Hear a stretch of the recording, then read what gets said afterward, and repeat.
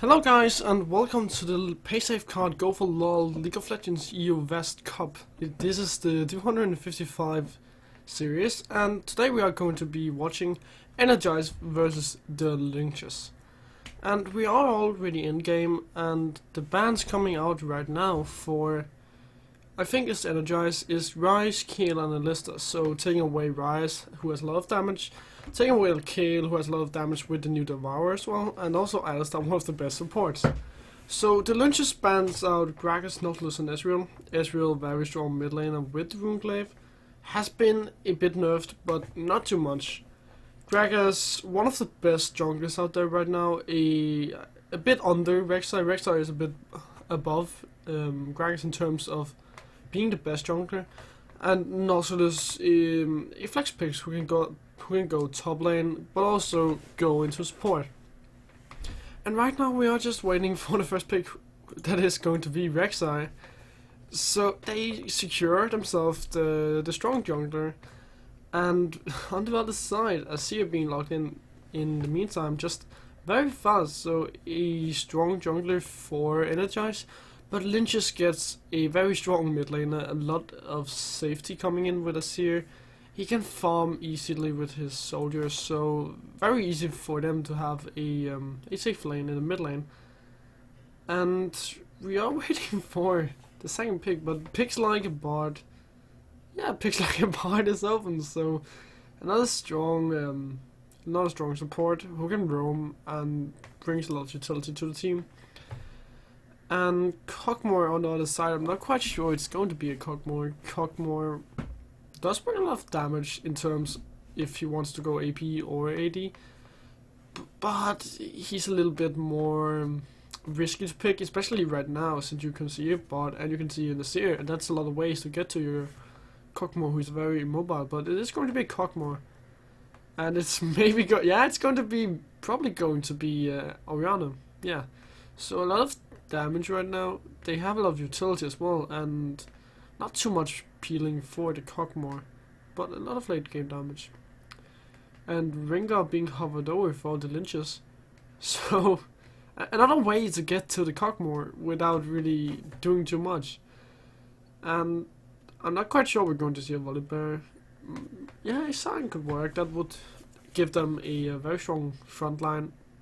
Of course the Cockmore would just burst down that front line, and a Maokai would even be better. If you get a Righteous Glory on the Maokai, then you are able to just run into the team and lock someone down and just kill them, because the CC that a Maokai brings once he has Righteous Glory with that engage, it's just going to be too much, especially if a Rengar is already on you or you're getting zoned by a Bard's ultimate. And Lee Sin being insta-locked alongside Morgana, so a bit more appealing for Cockmore with this Morgana pick. And Lee Sin is probably going to be the top lane. Yeah, it's going to be top lane with the teleport. So that's very interesting. Not too much peeling for Cockmore, more of a engage comp where you can't really peel for Cockmore. But Jinx being locked in for the Lynches, and I actually like this because there isn't really any threat of Jinx being too far ahead, because you don't have that much dive coming in from Energize. Of course you do have the Rek'Sai who can't go in, but it's not going to matter too much if you're just going in and the rest of the team can't go in with you. So Jinx is going to be fairly safe, especially since the rest of the Lynches are just going to dive in and kill the rest of the team, because they are a dive comp as well. So even if Jinx dies, you still have to see a lot of damage, and I feel like both teams have some really good comps right now, a lot of damage.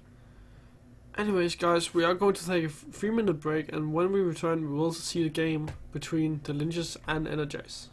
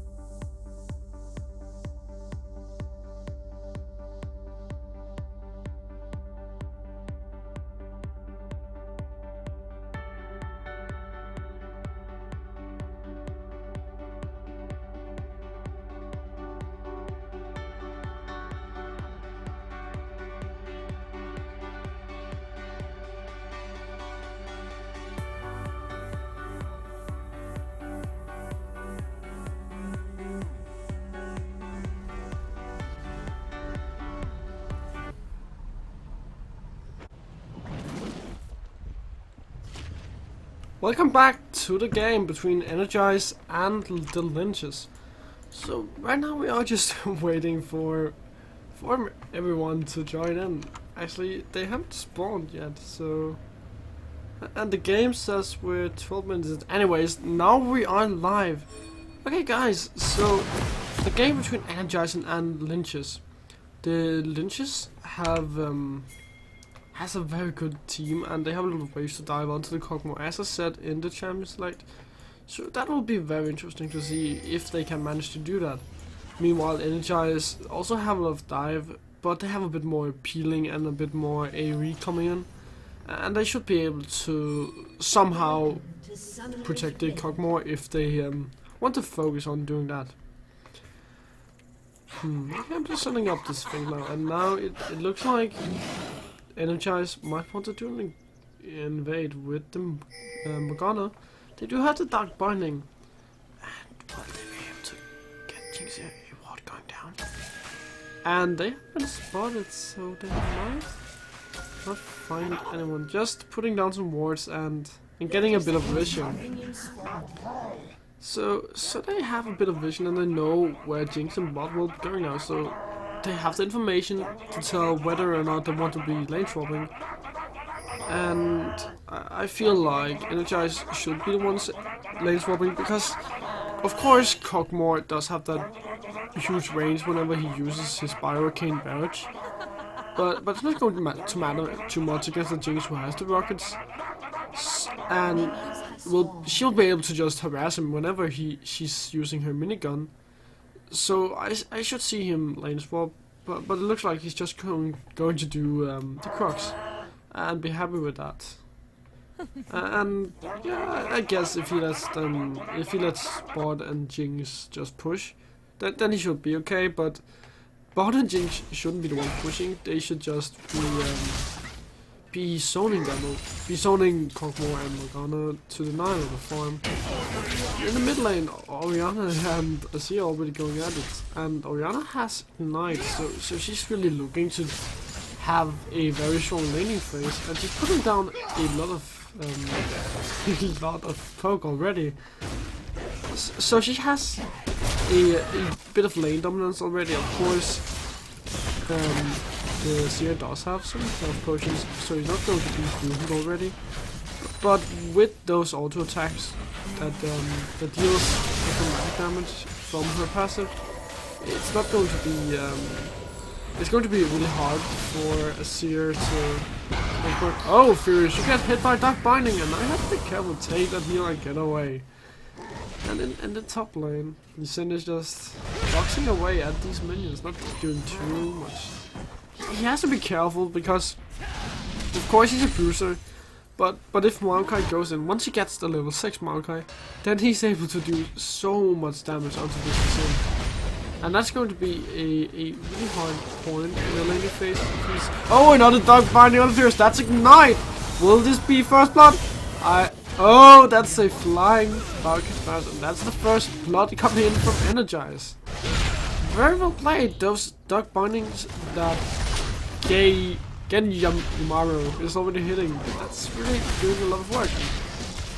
And they're just taking that lane up, already in the mid lane. Also Orianna doing a lot of damage. And E-Prod and Morgana are just doing so much in the mid. But in the mid lane, Rek'Sai coming in. That's a lot of damage. Will they be able to kill this here? No, they will not. So Oriana has the health advantage right now, so she should be able to just keep on dominating this lane, especially since Azir doesn't have the flash, and she only has the heal right now, but that's not going to matter much with that ignite, and that's ignite flash, and that's another kill for Energized. Very well played for Laggerling right now, and Energized are just going ahead in all of their lanes. Sure, the Lynches does have that late game composition with the Azir and the Jinx, but it's not going to matter too much if you are too far behind already. Oh, you have to be careful, Tim, because Rek'Sai is behind and you might get killed. Bros is trying to bait Tim, but it's not going to matter much. They might leave behind since Dave is still looking around. And Bros are just trying to bait it, but now Trent is coming to the top lane. Dave is going to realize that he can't die. Tim is pushing out the waves, so it's not going to matter for them to do it out because they won't have that protection of the minions. E-Prod, you have to be careful. Anyways, Rengar now has a Trailblazer, so a lot of wave clear coming in right now for... Oh, Dave is still looking around in the top lane. And now Taxi is roaming to the top lane like a taxi. Rosh, you have to be careful. But also... Oh, they're going in. And that's the Rek'Sai going in. That's the flash knockup. And Tim gets away. But Taxi coming in from the side. Not going to matter too much. He's just going to be able to hold the lane. But in the mid lane, likely is pushing away. And E-Pride are putting down a lot of damage right here. With that Sheen, that's a lot of damage, and that's certainly going to be the lane dominance if Genjumaru is going to be able to just keep on hitting those dark bindings that he's done all game long. And now, likely does have the chalice, so he's just going to keep on spamming his abilities, while Taxi only has the double thorns, so of course he has a lot more health than likely. Well, the health from the thorns likely is isn't ahead of him in terms of levels, so that gives him a little more health. But it's not going to matter too much. The extra health coming from... Oh, E-Prod, you're going very aggressive. That's going to be another kill. Oh, I wish you had 6. So close. If he had 6 there, then that would certainly be a kill. And likely has level 6 now, so... Oh, that's a joke. And... likely... Taxi, you have to be careful. That's a time bot. That's another kill for Energized. Energized are just doing work everywhere. They are taking all the objectives and all the kills that they can get without giving up any. And well, I know we're only 7 minutes in, but the dream of doing a perfect game is still open. And I would love to see a perfect game, but there's a long way for them to go with that perfect game. But it's very close for that tower in the bottom lane to go down. And Energized already have nearly a 3,000 gold lead. And we're only nearly 8 minutes in the game. And Rek'Sai now has gone for the Stalker's Blade. So the slow will certainly help whenever they want to just pray someone, because Cockmore slow. Oriana has AoE with her ultimate, Morgana Dark Binding, and if they can land the stun coming... Oh, Dave, you might have found a bird here. Oh, Dave. Oh, Dave. Taxi, you have to be careful. You want to take the shark Taxi. Oh, Taxi, you're... And that's a Taxi going down. And Ross is not done, he's going for Casmo. Will he be able to get it? That's another ball landing onto Casmo. Does Ross want to dive? No, do you want to dive? Oh, my heart is telling me no, but my body... No, bros, no. Oh, Treyant is jumping in. He's getting locked down. Now Mario is using his ultimate. Orana coming in from the side. This is going to be another kill for Energize. That's another kill and with 4,000 gold lead. Luckily using his flash right there at the end. But didn't get the kill onto Virus. And now we might see the things slowing down a bit. Energize is still in the enemy jungle. And luckily he's just being a one-man army. Oh, that's a shockwave and that's a dead Jinx. Things are starting to look really grum right now for the Lynches. And now Energize is stealing the blue bomb as well. And they will probably give it to E-Pride. Now E-Pride will be able to just keep on spam his abilities. And Energize should probably go for the Dragon here. You can trade that mid tower for the Dragon because, yeah, of course you do want to have the tower, but the Dragon is so much more worth in this early game. And it's not even sure that Tex isn't going to get the tower anyways. So if he could trade, just trading some health onto a tower for the Dragon. Oh, that's a Dark Bind. Dave going in, that's a knockup. E-Pride, will he get him? Very close, and Kismer's killing a ward. First objective for the Lynches. Clear all the wards. Now Energize are moving the bot lane to the mid lane. They already got that bot tower, so there's really no reason for them to hang around there. They will probably just go there when Virus has pushed away all the way up. Trian, you have to be careful, you can't stay in your own jungle. Dave going on to Trian, and E-Pride just slimes away. Another tower for Energize. And they want to trade that bot tower for this inner tower in the mid lane. But there's a teleport coming in from Tim. Tim, can you do something? You don't have any hope dots, Tim, so you shouldn't be able to do anything. Taxi, that's very aggressive. Luckily, oh, that shockwave bringing them both in. E-Pride, will you be able to get him? Be careful not to die.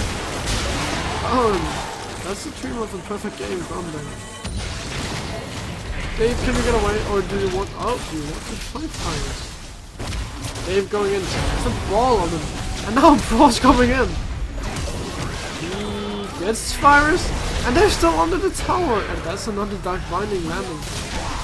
And that's another kill for Energize. Energize nearly 10,000 gold ahead in 12 minutes. They were 4,000 gold ahead 4 minutes ago. And now they are starting to play a little bit cocky. They are so far ahead that it doesn't matter too much. Of course you don't want to play cocky because it does give a lead to your... Oh, Virus, nice rocket. Anyways, it does give you a lead to your opponent, and that's not 41, but you are in 10,000 gold ahead, so you can just douche around a bit and have a little bit more fun. But the next objective for Energize should probably be the top tower, because they have that outer turret, and once they got that outer turret, all the inner turrets are open for him, and that's a lot of global gold. Again, just hanging around and waiting to get taken. And they have already proven that if they have to, they can tower dive. They can tower dive the inhibitor turrets. So tower diving in inner or an outer turret isn't going to matter too much. But E-Pride is hanging very far ahead right now, and he has to be careful. Dave is going in somewhere, and he found the taxi. Will the taxi get a kill? He's going in, sliding in, but in the mid lane, Fire's getting taken down, and Dave and E-Pride are going on the taxi. Taxi trying to get away, but being taken down by Cosmos. Fire came bad. And the mid lane draws and gain Utama. It's just anyway, and now they're diving Tim. Tim, will you be able to get away? I don't think the tree is going to just get away. The shark is stronger than the tree, but in the mid lane they are just pushing away. And that's 3 man. You don't even have your carry with you, so only your bruiser is there to deal all the 80 damage. And even though they're free, a 5 man wouldn't matter much. Oh, that's a heal. Shockwave. Oh, that's... Oh, that was very close for the Sonic Wave to land there. And now they're going into the top lane because E-Pride and Dave just pushed that wave in. And the Lynches have to defend the mid lane. But they can't even defend the mid lane with the super mini command. They aren't strong enough to defend against super mini command. And you certainly aren't strong enough to defend against 4-man from Energize. Oh, that's very close to the part. And just a QW combo coming in from Likely is taking half the health. And now Bros going in on the Taxi. Taxi going down. Tim using his ultimate. Trent going onto Likely. Trent. Likely. You have to be careful. Oh, Dave coming in. Dave taking the kill onto Trian. And now Benvarmeren is cruising away with Kesmo. And they traded 0 for 2, so that's not going to help to defend this tower either. And now we will probably see it out again. Tim going down to Dave. Taxi in the mid lane. First going down as well, and now Dave coming in. Will they get Taxi? Taxi getting away with a slimmer fall. Very close to going down. Dave nearly sniped him right there, but Taxi got healed. My bad. And now Blue's going in and out. That's a shockwave! And Energizer just everywhere. Oh, E-Pride, the damage. Rose. Don't recall now. You're good. End the game if you want to. But that's a pause. Okay, guys, so we have a pause. Let's talk a bit about what happened this game. And why it just oh wait, I'll talk about that in a minute. And that's a dark blade, you got the virus. So virus going up. And virus going down. Will this be the end? It will probably be the end soon. Well, Taxi and are going up. But there's a teleport coming from Bros. And with Bros being full health, they should be able to take the down, especially with the Trinity Force. Taxi going in, trying to do his last work. And Trent, can you get E-Pride? No, E-Pride gets away. And now we probably see the Nexus going down. But they want more, they want to go into the inhibitor. So close to being an ace. Energize is going to win this game. And whenever they want to do it, and they finish the game, so Energize played this really well. They just won every lane, even though they shouldn't have won some of the lanes. The top lane didn't really spiral out of control. The bot lane got won by E-Pride and Genjumaru, and Dave just held Likely so much in this mid lane that it's spun out of control, and it's just really well played from Energize. Anyways, guys, we are going to take a small break, and when we come back, I will have another game coming your way.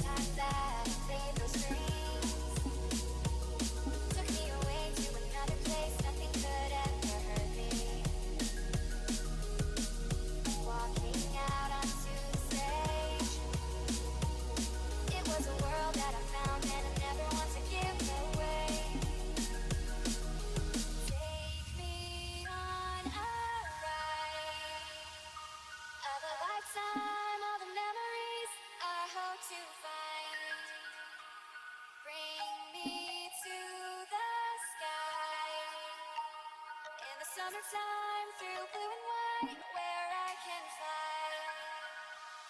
Take me by surprise, bring me to the stars, to galaxies so far from ours. Set my spirit free. Music is where I will be.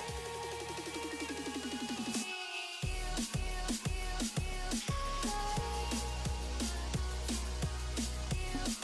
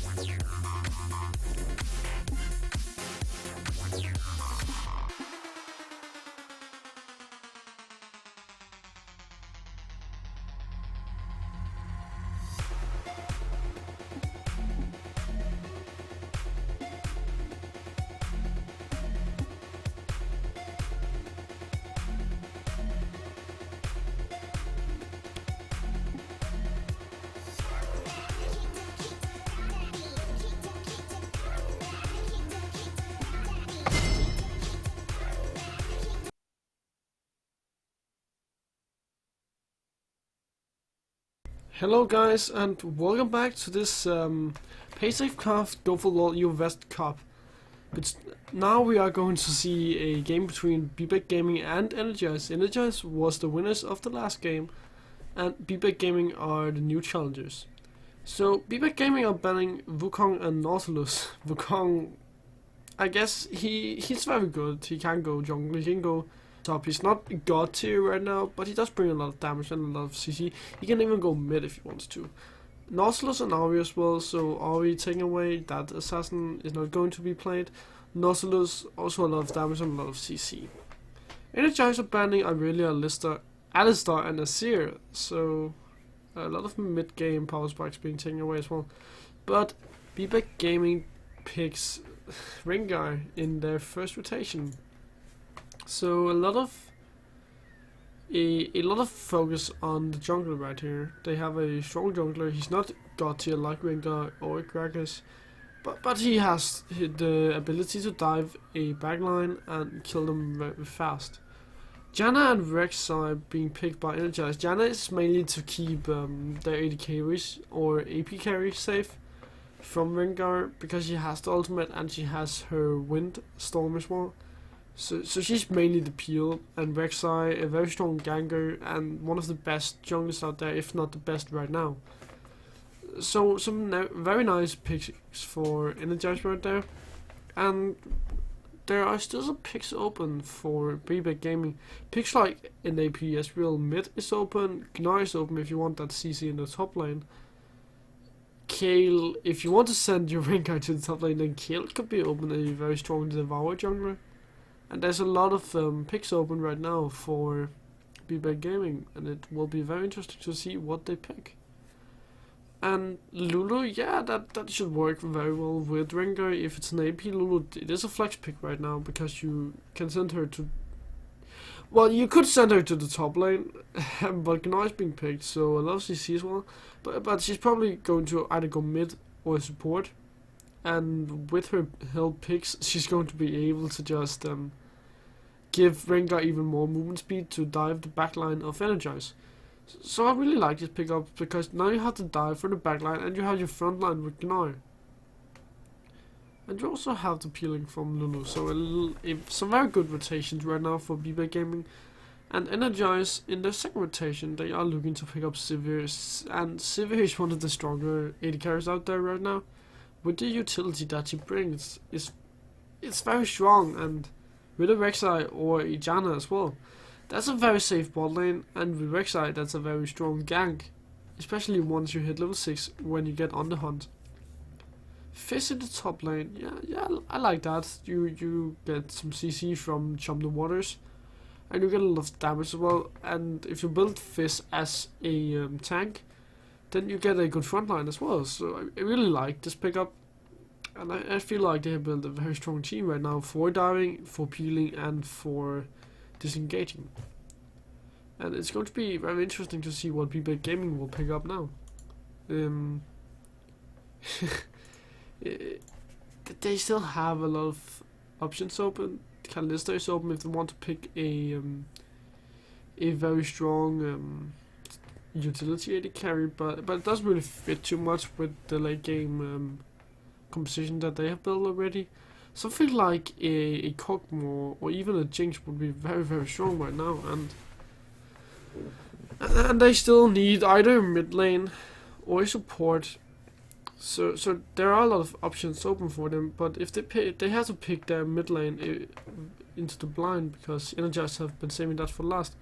And this is probably going to be an Ezreal and a Jinx, so it's a Vayne being switched in the last second, so a tank killer coming in from BBEC Gaming and some very strong ability power in the mid lane.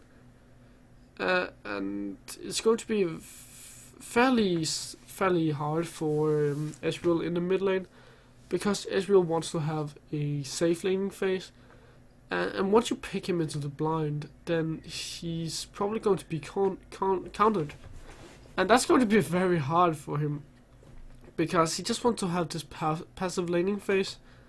And if he's getting countered, then he's not going to have it. So the Energizers are going to counter Ezreal with Twisted Fate. Twisted Fate should be able to just push in these waves. So I really like this pickup. And also Twisted Fate, with the ultimate that he brings, then he will be able to roam a lot more than Ezreal, because Ezreal doesn't bring a lot of mobility. In terms of roaming, of course he does have a lot of mobility with the arcane flux, but not in terms of roaming. But Bpack Gaming have built a very strong team fight composition. They have a lot of peeling for Vayne, and they have two primary targets with Ezreal and Vayne. They are both very squishy, so they have to be really careful not to get blown up. But they are a lot of peeling and a good front line, so they should never get in a place to get blown up or just killed immediately. And Energize, they have a lot of peeling for Severe with Janna and Rek'Sai, and they also have a lot of dive with Twisted Fate, with Fizz, with Rek'Sai. They have so many ways to get into the fight, and a lot of ways to disengage as well. Jump the Waters is a great initiation tool. And also, if Twisted Fate decides to use his ultimate into the team and just lock someone down with the gold card, then they have so many ways to catch up onto the target that Twisted Fate had locked down. Anyways, guys, we are going to take a small break, and I am going to keep shoutcasting once we get into the game.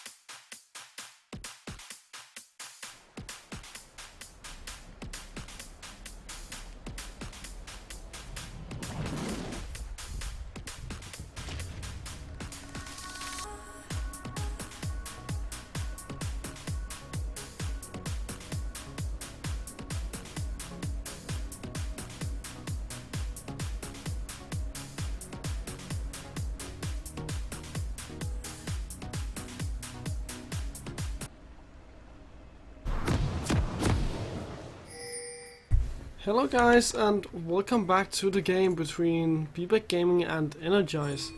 Bebek Gaming on the blue side with Artoria in the jungle. We have Rainbow in the top lane, and we have Itai as the support with Sensi as the net carry, and then we have Satan in the mid lane. Then on the red side we have Energize, and we have Bros in the top lane. We have Dave in the jungle. We have Lagly on Twisted Fate in the mid lane. Then we have E-Prod and Genju as native carry and support. And actually, Energize are going to invade right now. And it looks like Big Gaming, they anticipated them invading in their blue bot side jungle, but it's not going to be invade there. And now Energize have a lot of this is distracting me a lot.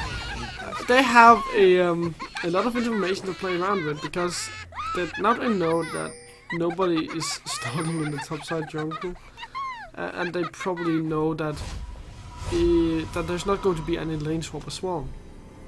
So some very nice plays wards coming in from Energize. It will certainly help them, because they want to have that they want to have the standard lane in the bot lane, because whenever you pick a Sivir into a Vayne, then Sivir will usually have the upper edge, because Sivir isn't stronger than Vayne in a 1-1, but Sivir is able to just keep pushing Vayne into the tower, because Vayne doesn't have a lot of wave clear, and Vayne doesn't farm good under the tower either.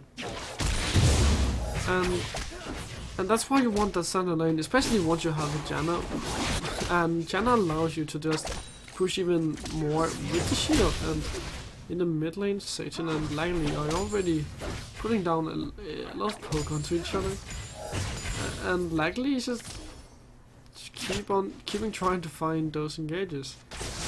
And E-Pride and Genju Mario actually took those drones, so they have a bit of an edge right now. Oh wait, they didn't take the drum actually. They just killed Dave, and Dave was very slow. Right now they are pushing essentially away, because the wave is pushing towards them, so they have the ability to zone, and it's going to help them a lot right now. Anyways, Dave and Artoria are both just farming away. Dave is a bit behind in terms of CS, and Artoria actually moving around in the mid lane, since Luckily are just pushing so far ahead. And Dave is anticipating this a bit, because he's also hanging around the mid lane right now. And now Artoria is coming in. Will he be able to land something? Luckily, oh, Artoria, you're getting bursted, my friend, and that's the first blood for Energize. Artoria making the mistake of trying to gank while he's low. That's not something that usually works for anyone. And luckily, just with the help of Dave, just pushing a bit ahead. And that's the problem right now, because you can already see Ezreal doesn't have a lot of damage in the early game. He wants to get that root before he really starts to do anything, and he doesn't have that. Luckily, Dave are looking to. Oh, Satan! You got taken down by an auto attack. That's something that should happen, especially as an Ezreal. But that's the problem, because Ezreal, he wants to get his Runeblade. He works a little bit like AP Kog'Maw, where he wants to get some items and scale up before you really start to do a lot of damage. And if you can't do that, then you have a problem, because now he's behind, and Artoria is also behind. Oh, Artoria can get the kill on Lightning. Yeah, that's the blue buff being transferred. Oh, E-Pride in the bot lane, and hey, what's happening? Oh, anyways, in the bot lane, E-Pride and Sensi are just hammering away on each other, and it's very hard, very close. If If E-Pride can land just one boomerang onto a Sensi, that's 100% good kill. And now Dave in the bot lane. Dave does not have a flash, and he's just getting stunned on front of the wall. Oh, you're very low as well. You guys have to be very careful right now. And now Satan is coming into the bot lane. Oh, Sensi, can you get a kill? Oh, that's a kill for Satan. Very well played. Nice roam coming in from Satan right there. Artoria is fairly healthy right now, so he should be able to do a little bit more than before with his low. And Dave are just picking up the waves right here in the bot lane. Since he probably weren't able to do it. And even though Energize got the first blood, they are only ahead nearly across the board. Doesn't matter much. Oh, Langley, did you find an Artoria, or did Artoria find you? Very close to not getting away there, but he used it, Destiny, and he got away. So nicely played. And in top lane, Bros and Renu are just farming away like the usual top lane, but Remu is behind in terms of farm. It's not that easy to farm as Ignore, even though you have no boomerang to help you. But when you get zoned by a fist, then it's not going to be easier. And that's just going to put him a bit behind, but it doesn't matter too much because Gnar can still be very effective even though he doesn't have too many items. And this is more item dependent. He really wants to get a frozen heart, especially against this Gnar, where the frozen heart will help him in against trading against the Gnar in mini form and in mega form. So when he gets that frozen heart, that's going to help him a lot. But the jungle pressure right now coming in from both junglers aren't too high. They are ganking a lot, but it's not. They don't bring pressure all the time. And now Artoria is coming in from the side. Oh, Artoria! Oh, that's just not using his ultimate onto the wall, but Artoria being burst down. And now Raymond, you have to be careful. Bros and Rex and Blame on the Rex side have so much damage, and you can't really burst anyone as Vanguard this early in the game. That's not something that you're going to be able to do, especially not in a 2v2. Oh, Laggily flashing, using his Ignite onto Satan. That's another kill onto Satan. Satan already so far behind. That's over 1,000 gold that he's behind right now, nearly 10 minutes into the game. And it's just going to help Laggily get so far ahead, because now once he goes back, he has his Lich Bane, and that's going to help him a lot. And he's going to go for the lucidity boost once he gets enough gold. With that cooldown reduction, it's just going to help him so much.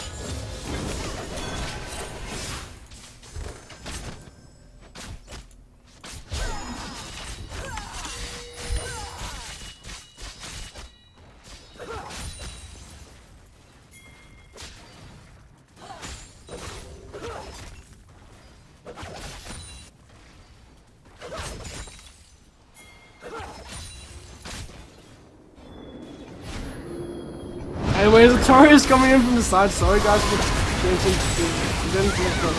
anyways, the Tori getting in from the side. E-Type going down, the Sensi going down as well. That's a teleport coming in from Energize. Oh, that's another going down. Artoria, Raymond, you have to be careful. Are they going to die, Energize? Raymond, will you be able to get away? Oh, that's a flash from E-Pride, so not able to get away. And that's going to be a tower for Energize. It's the first tower of the game as well. And now they should be able to get the dragon as well. Satan in the mid lane just trying to push him a bit away. trying to get some damage onto the tower, but he's not going to be able to get too much damage since he knows the rest of Energize is he's around the dragon, so he's not going to overstay. He's just going to go and do the blue buff instead. So with the blue, he should be able to keep on pushing, but it's not going to help too much against a Twisted Fate. A Twisted Fate is just going to be able to push so much as well. So guys, you can see what I've been talking about for the last 10 minutes. And Wayne going for the standard build with the blade camp. This is the top lane going for a static shift, so he's going to have a very strong early game. Sorry, not early game, mid game. And it's going to help them a lot because now with the Lich Bane, you can push towers easily. Once you get a static shield as well, not static shield, 24s. Once you get that 24 as well, then you're just going to be able to push towers even faster.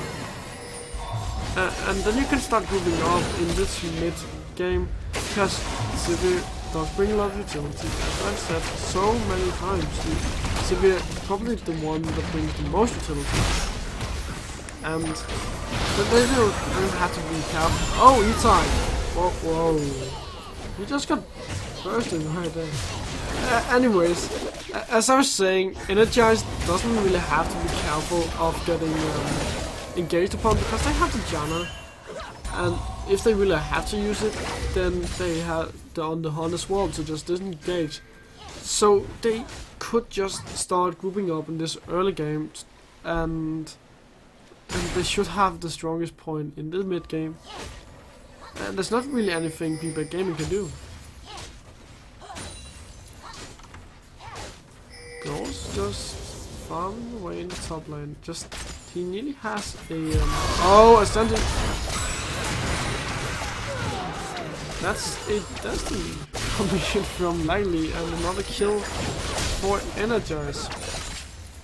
Energize pulling really far ahead, over 6,000 gold lead right now. And if P-Back Gaming can't turn this around, then they're going to have a really hard time because they have the late game comp. They don't have this early to mid game comp, and if they can't get to that late game, then they're just going to get shreked basically because of the mid game that Energize have. They're not going to be able to defend, and if you can't defend, then you're just going to fall even further behind. 24 is completed right now for Bros, so a very big power spike for them right now. And I would love to see them utilize their power spike of a Lich Bane and a 24 to just push down towers. But they could rotate to the top lane if they want to, or Bros could just stay there and wait for him to get his. Oh, he's going in against a kill on Rainbow. That's a lot of damage before it is fizzed already. Nearly 15 minutes in the game, and that's what I was talking about. Since Rainbow is it's more of a team fight carry right now with the Sknar, then they can't duel the Fizz, and that's just going to be a problem for the group because they're falling behind. They want to be strong in the late game. Artoria has been fun. Artoria taking a lot of damage. They just got nothing. Artoria can get away. You might be able to. They don't have any pings on you, so you will probably get away. But at the cost of a flash and an ultimate. And this tower are sure to go down anytime soon. Energize just hang around, and once they get the mid tower, then they should be able to rotate to the top tower if they want to do it. But they're just going to steal a red buff for now. Come on, Laggy, you can do it. Yeah, that's one more time, and then that tower is thrown. I would love to see him just go in, be a manly Twisted Fate, and take down the tower. Or even Bros could go in and do it. And that's the tower going down for the game. So nearly at 10,000 already at 15 minutes. That's just hurting Beeper Gaming so much. And I'm not quite sure that they're going to be able to come back from this. Maybe when Wayne gets her Blade King, she should be able to duel someone and take them down. I think she should be able to duel Sivir or Janna at least, but Janna's not going to be there alone. Neither should Sivir, so it's going to be an uphill battle to get some picks and get back into the game. But they can do it if Energize starts to make some stupid mistakes. Evrite has his Princess now, and he has enough to seal once he goes back, or his TG boots, depending on what he wants. A seal would be better, more People Gaming secures their buff, so that's out of the way for Energize. They can steal that. And they cling on to a small hope of not going to the 10,000 gold deficit. Is very close to coming. So 18 trying to steal the dragon with this oh wait, a Sensi in the bot lane. The Sensi, can you take Langley down? Langley, you have to be careful! Oh, a Sensi just shaking him down at the last second.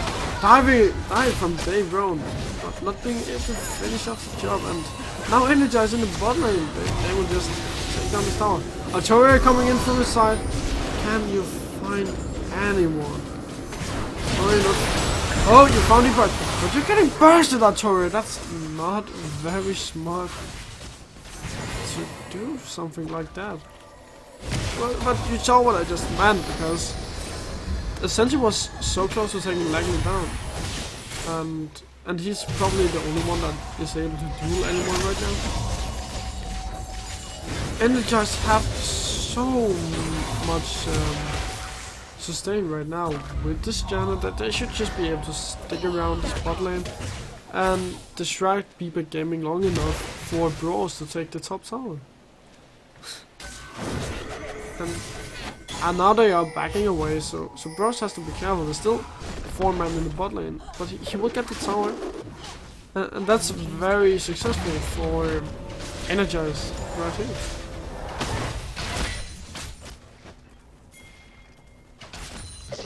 Artoria doesn't even have his jungler item finished right here, so he's just even further behind, and that's hurting him so much. He has to get a Spectre's Cowl, and doesn't help him in any ways of being an assassin, because damage is taken away from him. And Israel has gone for a Stalker's Blade, so just locking someone down a bit with the snow, being able to land his skill shots easier. I would love to see a Trailblazer coming in for him, since the Trailblazer gives him a way of really just clearing these waves, since an AP Israel traditionally doesn't have a lot of waves to clear a wave. And if you don't go for that Trailblazer, then you don't have it. Of course, Artoria, your jungler, does have the Trailblazer, and it will help you when you want to clear some waves, but it's not going to help too much. Oh, Artoria, you have to be careful. Langley found it. That's half the health of Artoria. Very nice damage right now coming in from Artoria. He's going for the Sonya's Hourglass next, so he's just going to be able to teleport into the team of Beeper Gaming and take them down. Dave trying to flank from the side, but he has to be careful because Bros doesn't have his teleport right now, and they are 5 men in this bot lane. I'm not quite sure they will be able to do a 4 versus 5, but as long as they stay around the bot lane and clear these waves, get a bit of tower damage, then they should be able to distract me, but then long enough against out. Likely diving, Dave diving. They found Beeper Gaming's Reimu, but Reimu gets away, and The rest of people gaming are very low now. They might use this bot inhibitor tower, and they don't have enough damage to clear these waves once they have the super minions against them. Bros in the top lane are taking down an inhibitor tower as well. This is starting to look really, really bad for... Oh, Bros is diving. Raymu. Oh, Bros. Bros, now you have to get away. How are you going to be able... No, Artoria picks up the shutdown onto Bros. It's a small consolation prize because... Yeah, the shutdown is good, the goal is good. But you lost an inhibitor in the bot lane. That's not something you want. And when you are so far behind, it's not going to help you either get back into this game. So Energize have B-Back Gaming where they want them, and I can't really see B-Back Gaming coming back from this, since they are 4,000 gold ahead, 14,000 gold ahead. Sorry, behind.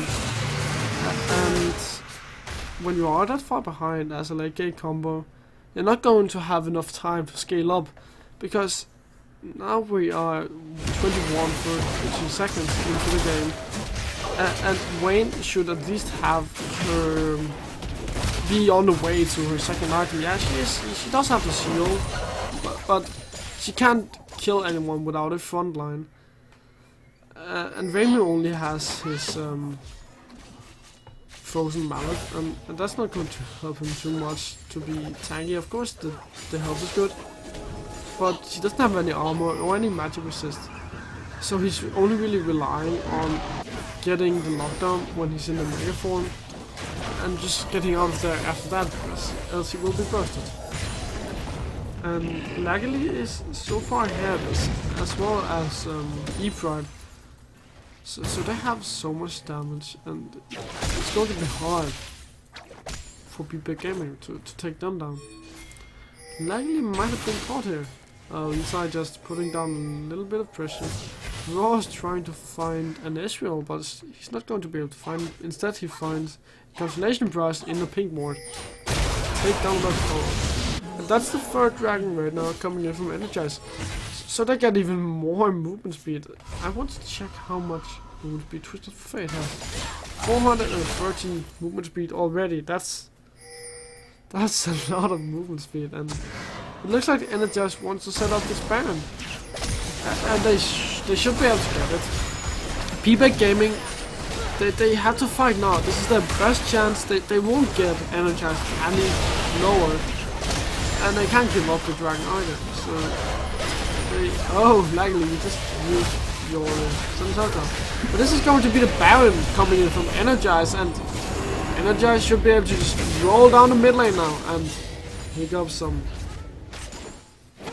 easy towers and inhibitors. Well, B-Back Gaming, they couldn't wave clear when against the Super Minions, and they certainly can't wave clear against Super Baron of Limited Island. It's starting to look really grum for them. And it's even worse than before.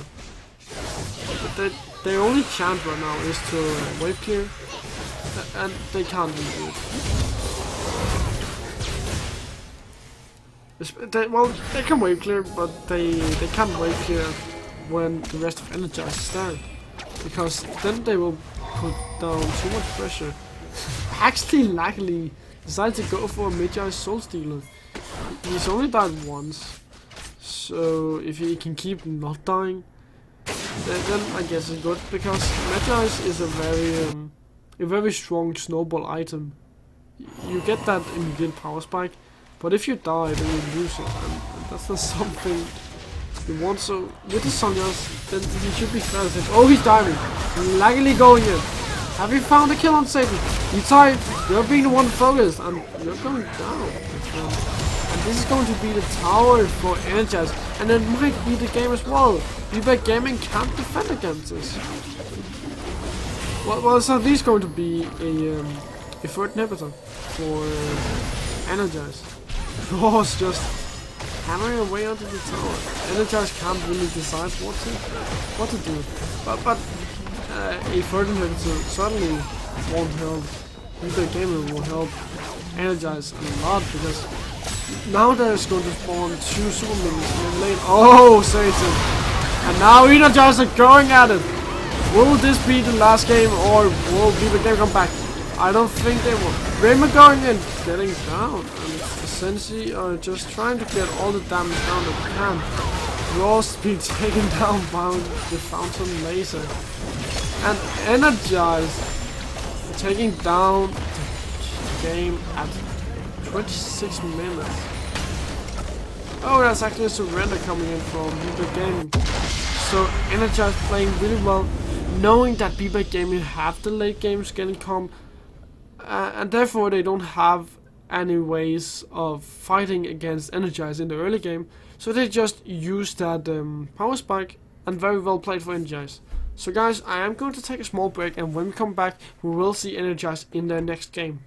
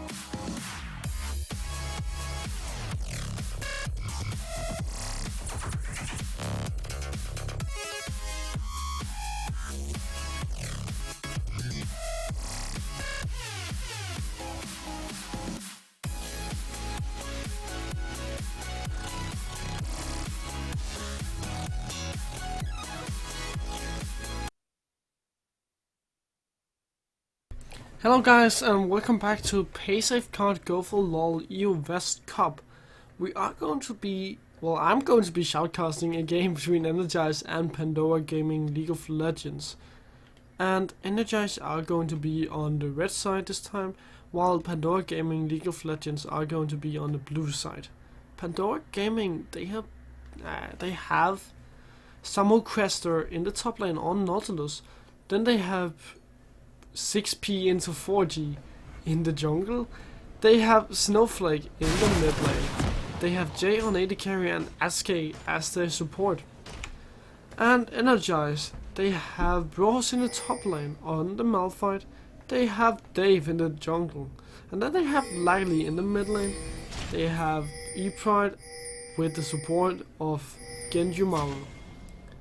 And Energize have a very nice engage comp. They have a lot of knockup, but they have a very limited damage with Ori and Sivir. So if one of them goes down, then they don't have any damage left. And on the other side of 6P, you have to be careful. You're not good. You're just going to take a little bit of harass. Anyways, Pandora Gaming, they have Jay as their primary damage. Jay's does bring a lot of damage as well, but Corgi is going to be the primary damage since she has a lot of poke that synergizes as well with Jay's. Nautilus does brings a lot of CC in the top lane, and he will probably go for some ability powers. Well, since that's mostly what you do as a Nautilus top lane. Janna brings the disengage for Pandora, and Rek'Sai is a very strong ganker and a strong jungler, and the two god tier junglers are in this game, the Gragas and the Rek'Sai. So both teams should be looking to try and put a lot of early game dominance down with these two junglers. So Energize are going to start with the Gromp, which is going to give them a small advantage since, at least some safe gold, because they are the weaker bot lane, and with that experience and that gold, it will help them get through the laning phase easier. When you are against the Corgi and the Janna, that's a lot of damage, especially as a Sivir who gets countered by the Corgi. So you have to be very careful, and that's why you do the Gromp. Pandora could have gone for some procs as well, but that would have sent Rek'Sai behind in terms of gold, in terms of experience. And they are the stronger bot lane anyways, so it would have set them behind as well. So a very nice decision for them to just not go for it.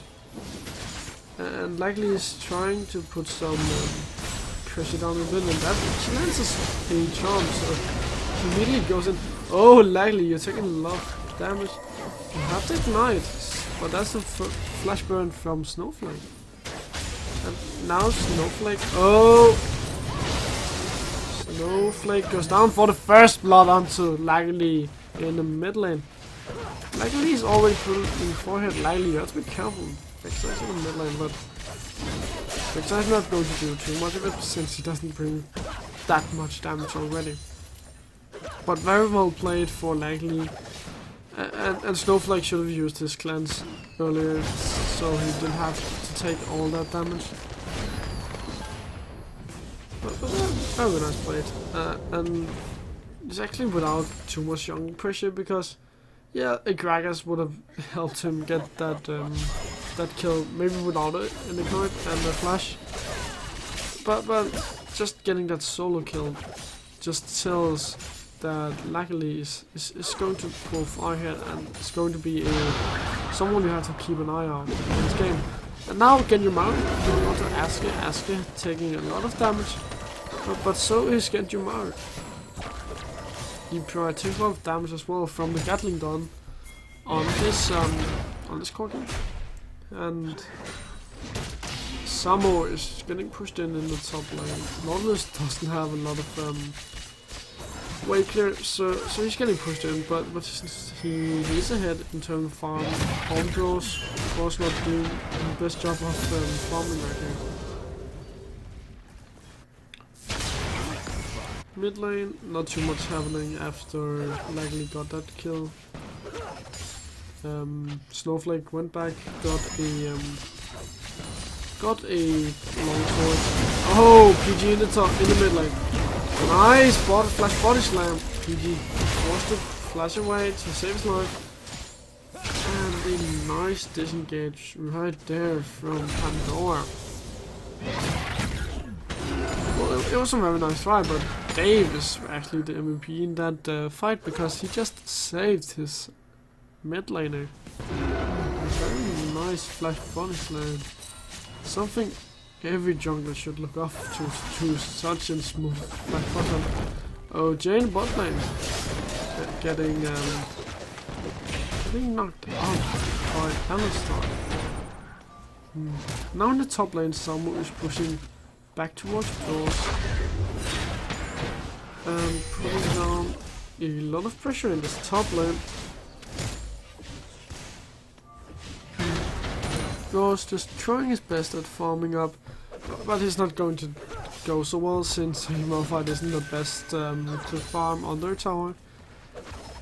It would have gone a lot easier with AD, but Malphite doesn't want to go AD. And the jungle pressure is going to be isn't going to be that threatening because now both junglers doesn't have their flash.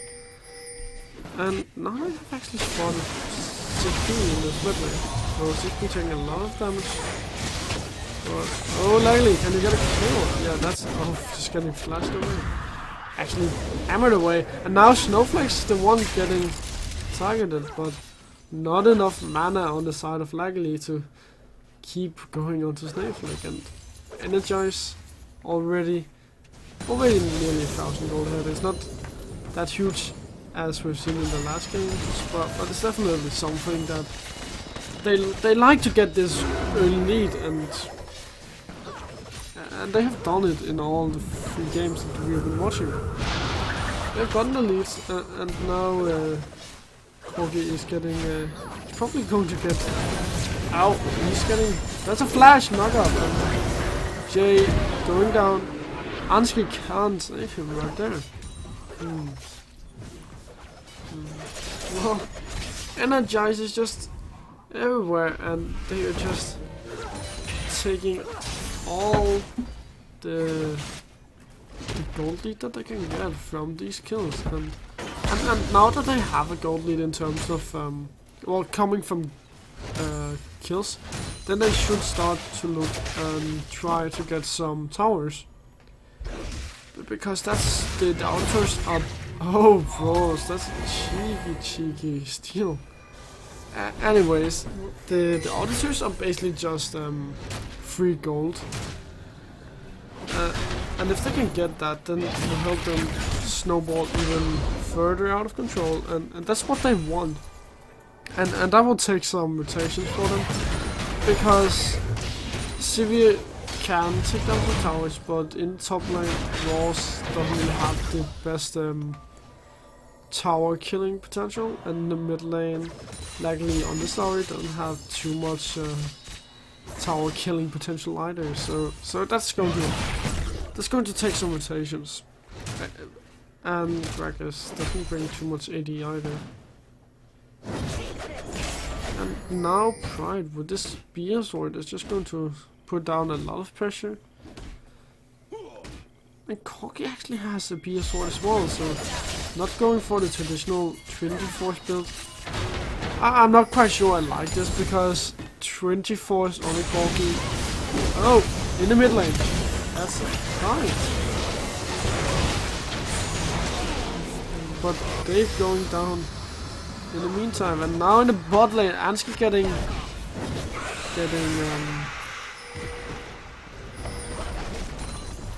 and Rex's in the bot lane, so they might want to do something here, but There aren't too much hard CC in the bot lane. You should try to go into the top lane where you have some hard CC and a lot of damage, but it's going to be hard with the unstoppable force. Malphite can just use to get away. Oh, that's half the health right there from Rek'Sai. If your jungler takes half the health from just a charm over deception combo, then you're in a huge problem. And that's mainly just from the itemization that Lagly is doing. He got the Morello Nomicon back here, but oh, Lagly! Oh, you found a snowflake! And now Dave's coming in from the side, putting down the barrels and the body slam, taking down Snowflake. Now it's 6P's turn to go down. And Pandora Gaming can't even be in their own jungle because they're getting picked off everywhere, and that is not very nice to get picked off everywhere. What you can see from Energized, nearly all the kills. Oh, Ansky in the bot lane, and now it's Jay's turn to get focused. Could they get a kill? They have a flash, and that's Ansky going down. But that's two summoners used from Rangers, and now they're diving. Genjimori is not going to take too much damage. Wow, he actually deals a lot of damage with his ultimate with that extra AD coming in, and that's a double kill. So 1 kill to 8 right here for Pandora Gaming. And they are falling so far behind. Interest always gets these early leads,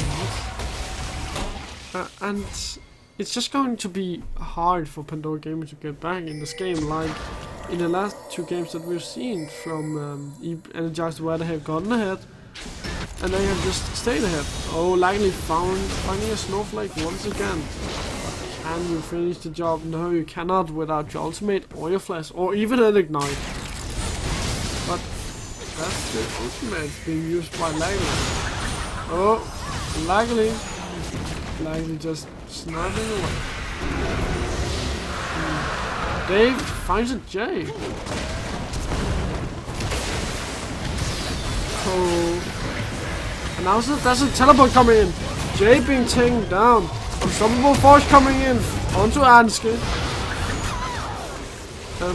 Ansky going down, so they are had 10 kills and right there. They have over a 5,000 gold lead at 12 minutes. That they are so far ahead, and that's just going to be hard to come back. Oh, 6P might have found a Lagly, but Lagly uses the opposite reception's movement speed to get away.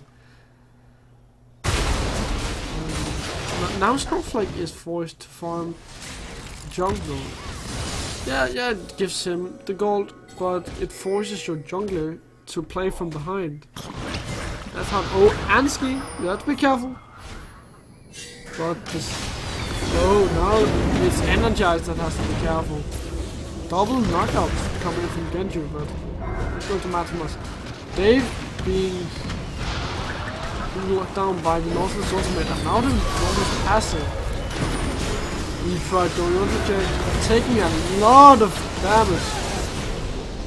And that's going to be a double kill for Pandora Gaming. So Energized making some dumb mistakes, being out of position, cost him 2 kills.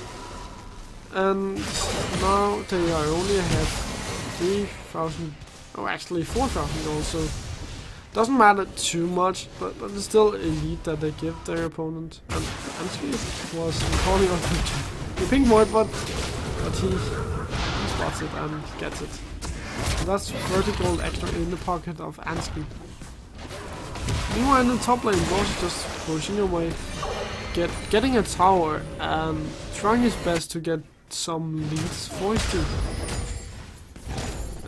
And with this team comp that Energized has built, that can really punish in the team fight, it's going to be hard for Pandora, because now that Energized are so far ahead, they probably won't be around. Oh, likely being caught by a hook has forced to use his ultimate, but just spreading all the damage back onto Snowflake.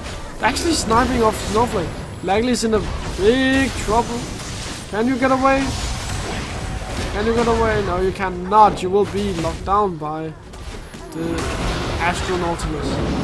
Now Dave and Genji trying to push me. We might see an unstoppable force. That's an unstoppable force onto two people. Force going on to Nautilus.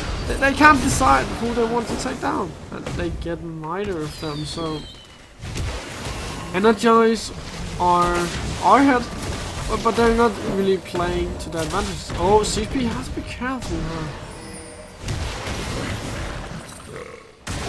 But now it's Dave that has to be careful, but Energize not playing. Oh, now coming in from the side. Genji, will you get away? Jay just trying to get him, but not going to be able to. Well, Energize, they are ahead, and they can take nearly any fight that they want to. But they have to be on the same page with the fight. Oh, likely coming in from the depth now. Using his ultimate and landing a jump onto Samu. Samu will not be able to get away, but likely pays with his life. So, Energized, they're playing a bit hard, and they shouldn't be trying to force all of these engages all the time. But now each time has to be careful. You might get bursted by Jace. Yeah, you will get bursted, but at the cost of Snowflake's life. And Pandora Gaming don't really care about giving up too many kills right now, because they get kills in return as well. So it's a win-win for them, and Energize has to be careful not to give too big of a lead back to Pandora, because then they're going to have a hard time closing out this game. But Pride being close to getting his family dance already at 70 minutes are going to matter so much for them, because it will allow him to just team fight when they want to move up as 5 persons. He will destroy the team fight alongside Laggily, and he won't be able to just tear down any towers that are going to come across him.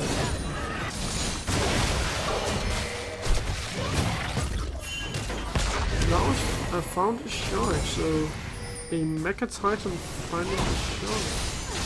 Not going to matter too much, because the Mega Titan doesn't like sushi. As North is just walking down, saying, "Here I am." Energize pushing down the mid lane, trying to get a tower, and the objectives are what they want to get. They have 4 towers already, so that's the gold in their pocket. But this would be their 5th tower if they are able to get it. They just have to attack Sivir, but Sivir with her 500 attack range aren't going to be able to get into the range of the tower. And that's the biggest problem right here for Energize, because they have an okay siege, but the problem for them is the Pandora has the better wave clear. And if you get wave cleared away, oh, likely trying to make a flashy play. But again, this might be the second crack coming in from Energize. Dave using his explosive cast to try and shove Rek'Sai away, but isn't going to matter too much.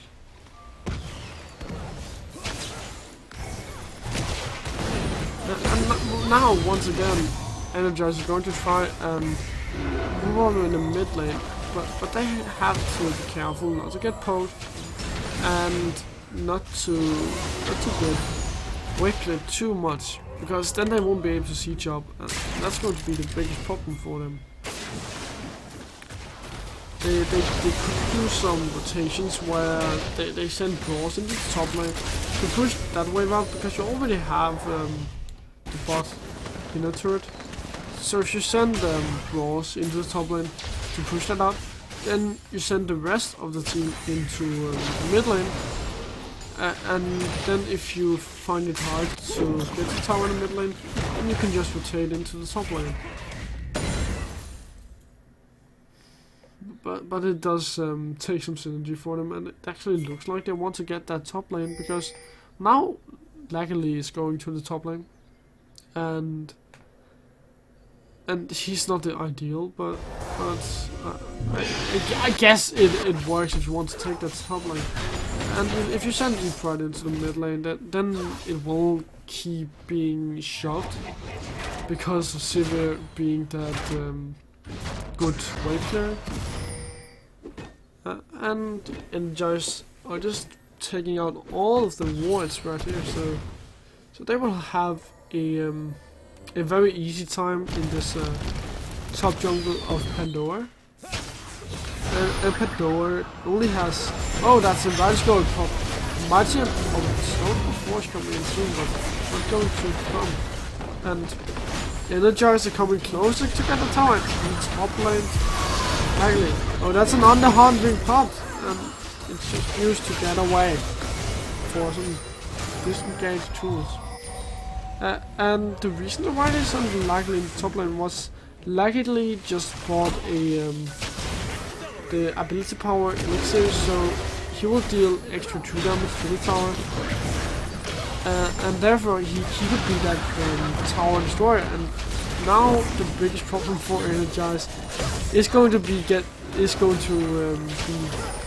the tower, into the base of but that's an engage from Nautilus. Dave using his explosive cask, and now 6P is in a lot of trouble.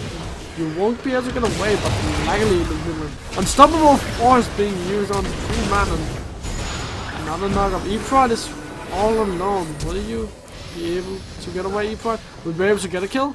You might be able to. You have your friend. You got a kill. Snowflake going down.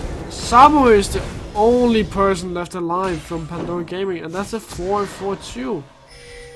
So that's certainly going to be an inhibitor tower right here for Energize.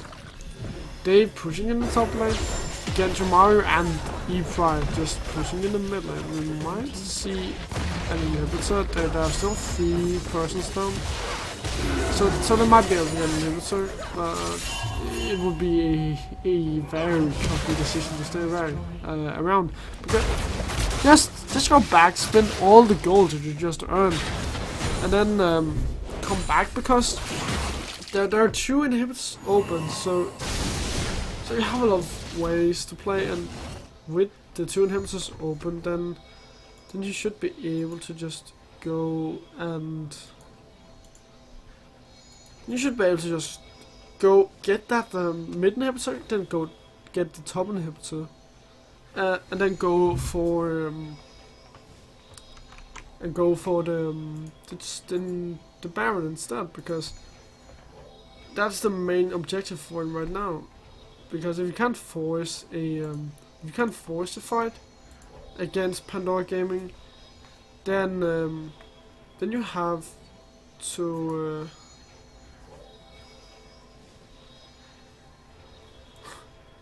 then I have to.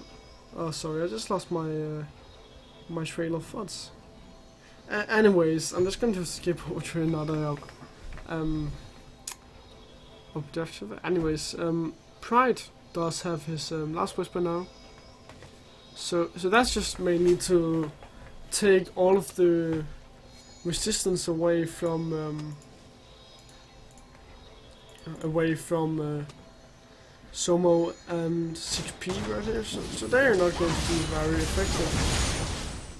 And if you then go into the top lane and get a Baron after you've gotten the inhibitors, then you're just going to be able to maybe even get a kill before that, because if you can get down 1 or 2 persons, then you should be able to get at least the 2 inhibitors. And now Energize are taking down the boss to get ready to take that. And now Lalagi is going aggressive once again. You have to be really careful with Lalagi. You might consider get a Sonius because you are playing so aggressive. Of course, you could be going for Sonius right now since you have the needlessly large rod. They're going on the 60. Unstoppable force, body slam, everything going on the 6P, and now it's almost time to get taken down. Aski also going down, and that's 3 man, so 2 inhibitors are just delivered to Energize. Jay and Snowflake are trying their best to defend, but not going to be able to do it, and with Lalagi pushing away in the bot lane, they might be able to get another inhibitor to it, or they could go back into the jungle of Pandora Gaming and they could get a Baron that way. But it looks like they are retaining down to the bot lane to get another inhibitor tower, but I have to be careful because they are the ones low. Oh, Jay being caught in! Jay picks up the kill on Jay, and now it's Ansky's turn to get taken down. 6P, no one getting from it. 6P going down, and now it's Samo. Samo going back in. Will it be a mistake? No, it will not. The third inhibitor will surely go down for energy. And with that third inhibitor, now there's going to spawn 2 super minions in each lane. And Energize don't even have to be here anymore. They could play safe, go back, and then go for the Baron next, because they have so much gold. Nearly every member of Energize have over 1,000 gold, and well, they could get the Baron, they could get the Dragon as well.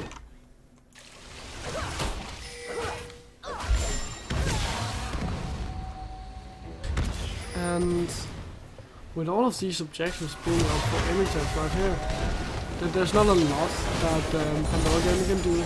They are behind 14,000 gold, and oh, Lalagi coming in from the side, but Lalagi hasn't been back yet, so he's very low and out of mana. 6P, well, Pandora Gaming have to be finding that they will never get Energized any lower. But Dragon going over to the side of Energize, and that's more movement speed coming in for him. Jay, you have to be careful against Claws. You might be a very strong Jordan, but that's a giant machine. Oh, 6P. 6P going down. And now he's 0-8-2. Jay doesn't even have his 24s. Yeah, he's going for a mix of Infinity Edge and 24s. And that's a problem with going for a Gear Sword as a Corgi. You are forcing yourself to go for that Infinity Edge because you can't go for a 24s as a gotten if you can, but it will delay your power spike.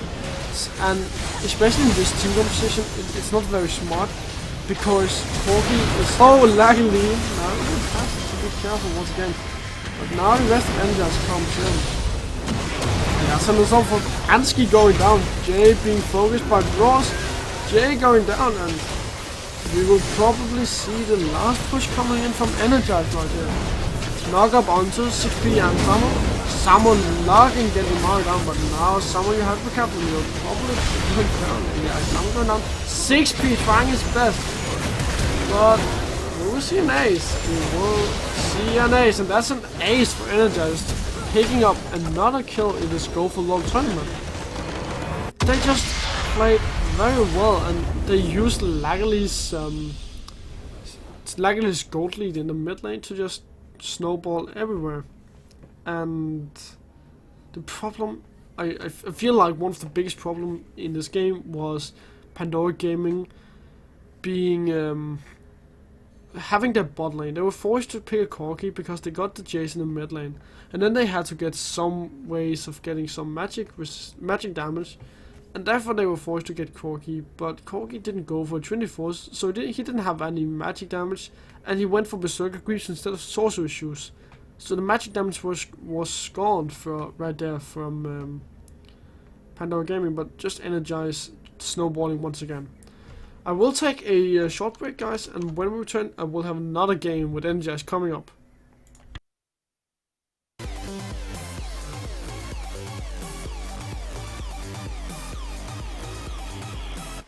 You sexy beast.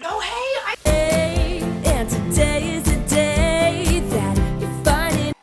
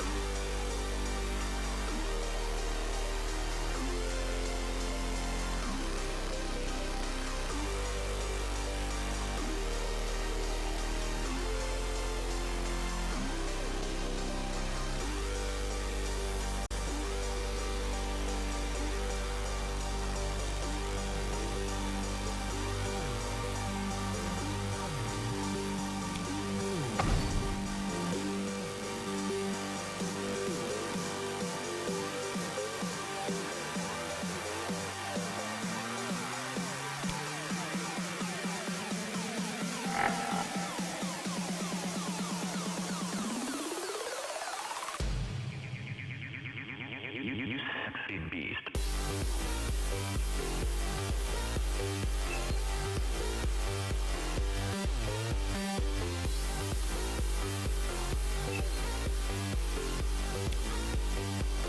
You sexy beast.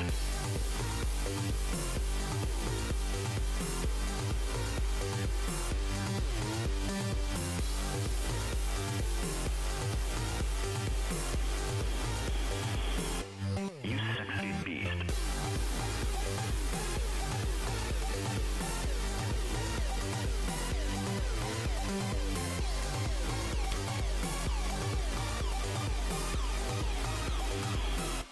You sexy beast.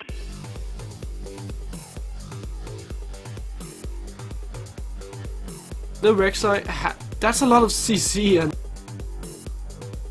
start up the drag. Oh, actually just get the Scuttler in the mid lane. Oh, Peter Jones. Ignite. No.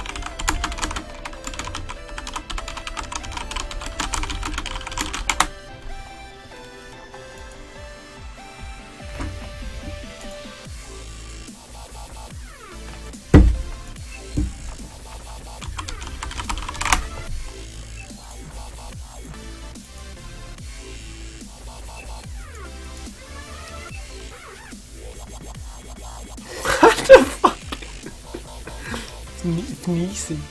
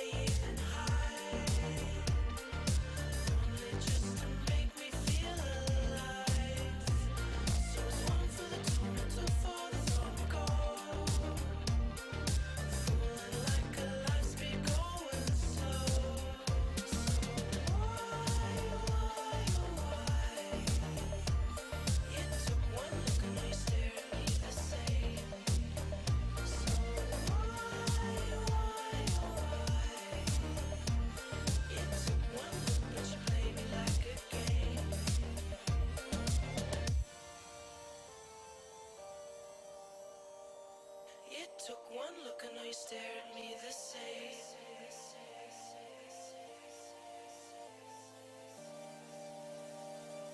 You took one look, but you play me like a game. I can see. You took one look and now you stare at me the same.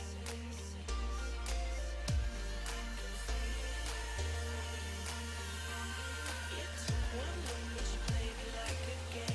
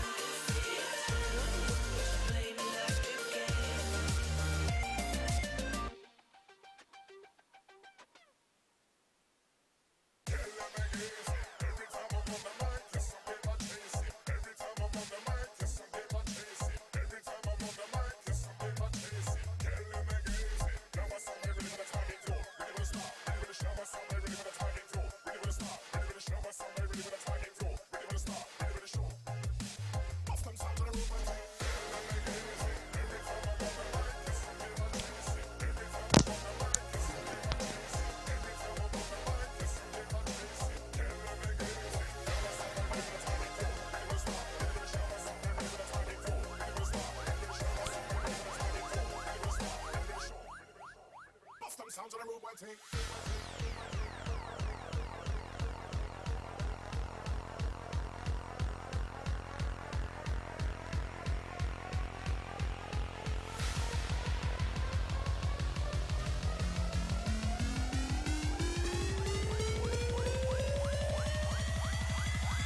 Sounds of the rude boy thing.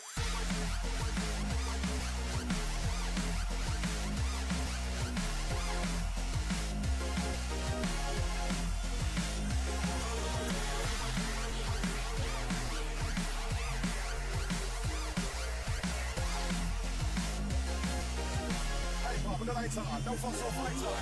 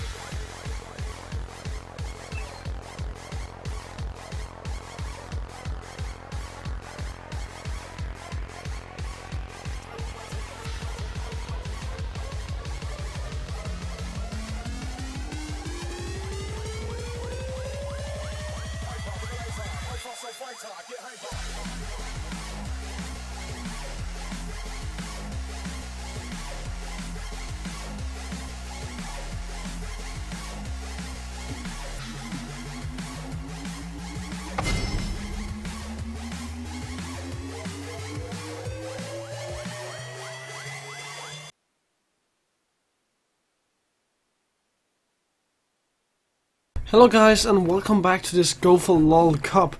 I am going to be joined by Utama now. Hello Utama.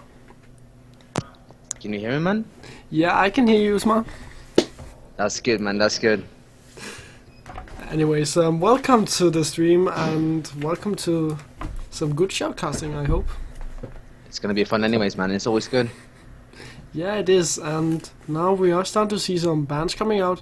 Rengar and Ryze already been banned, so a strong jungler and a very strong mage being banned already. I'm guessing they're just trying out and seeing how it goes against them because, you know, Rengar is annoying as always, yeah? It's the big kitty cat that's gonna come around the corner and he's gonna destroy you. Yeah, he's a very big kitty cat and he certainly can destroy an AD carry. And Ryze, as a mage, has a lot of damage and you certainly don't want to go up against the Ryze. If you give him too much potential in the late game, he will have after a slow cooldown, you know what's gonna happen. It's gonna be Oh, it's gonna be annoying, man. You can spam that W, you can spam that Q, you can spam that E spell, and it's gonna end up with him just running around with his arcane flux up and healing himself up and destroying waves. Yeah, and Rumble and Kale being the last bands coming in from Broccoli. I'm not going to try and pronounce the German word, but I'm just going to call him Broccoli, and Irelia and Alistar are going to be banned away from Energy as well. Ezreal being locked in as the first pick, so they have a flex pick. They can send Ezreal into the mid lane as an AP Ezreal, or send him to the AD carry role. So if they get a counter to the mid lane, then they can flex him there. They can flex him, yes. But I think that it's gonna happen that they're actually it's gonna be a mid lane Astral because I don't. What do you think, Benvarmeren? Is it okay to use him as an AD carry these days? Well, he can be a very safe AD carry, and if you just want the safe laning phase, then yeah, he's okay. And if you play him as a hyper carry with the tier, then he will have so much damage in the late game once he gets the tier and he gets a Trinity Force and even a Blade Through King if he decides to go for that. But with the Cogmore coming in, then he might beat an AP Cogmore, which would work really well for an AP Ezreal, because AP Ezreal wants a very safe laning phase, and a Cogmore can't really do anything against an AP Ezreal. I think they're gonna lose a lot of pressure in the mid lane, and it's gonna be ending up that you have to pressure around mid if you want to deny Ezreal from starting up in the beginning, because you have to build up your team around Ezreal so that you don't lose out the time. It's gonna be it's gonna be a 25-minute mark game, and then you see what happens after that when you actually build up their carries. It's depending on AD carry pick, doesn't it, Benvarmeren? Yeah, it really does. But as you said, with Ezreal you do lose a lot of pressure in the mid lane. But with Lee Sin being picked up, then a lot of that pressure comes back, because Lee Sin is a very strong early game jungler. And when you have that early game pressure, then Ezreal will be rather safe in the laning phase, without giving up too much pressure for his team overall. And Janna lane with the disengage, I like it, because it says that the blue team is going for a siege composition or a disengage composition. But they have to be careful not to get countered by it, because they already given up so much information. I think they actually gave up a lot of they gave up a lot of information already, but at the same time you see them actually going into Orianna. Benvarmeren, is it normal to pick Janna into Orianna? Or Orianna into Janna? Well, it will be rather hard to land to all those shockwaves that will have more than 2 persons in it.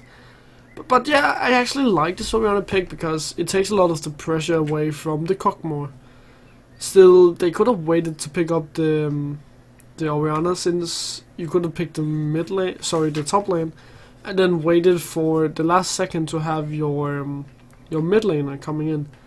And against an AP Ezreal, I really like the Orianna as well.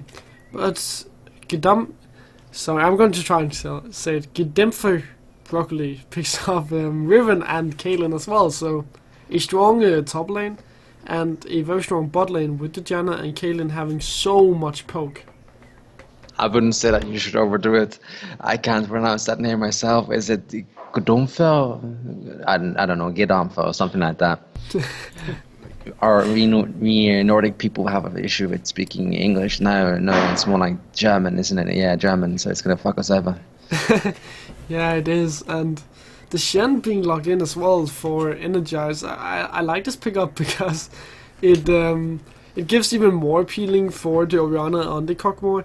Cogmore is that late game shredder, and with the peeling coming in from an Evelyn if she has to use her ultimate defensively, but also the peeling coming in from Shen and from Lulu will really help him.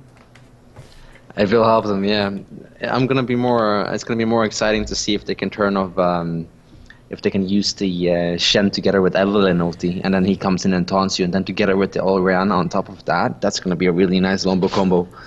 Because you can't see the Shen ulti when you're stealthed like Evelyn, so it's going to be really interesting to see how they can pull that off.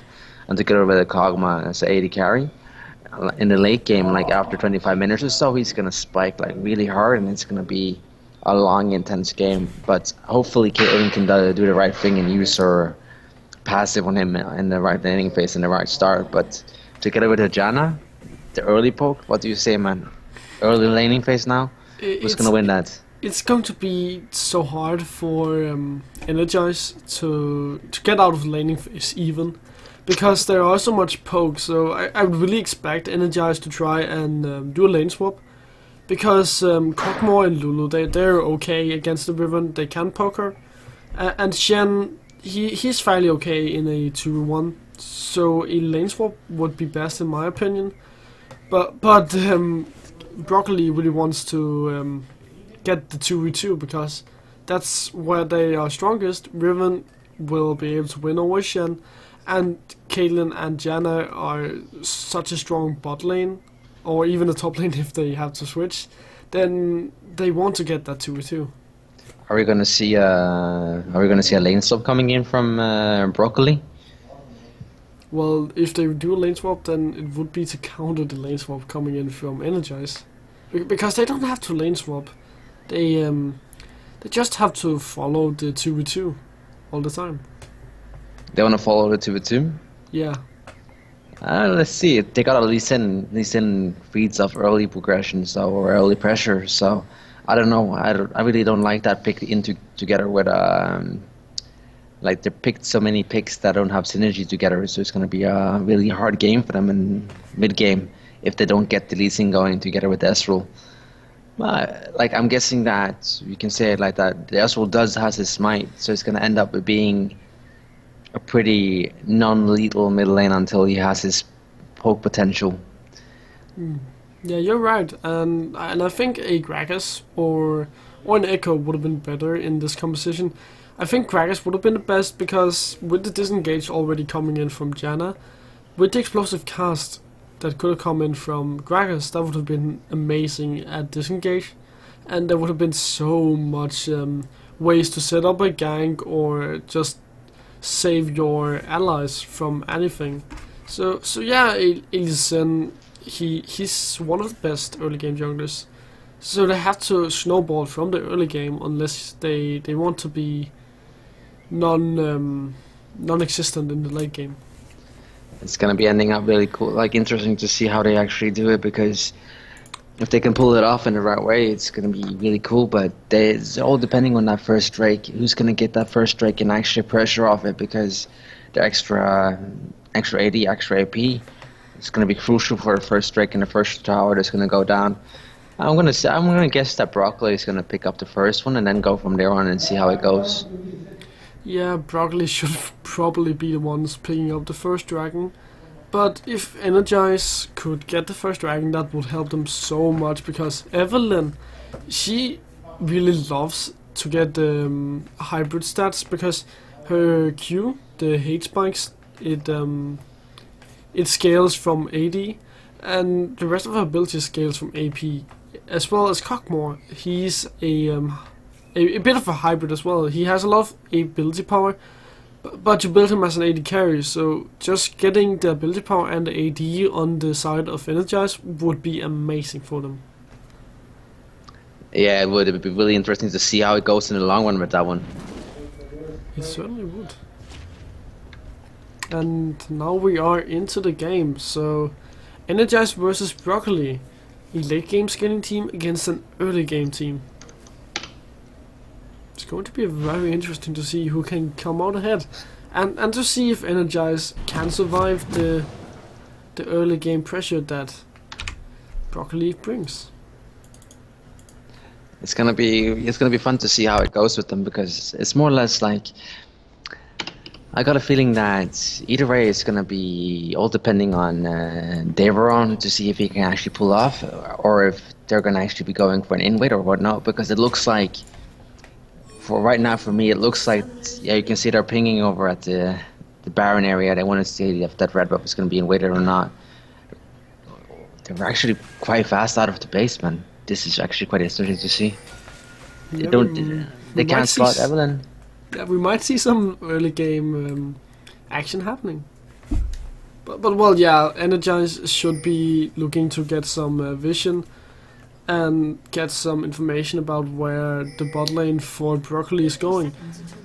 Because, as we said in the lobby, they Energize wants to lane swap away from this Caitlyn and Janna. So we're just sure about it for me. It energizes Junie and the gang with Estral, yeah? And then you had other one that's Broccoli with Browse and Darvon, yeah? Yeah. That's good. So I don't end up with saying anything else during the game. That would be interesting. Suddenly I'm calling Broccoli for Energize and Energize for Broccoli. No, Energize is the red team in this match. They don't really have any information about where the blue team Broccoli's bot lane are going, but they're taking their chance and they are lane swapping into the top lane. So it's going to make life easier for Energize right here. This is the thing I'm actually going to be looking forward to see. Actually, if Davron and the team can react good enough to it, actually if Riven's going to go in, they can see him quite early from the laning because he's trying to freeze the lane already. But what do you think, Benvarmeren? Is it okay to freeze the lane, or do you want to push it instead? Push it and then rotate back down? No, just freezing it is the best, especially since it denies so much farm from Riven right here. Shen, well, he can farm fairly okay under the tower, so it doesn't hurt him too much that they are freezing.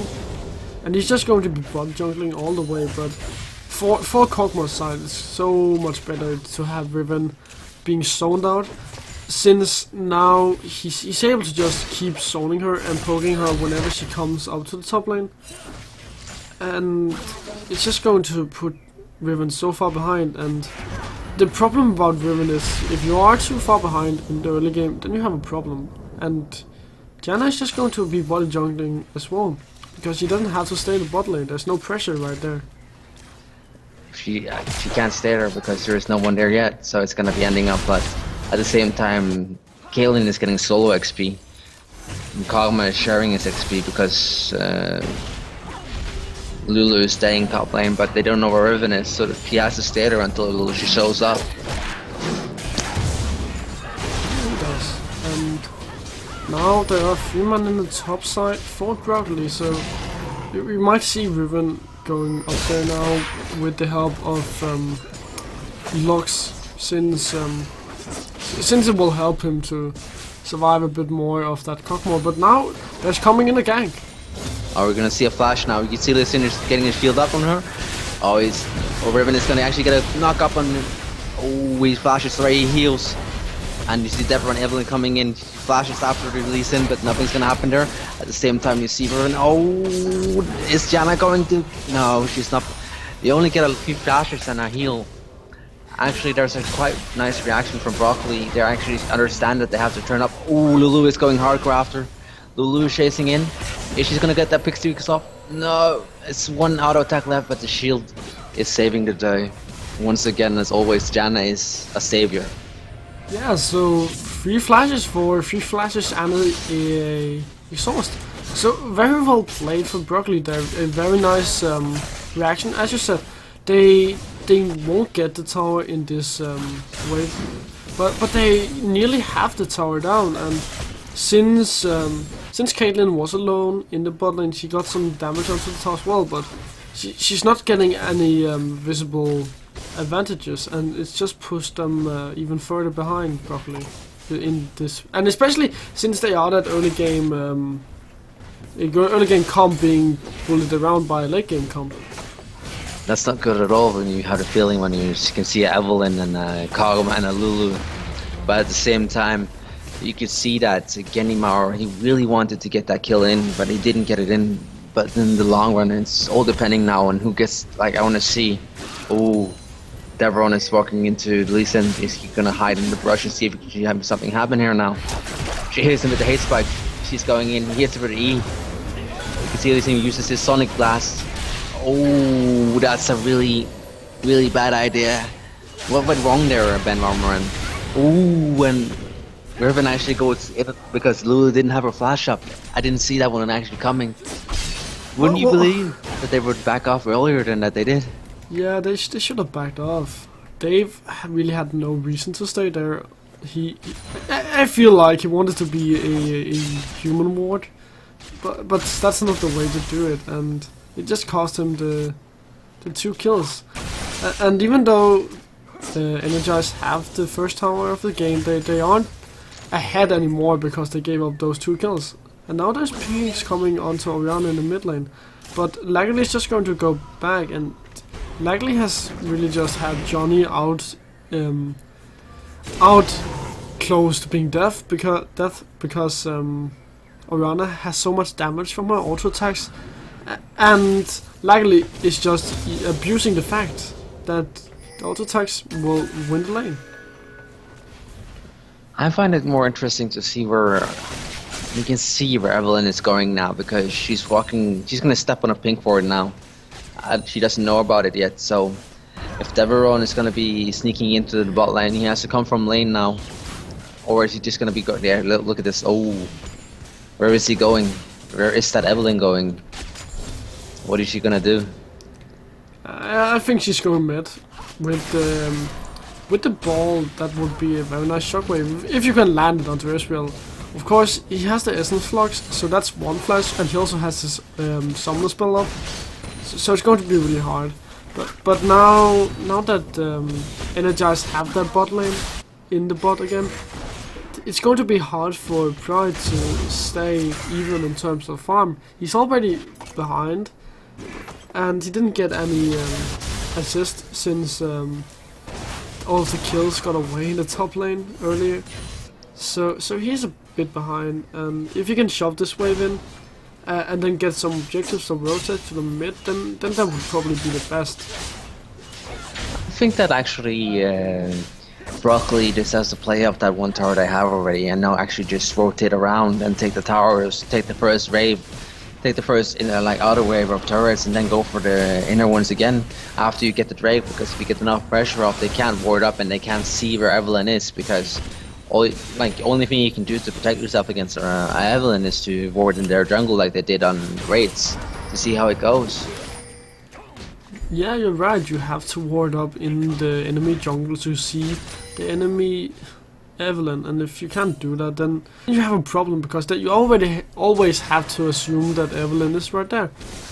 And now Energize finds a pink ward, and it's actually funny to see how LP Slayer is being sold away by Shen right here in the top lane. Shen doesn't have a lot of damage in his kit, but that's a shockwave. Well, I didn't see it actually coming in. I was busy actually looking at Shen top lane, but at the same time you can see Riven actually is going hardcore in on Shen. She wants to trade with him, but one Whirlpool Blade from Shen and she actually loses around 110 HP. That isn't a good looking way. I'm guessing Orianna uses... Oh, that's a lot of damage coming in from Orianna. Orianna is pressuring really hard. Oh, the Flash Ignite from Orianna comes in greatly played. That was a really nice Flash Ignite together with a nice combine with her spells. What do you say, man? Was that over risking it from Junie? Well, I feel like he felt it was very safe, and it's rather unusual for an Orianna to pick Ignite. You can't pick a knight for the benefits. Oh, Pride taking a lot of damage. I would take Ignite versus Astral because I know that he can't pressure me that hard. But look at this, Shen ulti comes in. Shen didn't hit his taunt actually. Ooh, in bot lane you saw a great trade going on, but Shen he didn't hit his taunt, and that was a shame. That was a clear kill. Yeah, But you can see now that Astral is starting to just ult the waves, and they're not pressuring his tower anymore that much. Evelyn is rotating down to bot side. I think she wants to see if she can pressure around the fact that Kate actually flashed. So let's see how it goes around that one. But they still do have the TP for Riven, and Riven does have a brutalizer now with her cooldown and armor penetration. Benvarmeren, how crucial is it for Riven to actually get the snowball going up as she did in the early game now? It's very crucial for her, especially since Broccoli they don't really have that much late game damage. So they really want to get that snowball going already for Riven. And yeah, she got the kill, so that's already a step ahead of it, and she's ahead of Shen in terms of farm, but she's not going to be able to 1v1 Shen. And that's the biggest concern right here. And if she can't 1v1 her lane opponent, then she can't really get to snowball too much. You can see Evelyn is sneaking into the lane here now. I think she wants to ult the Kate if she uses her E now. But that's all depending on if she uses her 90 caliber in it, you know. But at the same time in mid lane you can see that actually is Orianna gonna go down to over as well. Yes, Junie is gonna get the kill. Lee Sin was a little bit over aggressive. At the same time you can see Orianna hitting her. Ooh, Evelyn comes in, ultis him, flashes after, uses her E, haste spikes. The spikes are too much for Ezreal, and Junie overstayed his welcome in lane.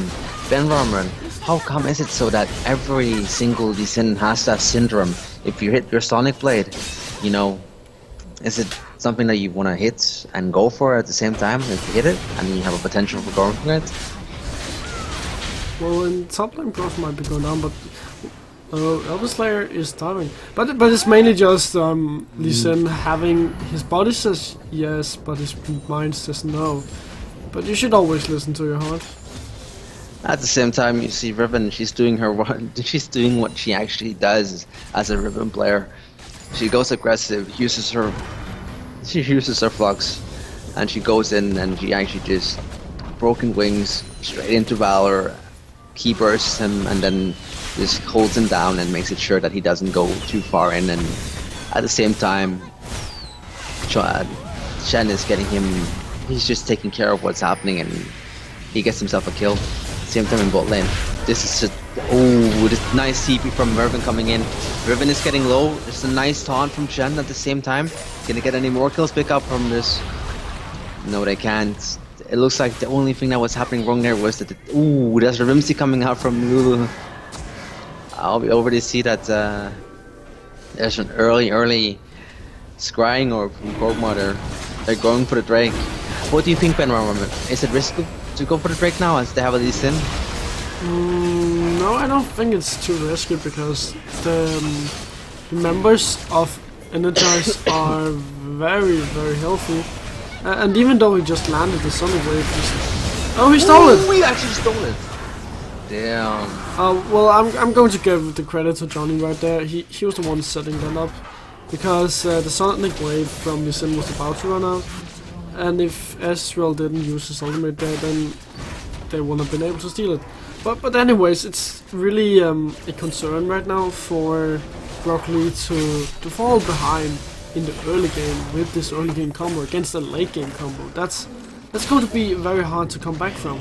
But if they can find some easy fights, since Energize aren't too far ahead and right now, then they might be able to come back. Do you think that it's better to go for the? Is it good to go for the Skirmisher Saber, the Broomglaive on Evelyn, or is it better to go for the Devourer? Like, is it better or worse, or what do you think? You have the attack speed. You're depending on getting more damage out. Well, it really depends on the situation, I think. But in this case, I really like the Runeglaive because Evelyn is the one that is supposed to keep the early game floating for Energize. And with the Runeglaive, you get so strong in the early game. So I really like this. And a Devour on Evelyn, yeah, it can work if you really want to get the lane game. But your lanes aren't strong enough to keep them self-loading, and if your lanes aren't strong enough to do that, then you can't stay in the jungle and AFK farm.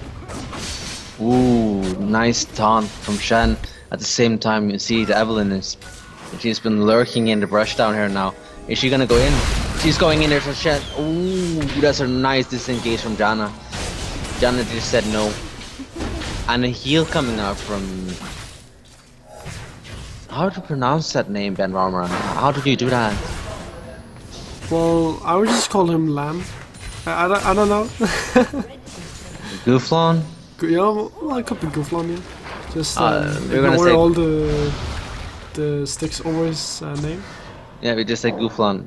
And then hoping Oriana is coming in actually. You see from Oriana coming in. The shockwave actually does hit together with Ignite. Oh, that's a nice flash combo from Evelyn. No, from Oriana. Oriana uses her command attack together with the command dissonance and just says, "Night night. This is me coming in and picking up 2 kills for free because you don't have a heal, you don't have a flash." Do you think that Caitlyn would have survived if she actually just didn't heal up under the turret the first time?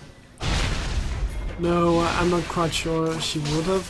Oh, and Lee Sin has to be really careful now. Lee Sin is actually caught out of position now. You see Lulu is whimsying. She uses her... Oh, this is gonna be close.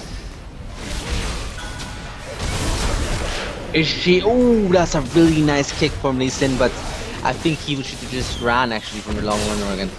But at the same time, you can see that the shield from Liagi is making it really hard, making it really hard for Lee Sin to kill the Evelyn, even though he really wanted to. But you can see how strong that red smite is. That's It's super strong, and I really love whenever people get the skirmishes. Oh, that was a shockwave blown in the mid lane, but no one got hit. Anyways, I really love. Oh, Elbisley.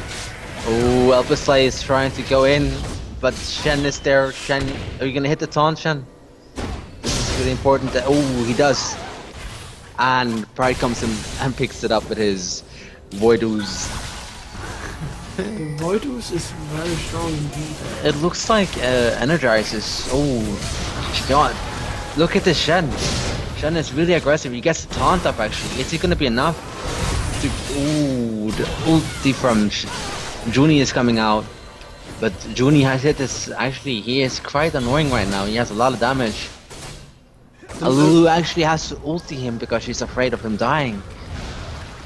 Yeah, and Bros is just so far ahead with the 3 kills and the 4 assists he has, and he has a Sunfire, so he don't have to worry about Riven pushing him in, and he has the Ninja Tabis because there are so much AD damage coming in from Broccoli. So he's just going to be able to take all that damage without really having to be concerned about his health. And they are again so far ahead on the side of Energize. Oh, Dave, you have to be careful now.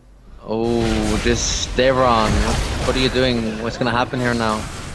Is Lulu gonna come in and save the Dave again? Oh, this is actually gonna be a kill. No, is it? No, he kicks her over the wall and says, "I'm not gonna be killed once more by that sneaky Evelyn." I don't think this Lee Sin enjoys this Evelyn that much. What do you think, Benvarmeren? No, I don't think he enjoys the Evelyn any much. Anyway, well, Lee Sin has got outplayed in this game because since Dave decided to go for Runeglaive, he was the one snowballing the early game, and Lee Sin with this warrior is going to fall off really hard, especially since he died 3 times already. He's so far behind, and he's not going to be really any help for his team. You can actually see this, that the Drake is coming up now, and Drake is live. Together with the Voidoo is just coming out. Lulu is Pixies, and E-Pride slows down, and he actually just get a double kill because Oriana is pressuring the Uni so hard in the mid lane. It's getting it really hard for Ezreal. At the same time, Shen is there and he's hitting his taunts perfectly, making it really annoying to be. Oh, is he gonna steal the Drake again? Oh, they secured the Drake this time. But Elphisay is pushing tough, so but Shen is here now. This is gonna be dangerous for Elphisay. Ooh, that was a really close taunt from Browser. But you see Davron and Genji Maru is coming up top. They want to see if they can get this Riven out of position, but Riven just stuns and runs. He doesn't get baited from the Lulu.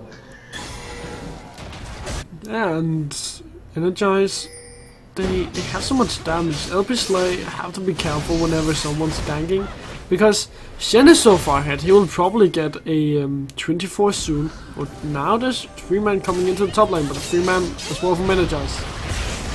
Well, this is gonna be interesting to see how it goes. You can see that in top lane. What to say? Oh, LP Slay, Junie, are you gonna get caught out of position now? Well, 2 of his teammates has already been caught out of position. This is starting to be looking more like how to say it. LP Slay has done this several times already, hasn't he, Benvarmeren? Hasn't he gone over aggressive on things that he shouldn't be doing that early as a Riven if he's supposed to snowball it, like you said in the lobby and in the early game that he had the kill advantage on Chen?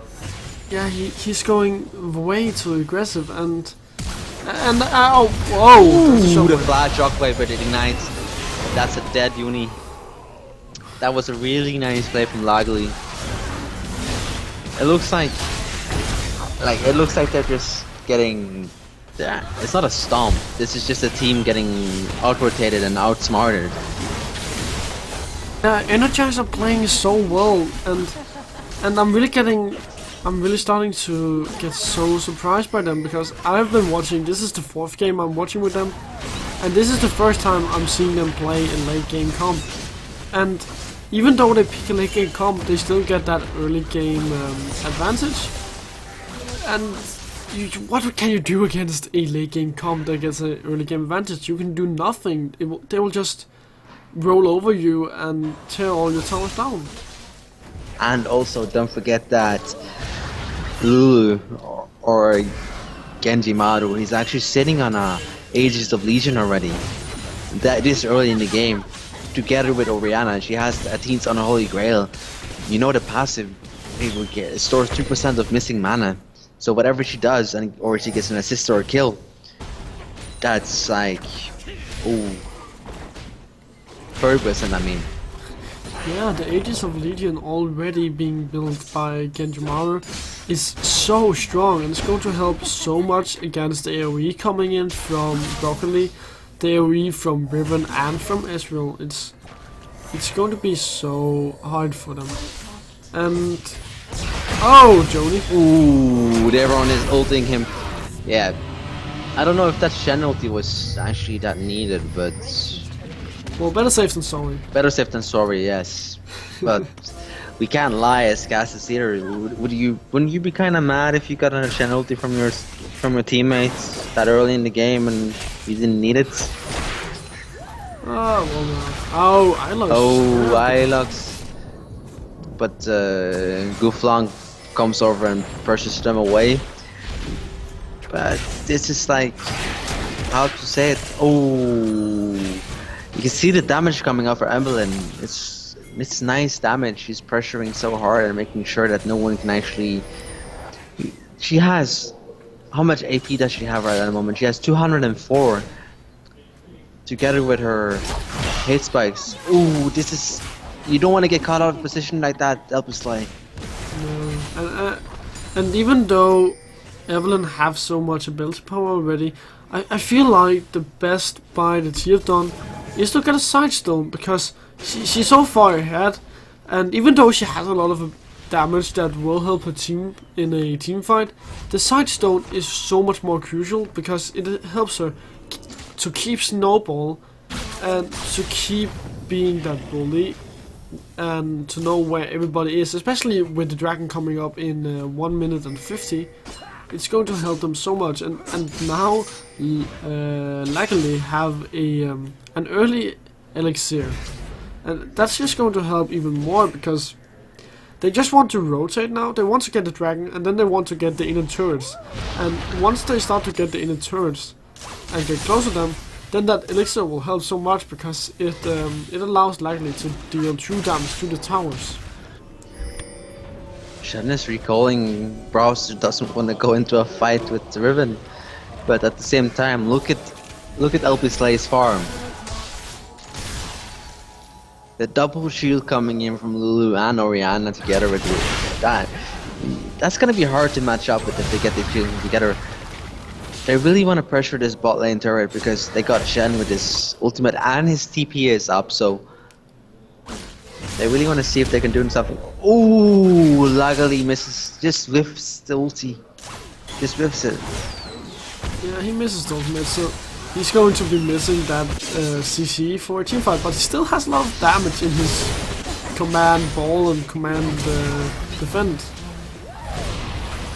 This is gonna be really interesting to see how they play it off because even without the ulti. He just flashes and says, "I wanted to kill." Yeah, but at least Broccoli gets a trade. They get a inner top turret for an inner bot turret. But I really want to see Shen to get a 24. Oh, Lagali! Oh, Lagali, you're gonna actually be able to do this. The exhaust is coming out, the Shen ultimate is coming in, but at the same time, you're talking about that pot. Look at the damage coming out from that pot that they just bought.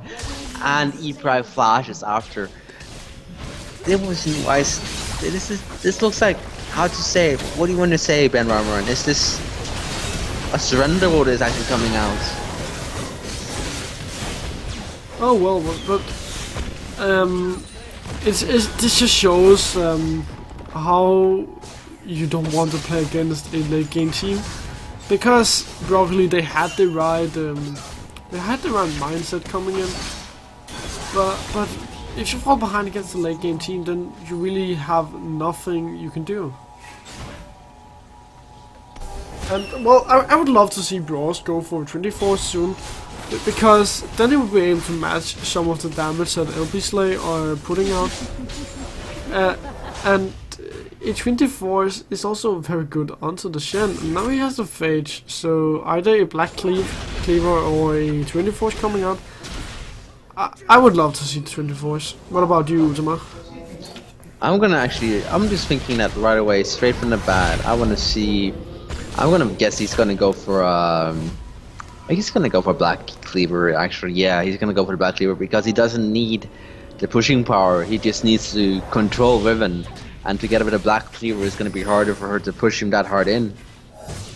Yeah, it will allow him to get more damage and get a bit more health. But I would still love to see him get that more dueling power that he would get from a 24s. But yeah, both would be very good, especially against Lee Sin, who he just wants to keep down. And with the Black Cleaver, where he can deal a lot of damage to these squishy targets that Broccoli has. Candy Sticks is really close, really close. Oh, he actually just has to kick her off. The flash down from the ultimate from Dayron coming out. This is not a happy day with this Candy Sticks, I mean, playing jungle. But, oh, Shen hits a taunt.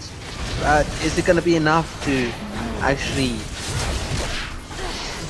they overextend? Together with the ultimate from both Ace in the hole, a hand from Junie, but the shockwave from Lagali comes and cleans up and says, "We just traded back with you." But is this gonna be enough? Yeah, well, the trade back was very nice for Broccoli, but they can't really use the kills that they just got if they can't get any objectives, and they are in no position to get objectives because Kog'Maw is 1v5ing the team. Kog'Maw is so big right now.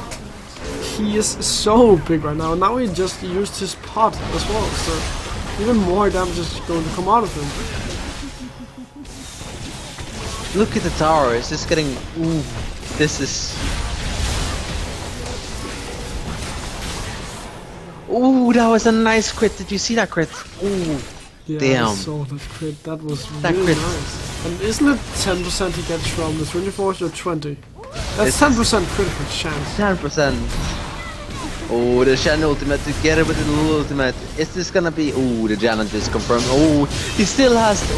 damn, the shockwave hits two persons at the same time.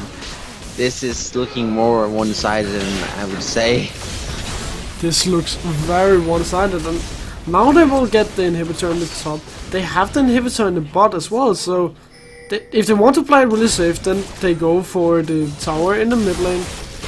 And if they want to play it super safe afterwards, then they get the Baron. But that wouldn't be necessary because E-Pride are just taking down towers and Laggily. Laggily. That was one combo. Yeah, and we might see the game now. So just Energize playing very well and it's actually snowballing as a late game combo. It's really interesting to see how good it was, like how fast they could actually snowball off their early project going on. But this is what a team's supposed to do when they get an early snowball. They're supposed to go harder in, and they're supposed to use it as a team. They rotate it, they stick together, they backed each other up, they gave kills to all the right persons on the team. You saw that Kog'Maw in the late game right there. He was 1v5ing them just with the Yeah. shields that he got. And you saw Laggily with one combo onto Guflan. He was gone. But I want to mention one thing. Guflan, do you see his stats? Yeah, I do. That's well. He actually got a lot of gold, and he did get a lot of CS as well. So he wasn't that far behind, but he really needed a last whisper to deal with the Shen that was just zoning the rest of the team.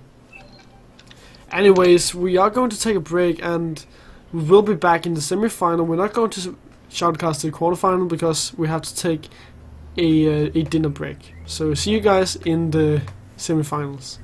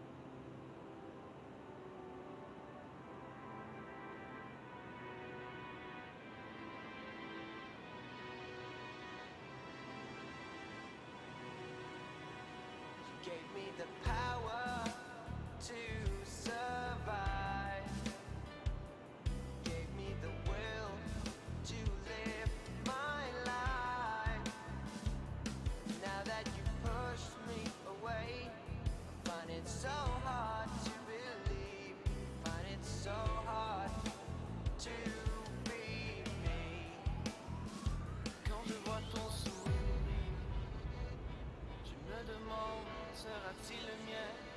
Encore une fois, toi et moi, main dans la main. Maintenant je vois ta décision. Je resterai dans ma maison, la maison de mon cœur, celle de verre que j'aurais dû bâtir avec la pierre. I pushed you away. I pushed you away. It's too late to come back now. I'm gonna close the door to my heart. Push by today.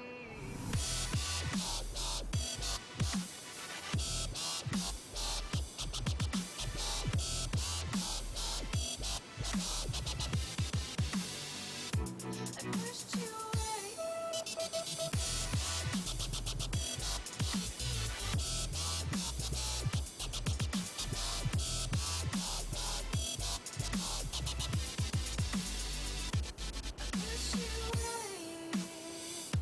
I pushed you away. It's too late to come back now. I'm gonna close the door to my heart.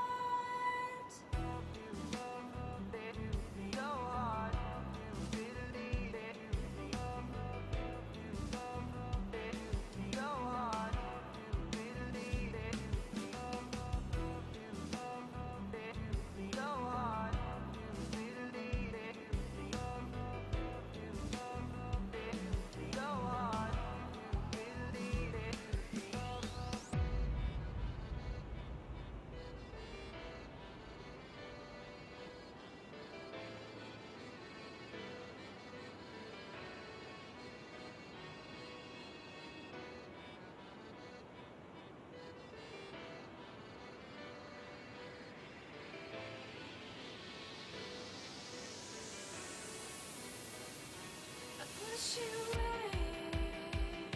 I pushed you away. It's too late to come back now. I'm gonna close the door to my heart.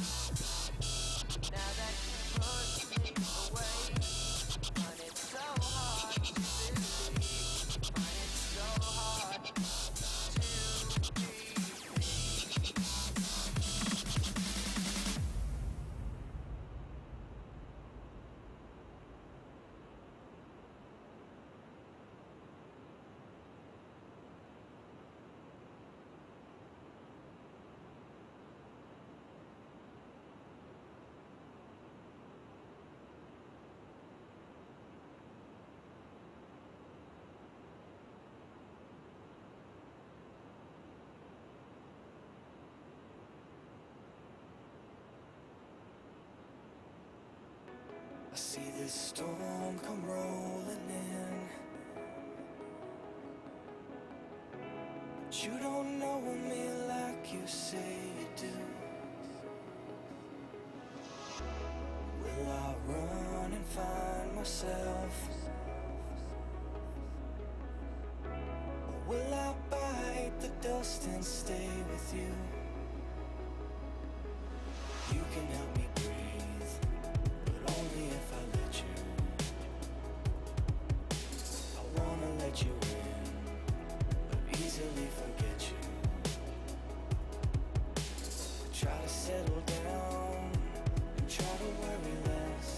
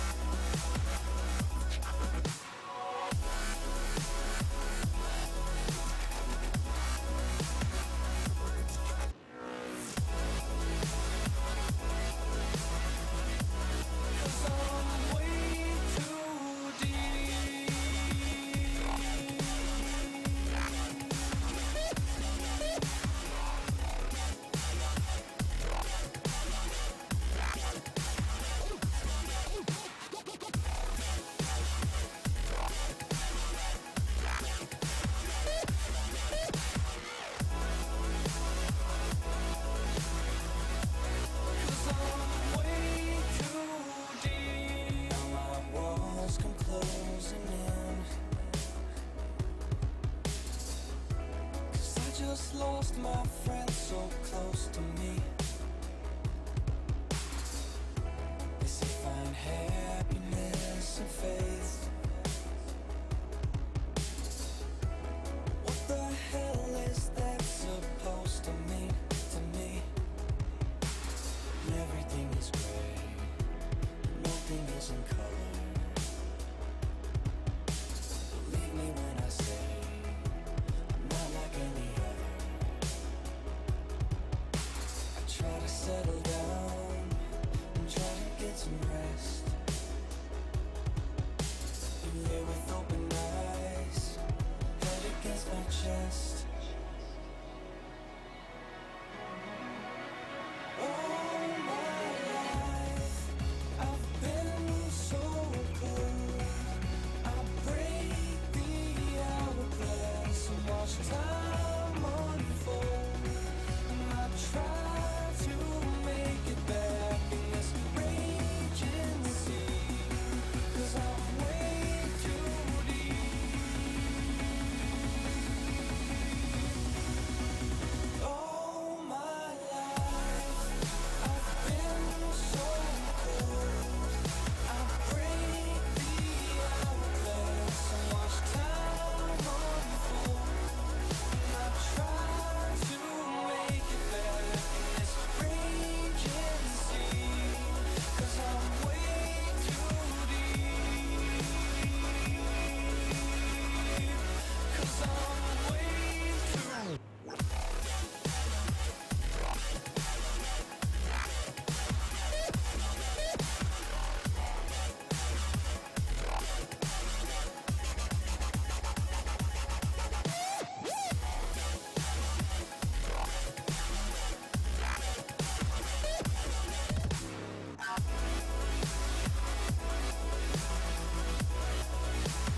All my life I've been so cold. I break the hourglass and watch time unfold. And I try to make it back in this raging sea, 'cause I'm way too deep. 'Cause I'm way too deep.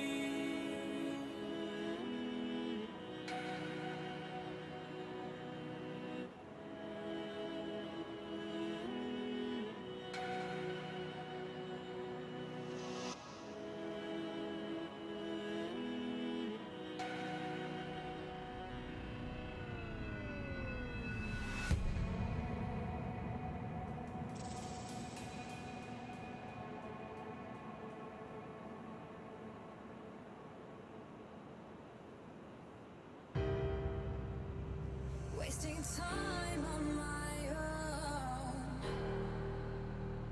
All the places you said we go. All this pain builds within.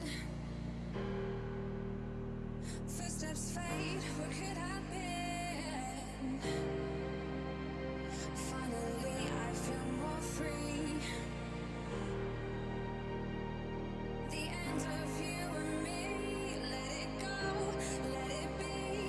My heart belongs to me.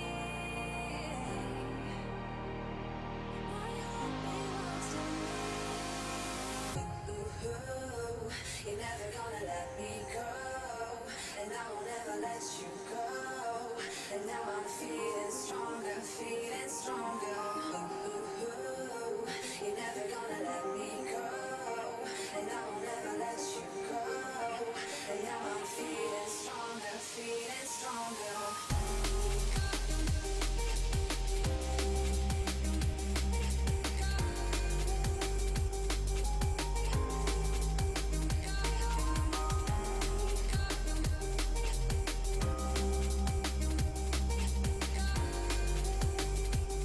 My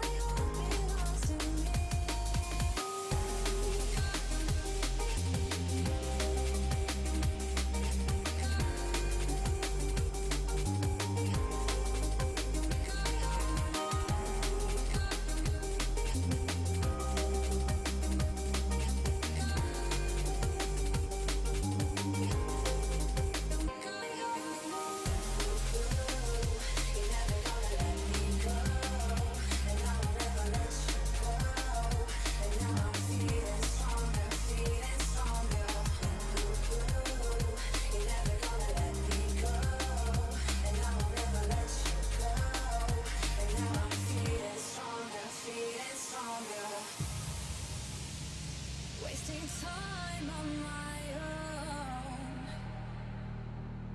All the places you said we go, all this pain builds within. Footsteps fade, where could I been? Finally I feel more free. The end of you and me, let it go, let it be. My heart belongs to me. My heart belongs to me.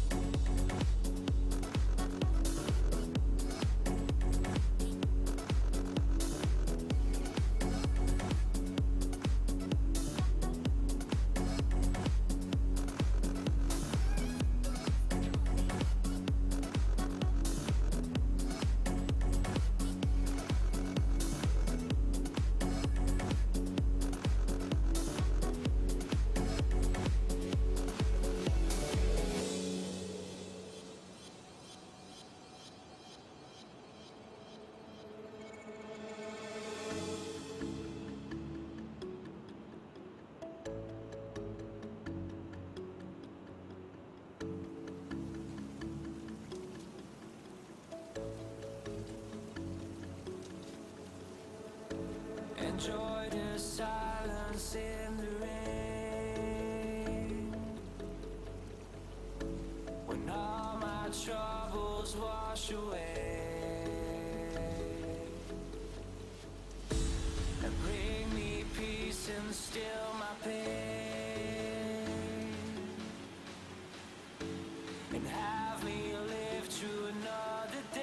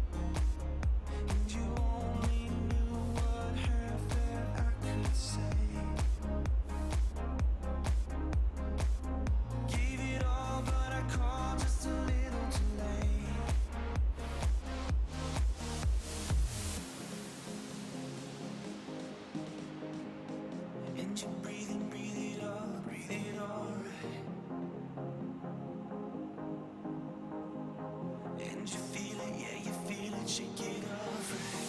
Just a little tonight, just a little tonight. And you breathe it up, breathe it up.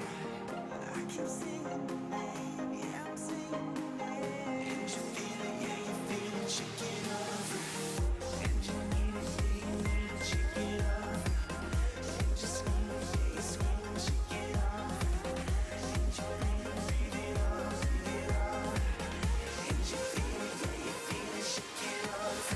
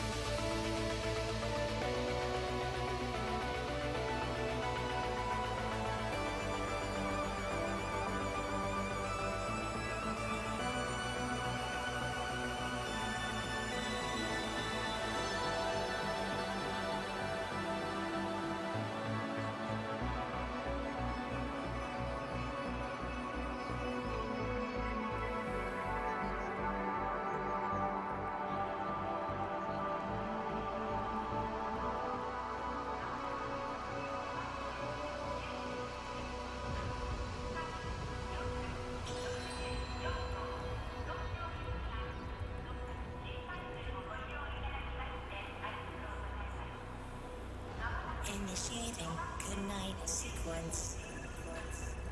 Dispersing appropriate dosage of compound 347. Initiating phase 1 of memory calibration. This won't hurt a bit. Just close your eyes.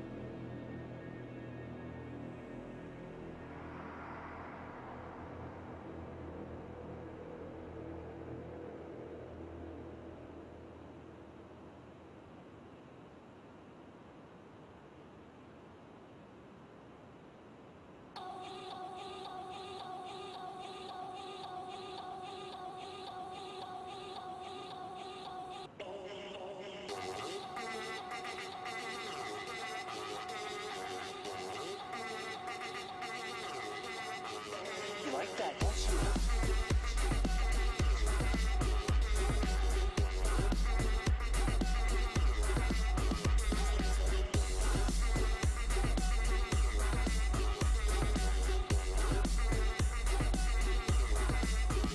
You like that, don't you?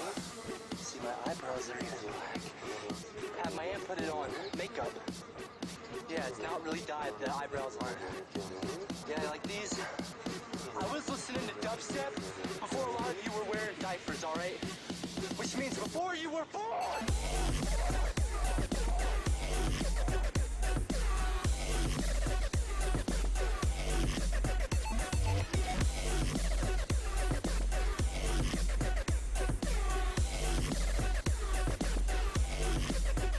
You like that, don't you?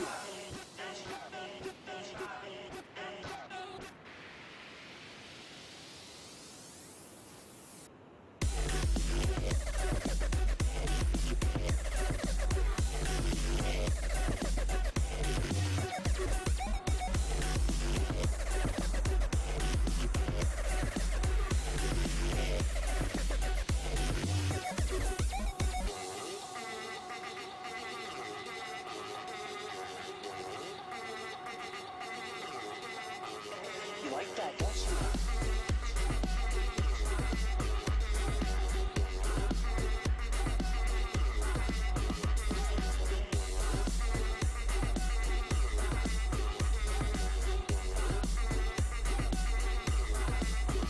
You like that, don't you? See, my eyebrows are even black. Have my aunt put it on. Makeup. Yeah, it's not really dyed. The eyebrows aren't. Yeah, like these. I was listening to dubstep before a lot of you were wearing diapers, alright? You like like that, don't you?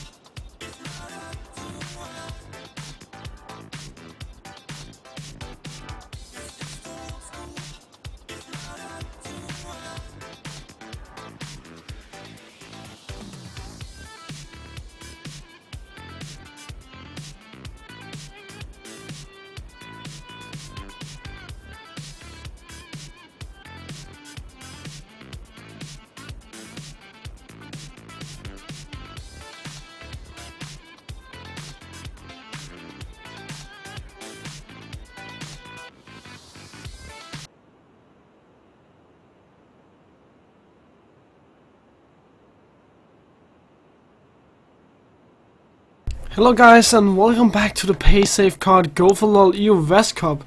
We are going to be spectating the quarterfinals between Energize and Striving for the Top, and joined with me today is Utama. Hello guys.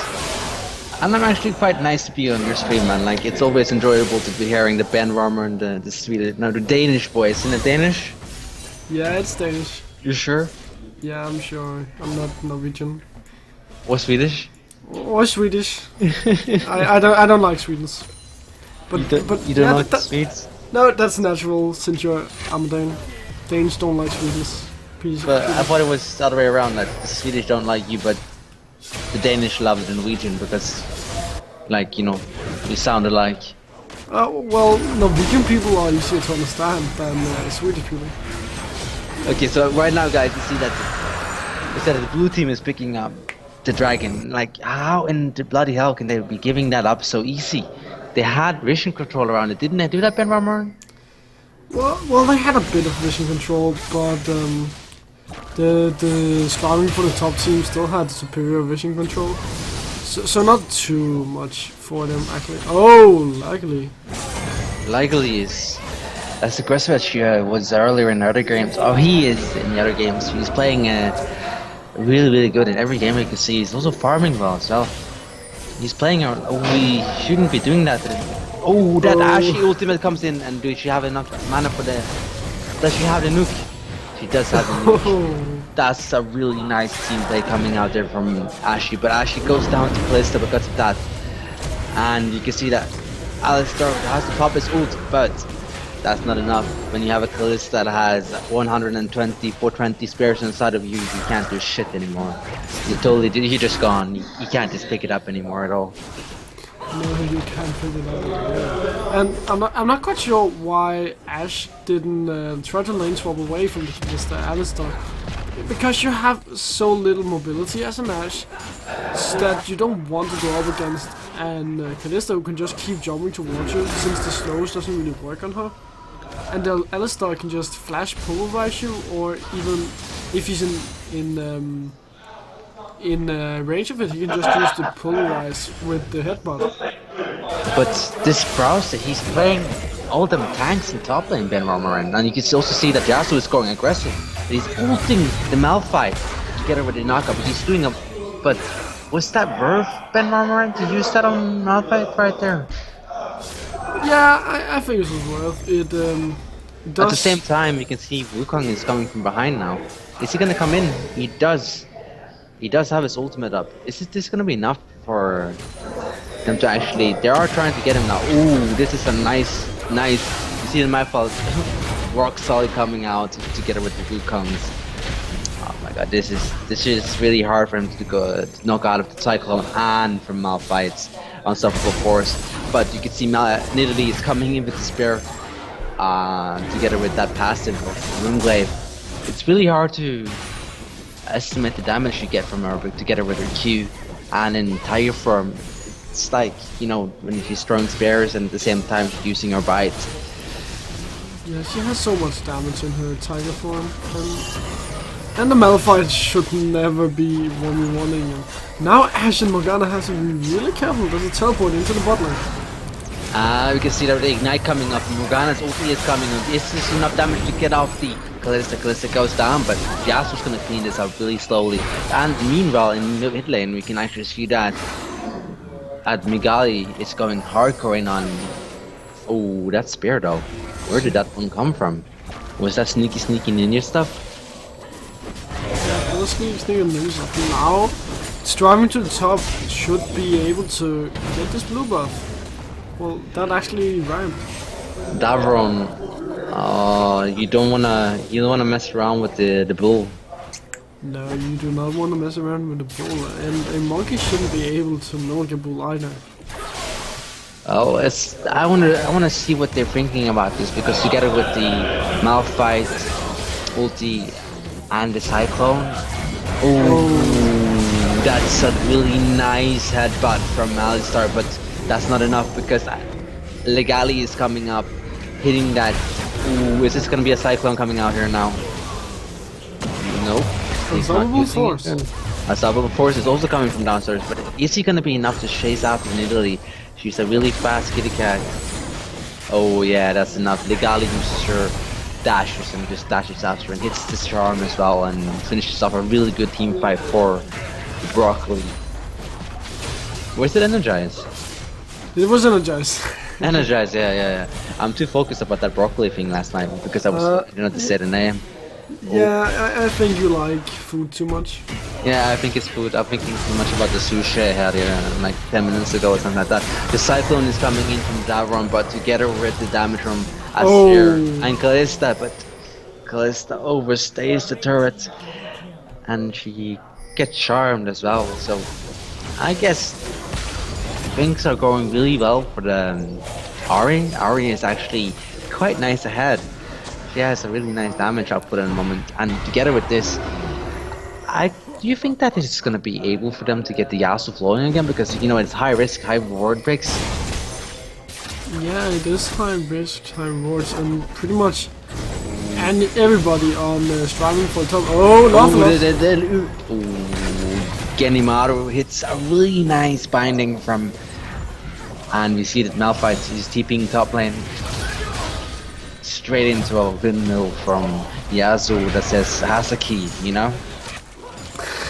Yeah, he has the key to get the tower down. And I like how Energize are trying to get their way back, even though E-Pride on this Ashe are really far behind. They're not giving up, and they're playing around Laggerly's gold lead right now, since he has 8 kills and 3 assists. It's nearly every kill he's been a part of. And they're just playing around it. They are using Malphite and recalling to protect him. And Ashe is pretty much just being a CC bot right now and trying to get back into the game. But now striving for the top, will be able to get the second Dragon of the game. Well, it's uncontested as well, but at the same time, the gold lead isn't that much big a difference, but it is team comp that makes difference right here, because they're built into Yasuo, and together with everything, that's a lot of CT cycle comes in, but as you knocks him away, but you come straight into a Yasuo ulti again, and then you have the, is he gonna hit the headbutt ulti? Is it gonna be the headbutt? Oh, he misses it. And then, are we gonna see the follow-up now? Is it gonna be a chase, or are they actually gonna push and rotate? They should be pushing. Well, there is not a auto turret. Oh, well, there's an Azir turret up. But the problem right here for Energize is that if the Azir turret wasn't there, then they could have pushed a bit. But now they aren't able to do it, and there's no objectives up for them to take. So even though they got the kills, which of course is nice, it's not going to help them too much in this game. I'm wondering how it's gonna go in the long way, because this is such an intense game already, and it's 19 minutes in, and it's so many few mistakes that's been giving up so many large objectives, like two Drakes in a row. And what do you think, Benvarmeren? Is this normal from Energize to actually be giving up that much in early game? No, I think that the few games that they have played earlier might have given them too much confidence, because they have fallen behind, and normally in these games that we've seen, they haven't been falling behind. But I think it's because, and I know I haven't seen the whole game, but I think that Ashe and Morgana didn't lane swap. I think they thought that Morgana should be able to save Ashe with her black shield whenever Kalista or Alistar went in, but I think it backfired, and that just pushed them so far behind. But if they can keep playing around luckily, then they should be fine, for now at least.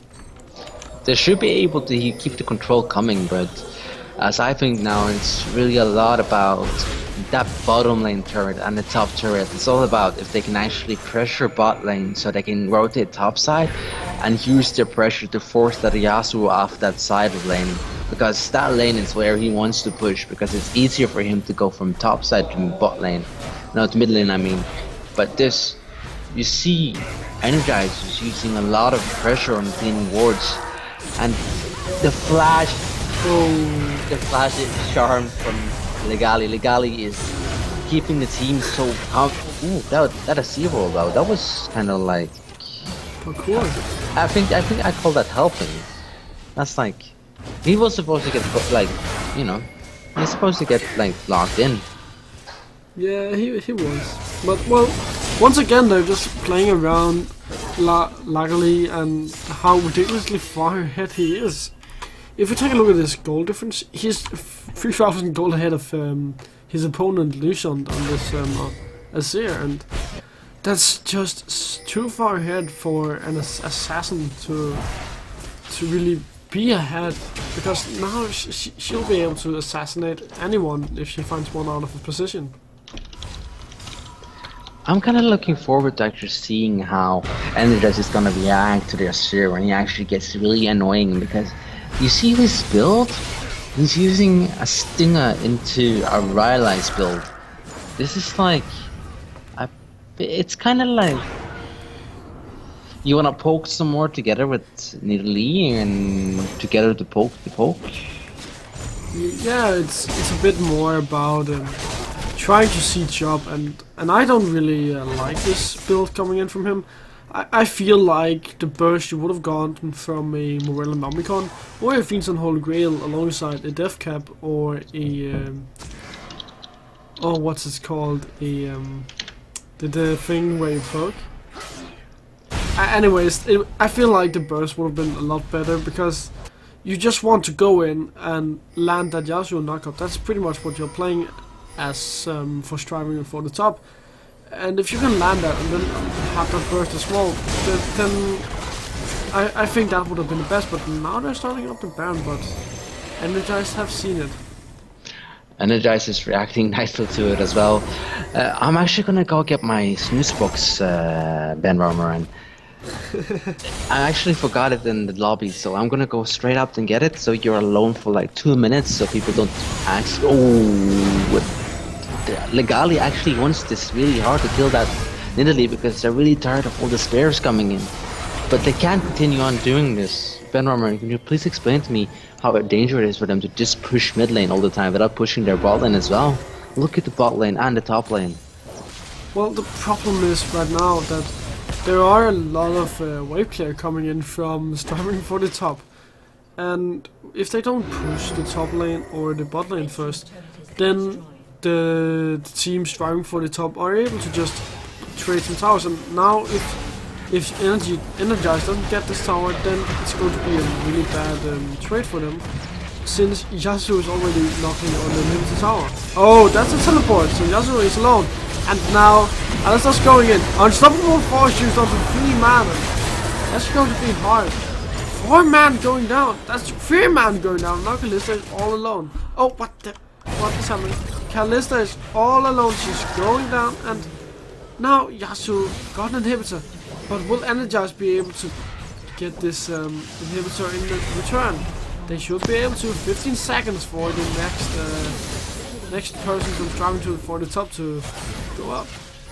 I'm actually thinking that if they do get something else, like if Energize keeps on doing the same mistake they're doing now, to like use their team comp too heavy on focusing on just the team fighting, and if they let the Yasuo just build himself up, he's gonna become such a fucking huge problem in the long run that he's gonna be annoying and hard to catch up with, even further than I would believe it would be.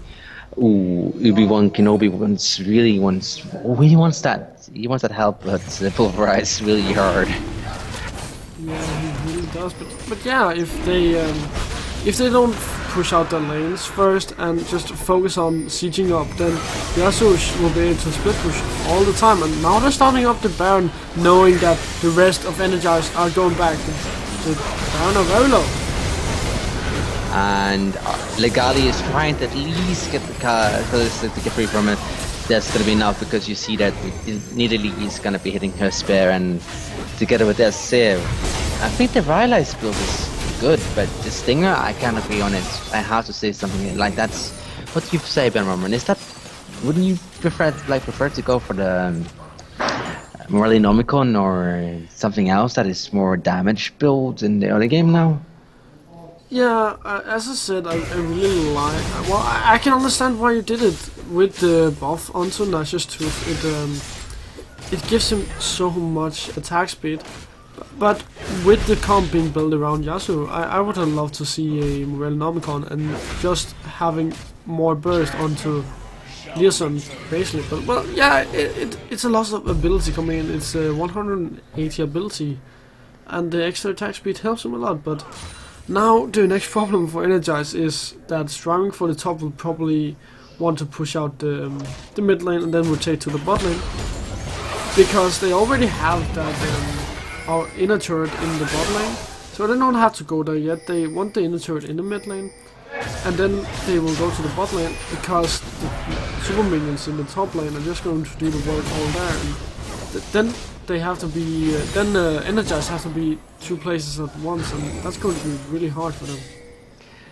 I look for, like, this is looking more like it's kind of like you give us, we take break, you guys get Baron, we will always let you take one more bigger objective than us, and always, it's like, I feel Energize needs to react with a really good team fight now and actually hit the one person they have to hit. That's actually to get the Yasuo done, or to literally to get the Raid Spares. But the damage was actually not quite enough. You see that Legali is coming in, but from backside you can actually see that Yasuo is coming into the headbutt polarized from Alistar into the cyclone. Ash alive! Ash is still alive. Holy moly. But now, Paysafecard, can you get away? You might be able to. You might be able to, yeah, but that's your tower that's coming up. This is, but the Baron minions and the dive. That was kind of like, how did Ashe survive that? Just all of the CC being used onto her. And it saved her. The Unstoppable Force and the Cyclone was really the ones saving Ashe right there. But the next problem, again, now most of the Baron minions are gone for striving for the top. But the next problem for Energize is Ashe's build. She has a lot of damage in terms of raw damage, but she doesn't have the Infinity Edge, and therefore she's going to be weaker in the following minutes. I don't think I think the Ashe is gonna be having a really hard interception of the mid-late game now, because you know Ashe needs to crit. She does love the crit, but she also needs really, like, how do you say it, Benvarmeren? Do you, like, if you look into that, does she need a Last Whisper? Yeah, she always does need. You always need Last Whisper.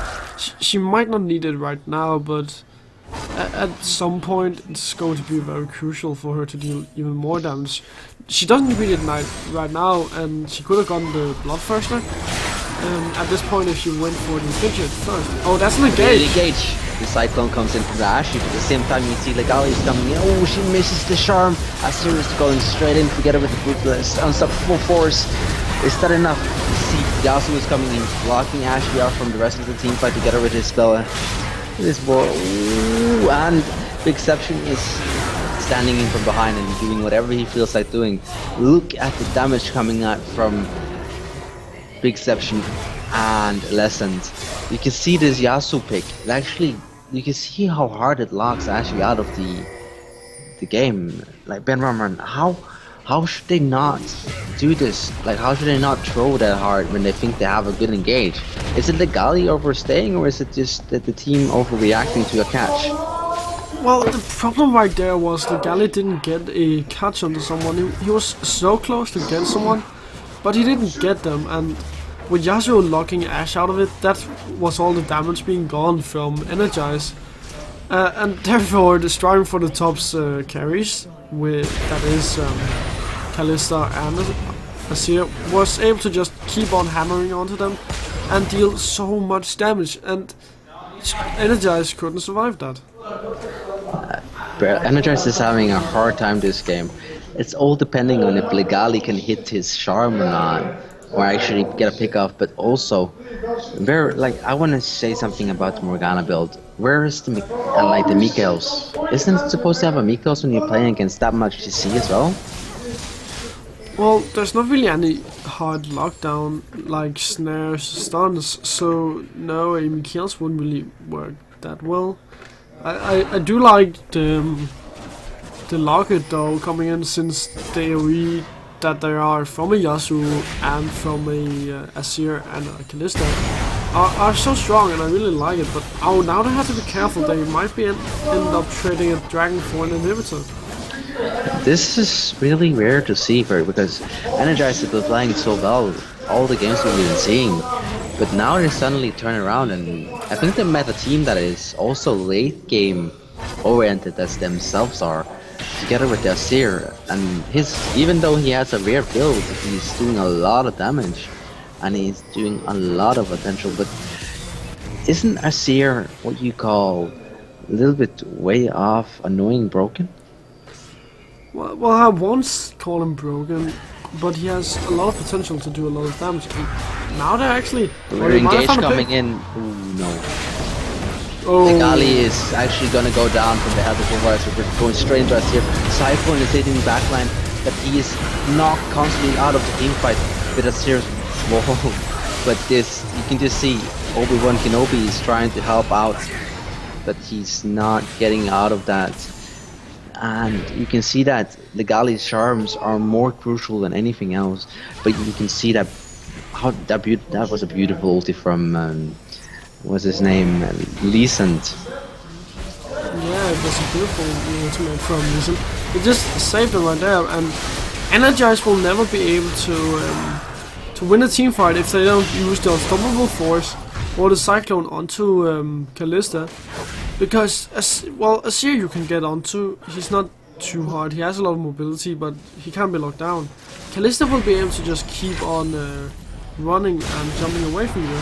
And if you don't use all of your CC onto her, you'll never catch her. And she's pretty much just the one just carrying all these fights right now for striving for the top. Don't you hate it when you're playing Trash and you're trying to hook Callista that's fed?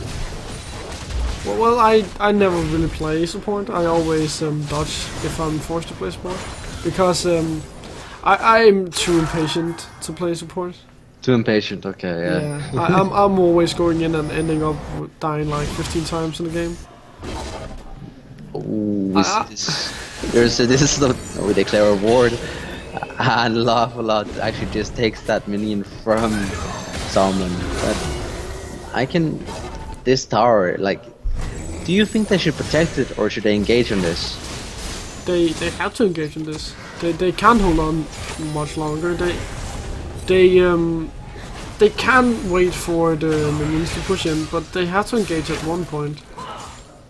Especially with these of minions, it's pretty much striving for the top can stay there as long as they want. They have so much sustain right now. There is a lot of folk coming out here as well. The damage from the Nidalee Spears are really heavy at the moment, so I don't want to get like. Do you think that is like crucial to not get hits and then just try to force an engage or wait for them to do one mistake? Because Yasuo is going top lane now, and at the same time we've seen an engage brutalizing. Also, of course, comes in. They get Callista locked up together with the Alistar Nox with his ulti, and he uses his Talisman Ascension. Meanwhile, top lane, you get to Yasuo. Yasuo's going 1 versus 3, and he's actually surviving for quite some time, but he's doomed and he's going down. But meanwhile, you can see Nidalee together with Azir and Obi-Wan Kenobi. They're going. This is, oh my god, this is a nice engage. The damage from Azir. At least it's displaying this 1 versus 3 almost. Yeah, this is a pretty good play from. Oh, that's a quarter kill. That is a quarter kill. Is this game? That's going to be game, and they want to give the pentakill. Oh no! Wait, listen. They want to give the pentakill. Is it gonna be enough for him? Is he gonna get the penta? He's gonna get the pentakill as well. In a Go4LoL for recent, he's getting a penta. This was a really intense game actually. It was 2 drags on both of the teams, but it was 11 towers to 5. Yeah, and it was actually really well played for striving for the top. Even though Energize did have a good run, they could just never land that crucial CC onto Azir or Callista, and that's basically what cost them the game and end. I'm thinking that it's gonna be going into a little bit more like, I thought they were gonna be able to catch it out of them because they got the Callista, but they forgot about the Azir. Azir was still there, and he still is pretty heavy into the, you know, he still has a lot of stuff to go to, and he wasn't far away from going harder in. But what made me wonder a little bit was, why did they pick Malphite into a comp where they had to actually have a damage 80 carry instead of Ashy? They didn't need another hard engage, did they? No, they didn't really need any hard engage. Just some ways to lock down Callista would have been the best. But very well played for striving for top. Anyways, guys, we are going to take a small break, and when we come back, we will have the semifinals coming up shortly.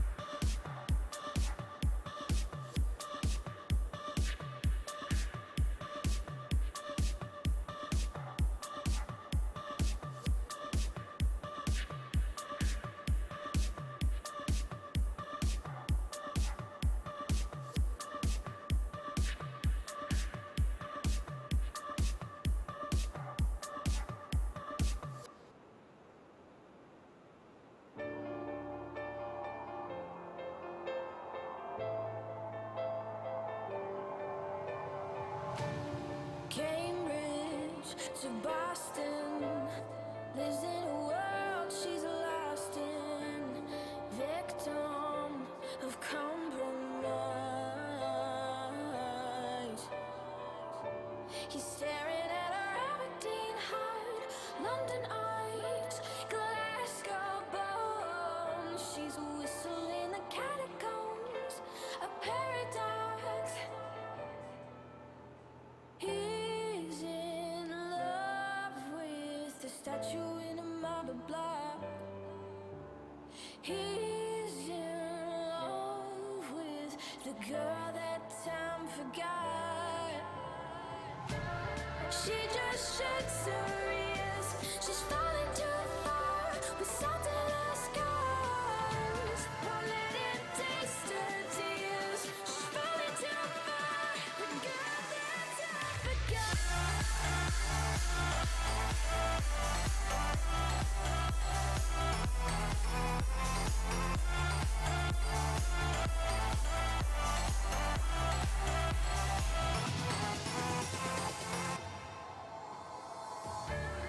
Wasted moments, full of potential that torments. An angel in disguise,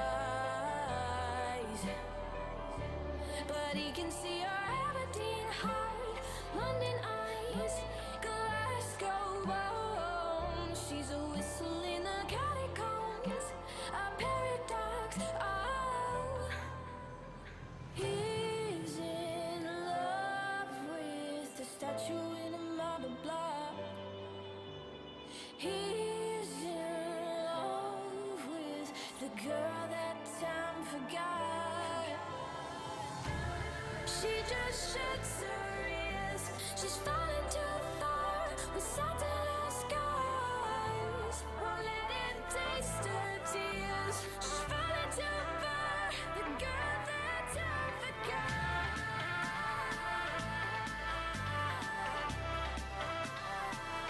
That time forgot.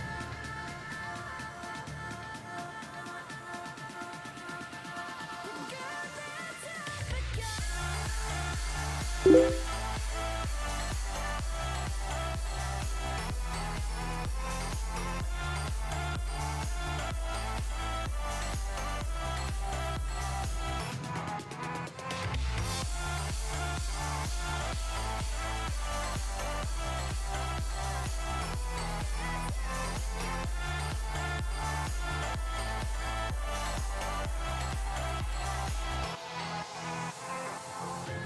You let her go,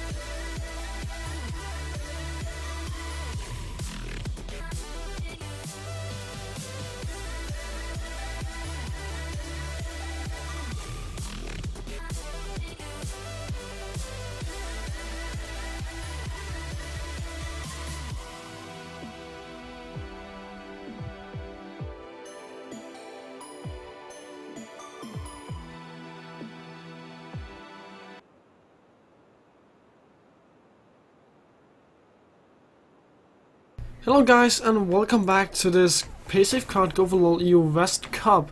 This is going to be the 250 times that we are holding this Go4LoL, and it is going to be striving for the top against... 2 seconds, I need to find this. It's a Swedish name, so it's a bit harder to pronounce. Sverige, for fuck's sake. Okay, so they are against each other in this semi-final of the Go4LoL, and actually striving for the top has already banned out Kalista, and Sverige has banned out Fresh. And Aurelia has also been banned by striving for the top. And Why do you think they banned Aurelia, man? well, it's a very strong power spike that she brings, and she can't bring a lot of damage to the team if she doesn't get too far behind in the early game. Do you think that I actually would play Aurelia mid? Well, Faker does it, so everybody should do it. What Faker does, everyone should do. Yeah, exactly. But the Sivir ban, Benvarmeren, I always wonder, why do you ban that stuff when you actually have the chance to ban something stronger? Well, Sivir is one of the strongest AD carries right now. She is probably number 1 or number 2 right now in terms of AD carries tier list. And all the utility that she can bring to a team isn't something that you want to allow some of the other teams to get. But I don't like it banned on the purple team, because if they pick it on the blue team, then you can pick something even stronger to counter it. But Azir is going to be the first pickup, and this leaves things like a Bard or a Fizz open for Sverige to pick up. Well, I have the Azir, of course. Sir laughed a lot. He played a beautiful Azir. No, I mean, Decent. He played a beautiful Azir, so I want to see that again. That would be exceptional fun to see how that goes in the long run. Do you think that they're gonna be able to manage to handle him? Because he's so energized, they had a really hard time actually maneuvering around him. Well, as long as the rest of his team have a lot of mobility, then they should be able to. I would not recommend picking Ezreal into an Azir. You already know that Azir is probably going to go into the mid lane, and if you pick an AP Ezreal, then you're going to have a hard time because AP Ezreal just wants to play really safe, really slow, and you're not going to be able to do that against an Azir who's just going to keep poking you. And Morgana being picked up, that's a lot of CC and a black binding coming in for Sverre. I like this pickup. I would say that like the Morgana picks are so annoying. Like I don't know, yeah, like my annoyance of just seeing people picking that up makes me just go like mad. Like because you block so much CC in the lane, you make it so hard to poke back because you always wonder if you do enough damage or not because of that freaking shield. Yeah, you're right. It is a very annoying pick. And it would work wonders against the Nautilus that's striving for the top has picked up. But I really like this drafting coming in from striving for the top because they're not really giving anything up. All of their picks right now can be flexed. Of course, a Gragas is typically seen in the jungle, but he can go mid lane and he can go top and jungle. Nautilus, he can go top and he can go jungle as well. Azir, he can go top and mid, so a lot of options are open for striving for the top if they want to flex all of these picks around. Have you seen this thing when people play such a meta off composition, but they still do the thing that is in the meta to actually work as a team? Because a lot of this, like how I believe it now, it is that a lot of it goes around how they react to the meta, and the meta isn't it teamwork and poke? Well, it's a very it's a very big meta right now because you can have everything basically. You can have top lane tanks, you can have carries in the top lane, and you can have assassins in the mid lane that works really well in the early game, and you can have late game carries. You can have late game AD carries and utility carries. There are so many options open, and the meta isn't one specific pick right now, but more of a team fight, as you said, yeah. But still having some of those OP champions. Graves and Gnar, I do not agree with this Graves pickup.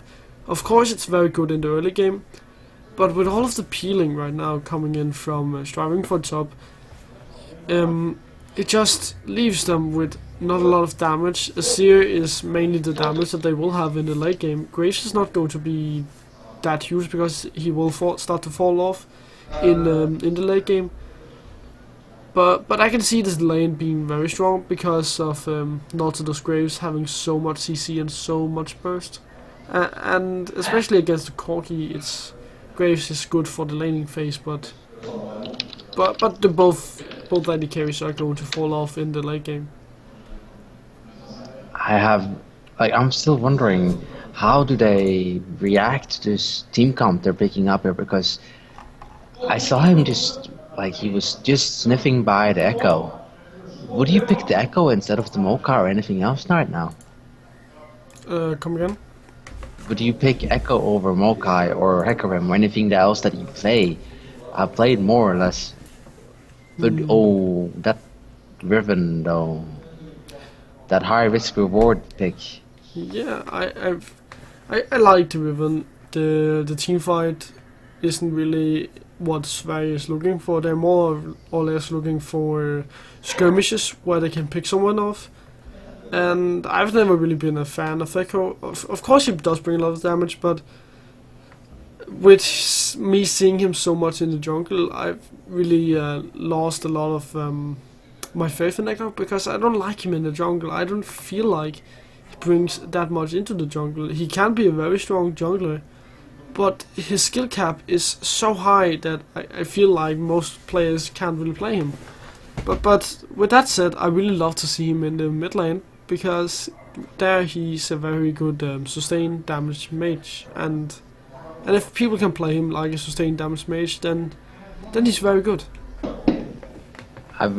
like as long as you can play him in the long run and you can keep on holding Astral until the mid game and not losing out on any big team fights or any big objectives early, I would believe that this is a beautiful pick that you can prolong for so long. But still, I really think that they should be careful about it because Astral and Anomalous, you know the story there, don't you? Yeah, I do. It's not going to go too well. But still this Asheville pick, I'm not quite sure that it was the best option for them, because Asheville still against a Nasir, he's going to take so much poke, and it's not going to be a very good laning phase for him. It's going to be so rough, and if he can't get through it without at least going even, then he's going to have such a hard time. And I can already see it in my head. He's going to die 1 or 2 times, and that's just going to spin out of control. And that's not what Sverige wants to do. I can't see it being it has to be a hard deal actually going that hard in for it. I'm wondering is it gonna be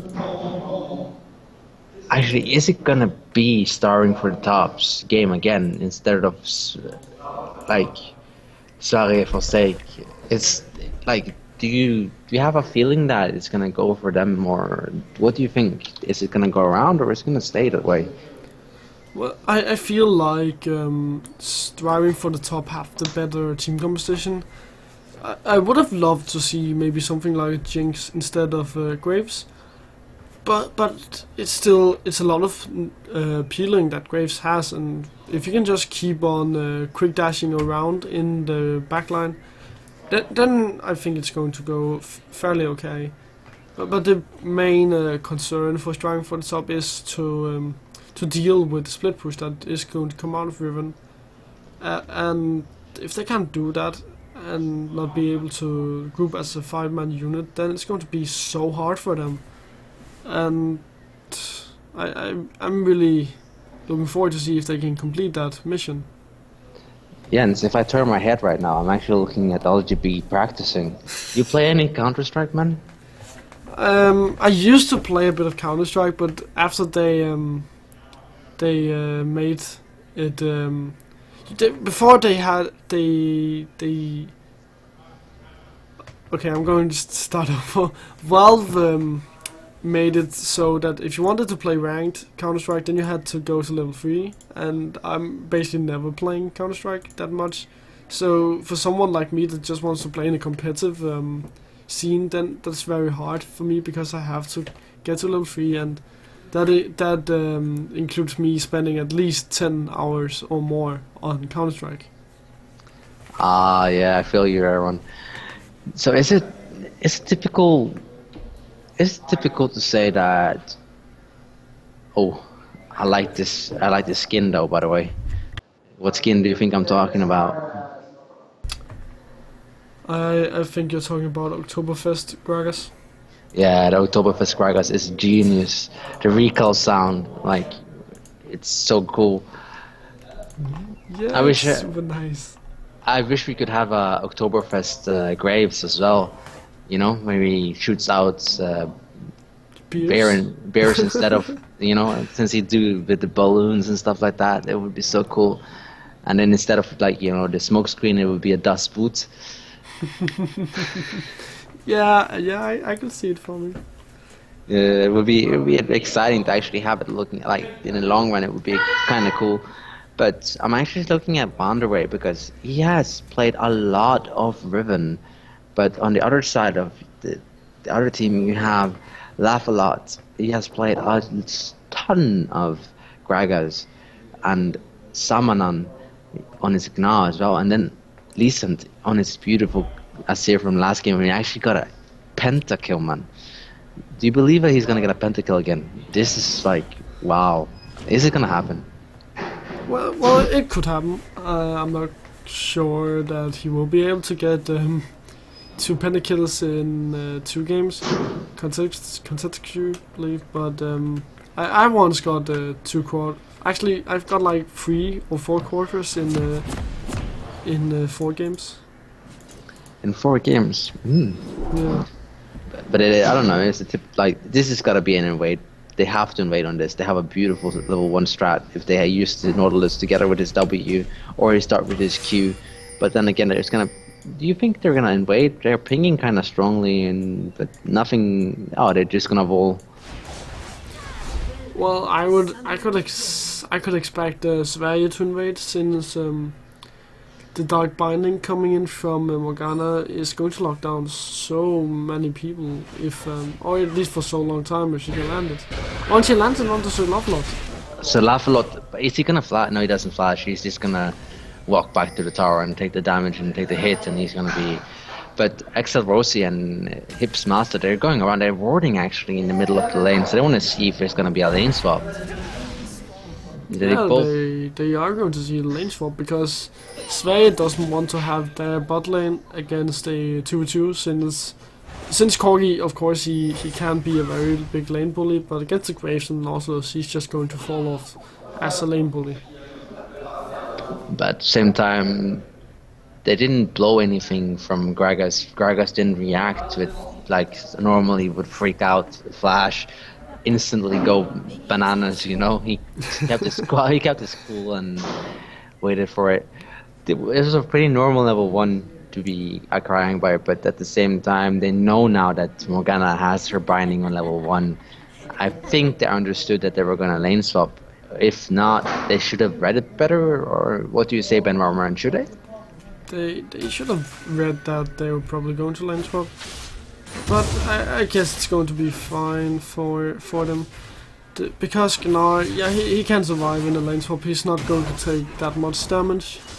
I think the bigger problem right now for Sverige is that they have the weak bot lane, but Riven isn't going to have a good time either in the bot lane against a 2-2, so they have a problem, and if you have a Corgi who falls behind, then that's going to be a problem. But also if Riven, if she falls too far behind, then he's going to be non-existent for the most of the game. And you don't want that either. So it's pretty much, do you want a top lane carry, or do you want the 24's mid game power spike? It's gonna be interesting to see how it goes, because together with the Corki and the Ezreal, they were gonna have a lot of potential poke outs. I'm looking forward to see if they actually can hit the rockets and keep them coming, and together with the phosphor bomb, there's gonna be a lot of potential together with the Sheen there. But now for long, it's gonna be pretty calm, and Riven actually uses her TP.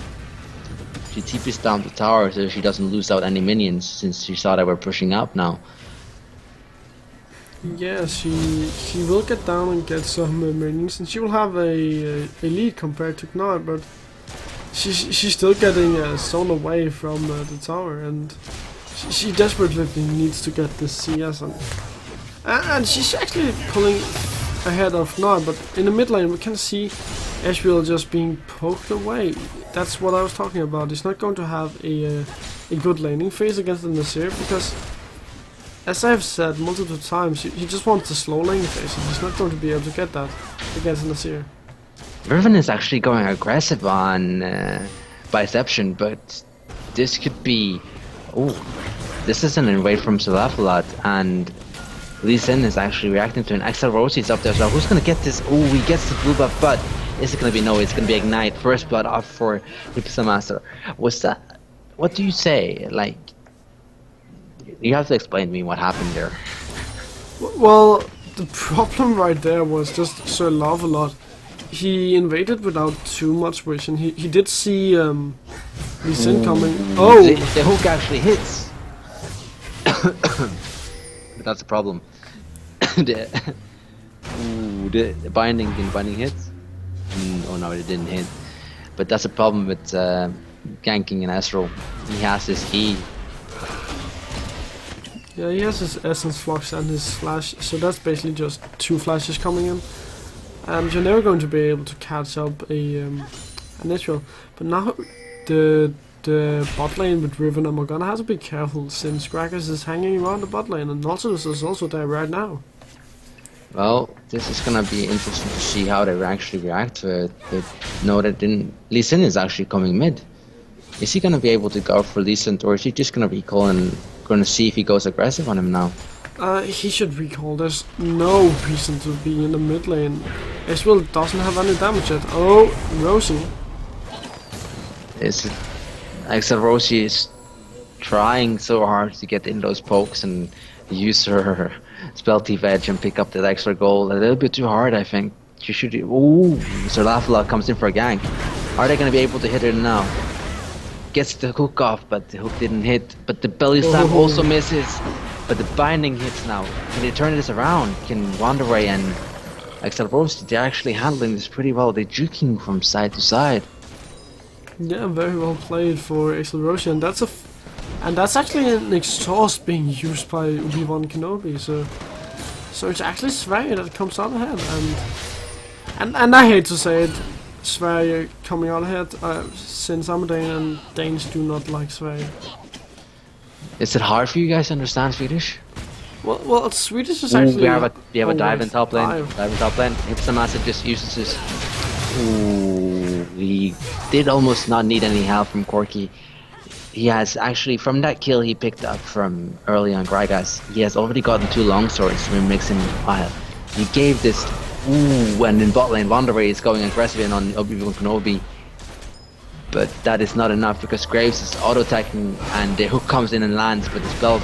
Ooh, and now this is a big problem because you see the broken wings coming out. Oh, and she has a flash actually. They're so much back and forward, back and forward. Yeah, so much better for old Ghosten. And in top, you see the Gaston is getting caught out of position, but still, it is a Corki. He does have his, he does use his escape, but still, he didn't use. He did use summoners as well, so they do have a lead on that one. But Summerman, he should be able to. Hipsamas, should he stay up here now against? This is gonna be a dive. Can they dive him? He's The gonna- body slam hits. Oh, He gets a wait. kill. He gets a double kill out of that. Wow, very well played from Hipstmaster. And that's just basically very poor play from Strong for the top, because they should have waited for Summerman to get his Mega Gnar, he didn't have it there. Just very well played for Sverige to pick up that kill, and no coordination on the side of Striving for the top.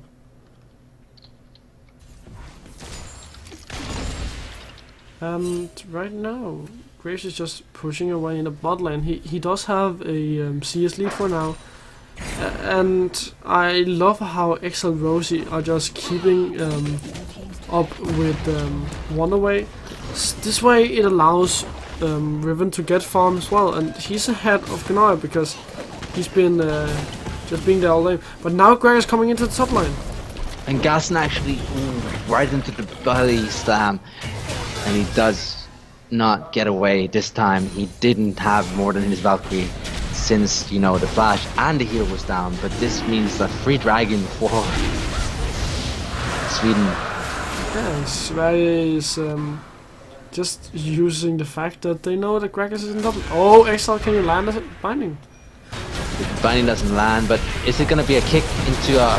Ooh, this is a beautiful play from Sweden. Sweden is just doing the right thing all over the map. They're rotating and reacting to the right way that Corki goes down. They're sending Corki down to the bot side. Riven, does she have her TP up? No. So if Summerman now, Jens, what would you do now if you were him? Well, he should just push the wave up and go back afterwards. But he has to be careful about going up against the Riven, because now Riven is ahead. She has more items than Summerman. I think Summerman, Wonderway should be able to kill Summerman in a 1v1.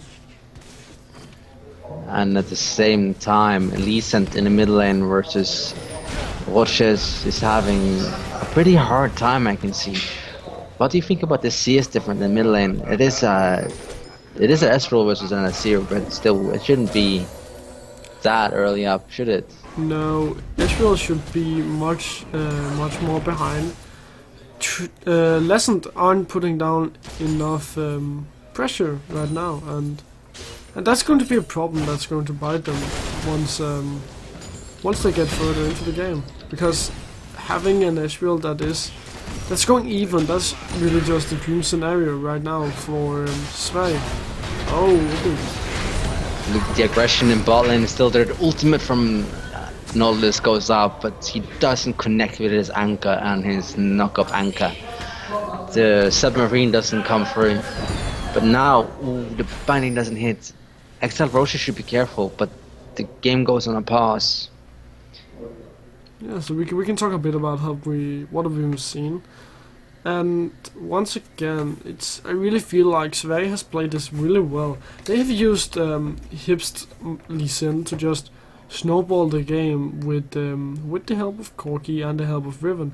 Riven, being played by Wonderway, is actually pretty far ahead compared to Gnar, and the bot lane can also go even now against what would have been a stronger bot lane in the early game. Yeah.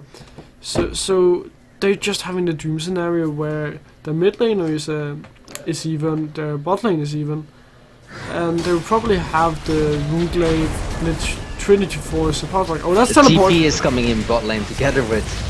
Ooh, is this going to be enough to pick up the kill? But Lee Sin comes in and kicks away the Gnar, picks up a kill on Obi-Wan Kenobi, but Lee Sin is going to get smashed back from the barrel from Salafalot, but the house is not going to stop him. Now they're going to actually be going for a dive on this Morgana, but watch this, she's having a hard time. Oh, the Riven is also coming in. Riven gets knocked away by Azir's ultimate, and you see Ezreal coming in and he's doing the damage, he's nuking.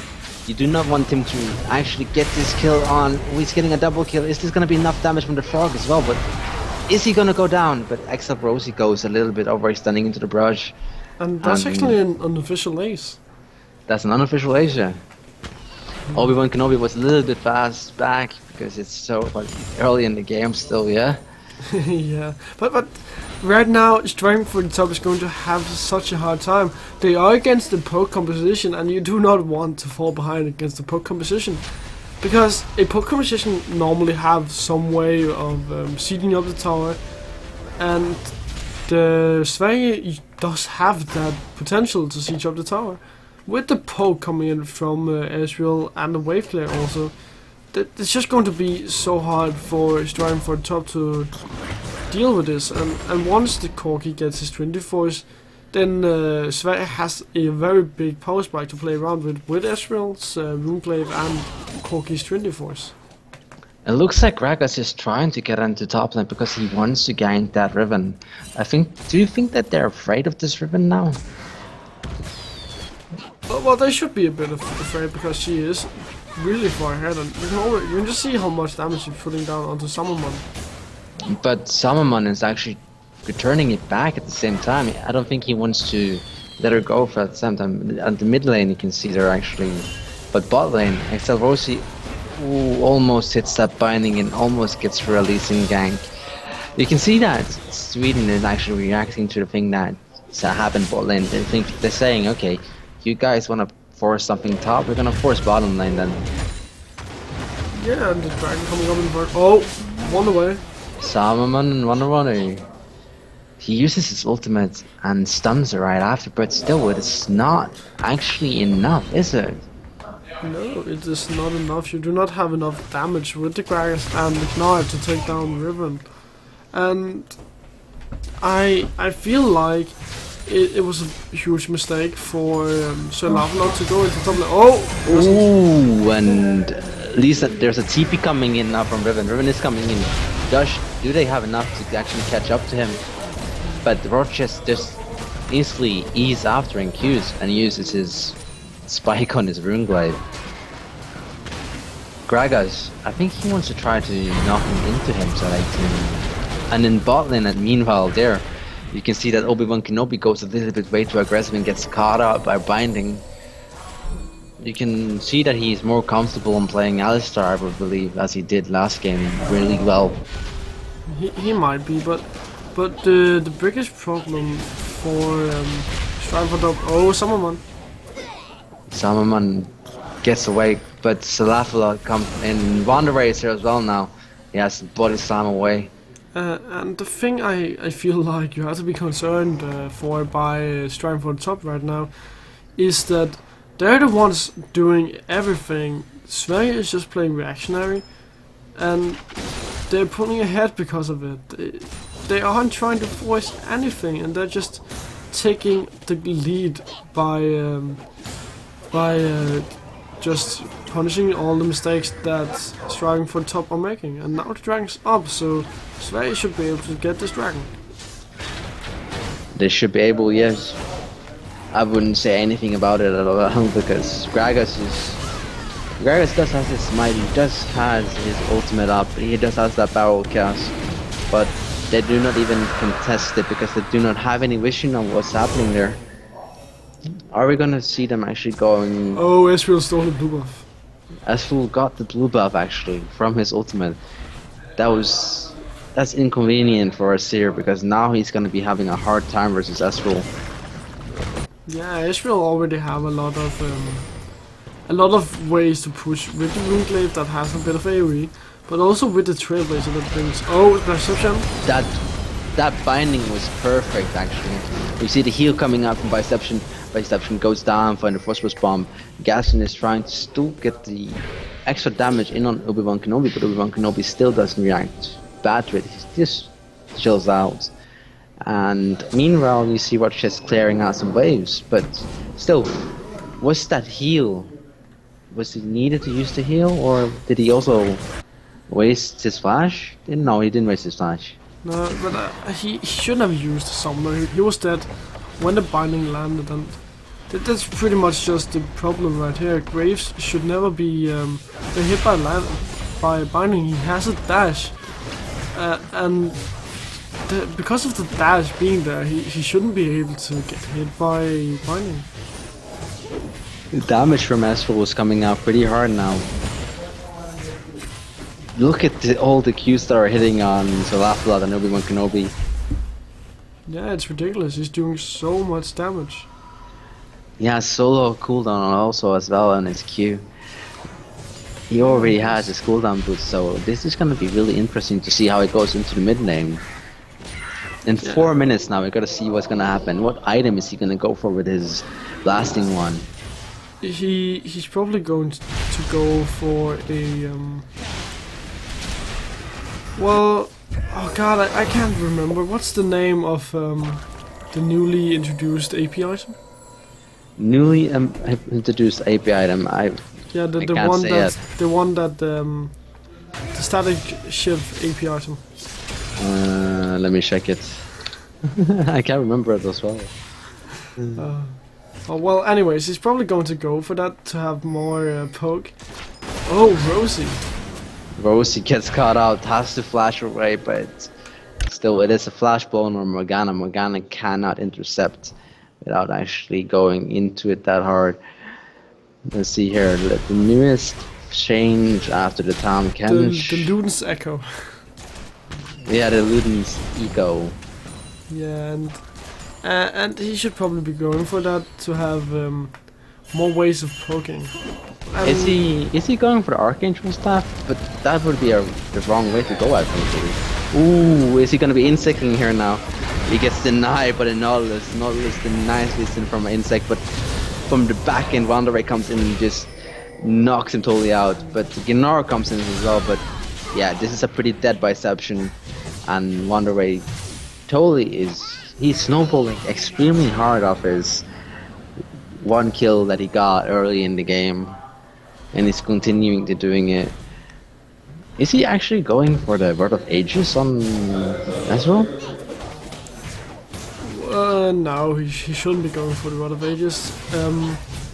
I think that that would be very weird, since the Rod of Ages should have been his first item then to... The Ezreal ulti just misses. Oh, look at the beautiful play from Samaman. He jumps forward and actually ults him and knocks him into the wall. But Is he caught out now? Is Lee Sin gonna be catching up to him? Lee Sin sends out. He's gonna hit it. Oh, he misses his Sonic, and he gets denied by a zero. But Ronda comes from by. And then Hipster Master still doesn't go down. Meanwhile, they're fighting straight into a zero tower. They don't even care about the tower that's doing damage on them. This is pretty. This Sweden team is actually dominating pretty hard and showing that they really want to win this Go4LoL this weekend. Yeah, if they win this, then they will be in the finals, and they are just dominating so much, as you said. Riven being one of the more snowbally top laners, it's so nice to have her ahead, and you're going to have a big problem because, of course, you can use your CC on her as doesn't.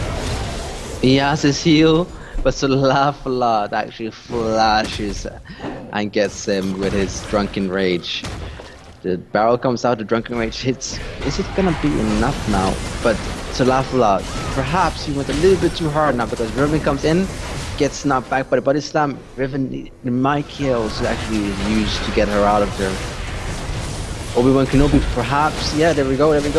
Lee Sin gets pretty singled out because this looks like it's gonna be a pretty long chase from Gnar, but Gnar leaves it be. Is there gonna be any more happenings around here now? Because Ezreal still is in mid lane and he has the potential to clear the wave when it's needed, so... No, there's not going to happen anything. The dragon coming up in 5 seconds should be the next objective, and I think Sverige, even though they don't have Lee Sin up, should be able to contest it because they have so much poke. Well, at least Shrine for top shouldn't be able to get this uncontested. Oh, one away. He actually gets the dragon! Watch this, he does have the smite up. I don't think they actually was thinking about it. And the rocket from Gaston picks up the last kill. I think at least, someone left the game. Yeah, and that's the surrender roll, so Sverige just snowballing from the get-go of this game.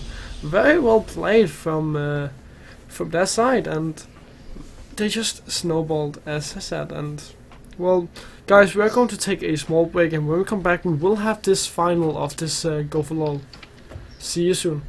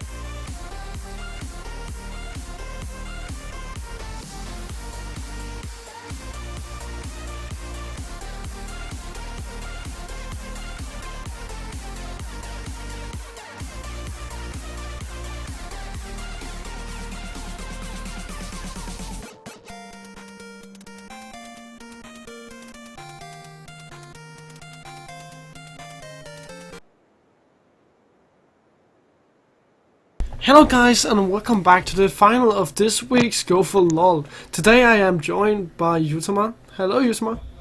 Hello, Jens. No, I mean Jesper. Jesper Benvarmeren. I'm too curious about it because I'm talking with a guy on Facebook at the same time, and his name is Jens. So it's a hard day for everyone, Yeah, fair enough. Anyways, we are going to be shoutcasting the game between Murder the Crab and Sverige, for fuck's sake. And right now Murder the Crab has banned out Azir and Riven, so they have probably been looking at a LoL King for the mid laner from Sverige, and Rise also being taken away, and Riven, so two very strong top laners already taken away. Well, what the bans are straight up pretty fast coming out, but at the same time, do you understand any of the bans, or are they just single out bans? Well, I understand all of the bans coming in from Murder the Crab, and most of the bans coming in from Sverige. The only thing I'm really noticing that's weird is Janna and Nidalee, because that's pretty much some of the essentials taken away from a poke composition, which could mean that that Sverige wants to play a poke composition. Sorry, not a poke composition. A hard engage composition, especially when Janna is taken away. Rek'Sai being locked open she's by being told by pros that she's the strongest jungler right now, and she's not going to be taken. So Maokai being taken, very strong top lane and a lot of engage and a good front line. 2 seconds, man. I'm just writing a text. Alistar being locked in by Sverige, a nice support, a good front line, and a lot of CC alongside Sivir. That's a lot of utility already for Sverige, and you really have to respect the picks that they have taken. But are we being locked in so fast? It makes me wonder if there weren't some better picks to be taken. Rek'Sai open, Fizz is open. Gragas is open, Cassiopeia is open. I'm not quite sure you need to pick Ari already in this pick and ban phase. Is that the same guy that's called? Do you remember back? Did you play League of Legends back in season 2, season 3? Who? Did you play the Fireman? Oh no, I'm not quite sure. Well, for those who remember it, it's like, why do people go for the?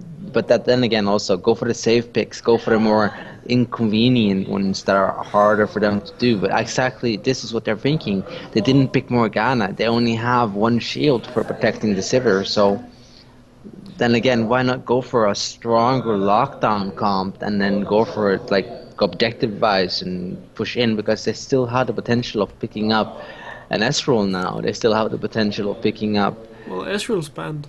Ezreal's banned, yeah. So they still have the potential of picking up Twisted Fate, Vladimir. They have, even if they want to, they have a LeBlanc and a Kog'Maw. Well, I can understand why you pick an Alistar if you want to pair it up with a Lee Sin, because then you already have one strong lane that you can gank. And also for Murder the Crab, I really like the Thresh and the Ahri. It's safe picks and a good follow-up with Thresh on Maokai, but Diana and Lee Sin being locked in. So I really like this Lee Sin pickup, because right now you have a strong mid or top laner, and you also have a very strong bot lane, because once Diana hits her level 6, she's going to have so much CC, and she's just going to be able to kill anyone. And in the bot lane, utility Sivir just going to bring Lee Sin and Alistar in, and Alistar's just going to lock someone down. And Murder the Craft had to be really careful if they're going up against these very strong lanes. I have, like, it's so much to be doing here, but I hope he goes Smite on that Diana though. That would be so cool to see he going a Runeglaive Diana. Runeglaive Diana is one of the most annoying things I've seen in a long time in solo queue. The damage output goes so quickly together with her passive, and if you can actually hit her Q spell together with your ultimate, and then together with that, and with the shield, like, you have so many procs on it. So I hope he does go for that Smite Diana. Well, I could see it work, the Smite Diana, but I think a Ignite would be better for a traditional assassin, but it's going to be Jax locked in the end. And with Jax being locked in, so many strong lanes to gank for this Lee Sin. And in the early game, he's probably just going to be focusing the top lane, where you have the Jax with the stun, and the bot lane, where you have the lockdown with Alistar. Murder the Craft, they have to be careful. In top lane, Maokai doesn't bring a lot of mobility. Neither does Ahri really bring once Diana hits level 6. And in the bot lane, Corki does have an escape, but Thresh do not, and it's going to be they have to be really careful, if not to fall into the trap of Lee Sin coming in and just killing them all. Well, this is gonna be a strong early game for Sweden. But then again, can they comprehend the fact that if an Ahri together with Maokai, and then again together with that freaking strong Cork we just saw from Krebsen as well, but I've seen him play it in solo queue. But do we believe that it's gonna be going? What way do we believe on paper? What do we think is gonna be the big one here now? The big lane. The big lane. What lane is gonna be like according to the paper lane? What is it? Well, I think the lane to look out for is going to be the bot lane, because Corki and Fresh have so many ways to poke a Sivir out of the lane. But it's also going to matter for the Sivir Alistar lane. That's Alistar. That's going to be one of the very main points for them, because Alistar with the front line and with the head bot that he can put out onto a Corki, it's going to be him that has to carry Sivir all the way through the lane. Well, I'm actually looking at Unlucky Hearts' runes, and I'm finding them quite interesting because he's going movement speed on Trash in the beginning, and he's going, instead of going the normal masteries, where you actually normal though, it's depending on how you play him, but he's going 17-13, and he doesn't have that much on his Summoner Insight, so we're not going to see that many flash hooks, are we then? No, we're not going to see many flash hooks. We can see some sometimes, but we're not going to see it too much, and it's not really going to matter too much, because the only one you really want to hook is Sivir, and with the spell shield that should be up to block that hook, it's going to be hard for Unlucky Hearts to land a flash hook, and he's probably just going to be the one following up onto Maokai.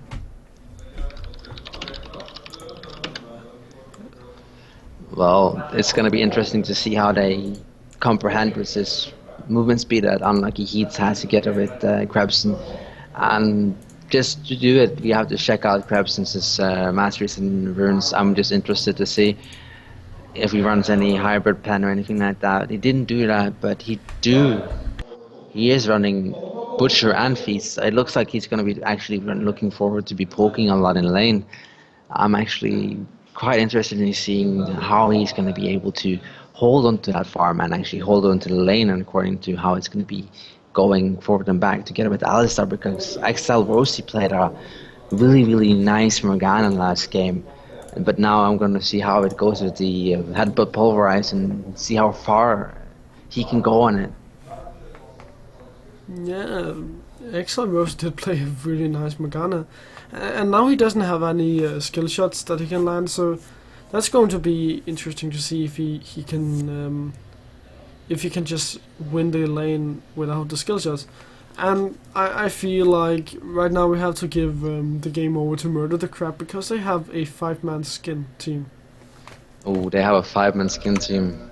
Yeah, That's pretty nice though, actually. that's just GG. That's just GG, and the Red Baron Corki as well, that actually gives it even more GG, you know? Yeah, well, I have the Red Baron Corki. You do? Yeah, I when a long time ago, the Red Baron Corki came on sale, and I really wanted to get that Red Baron Corki, but then I was I forgot that it was only going to come off sale the day afterwards.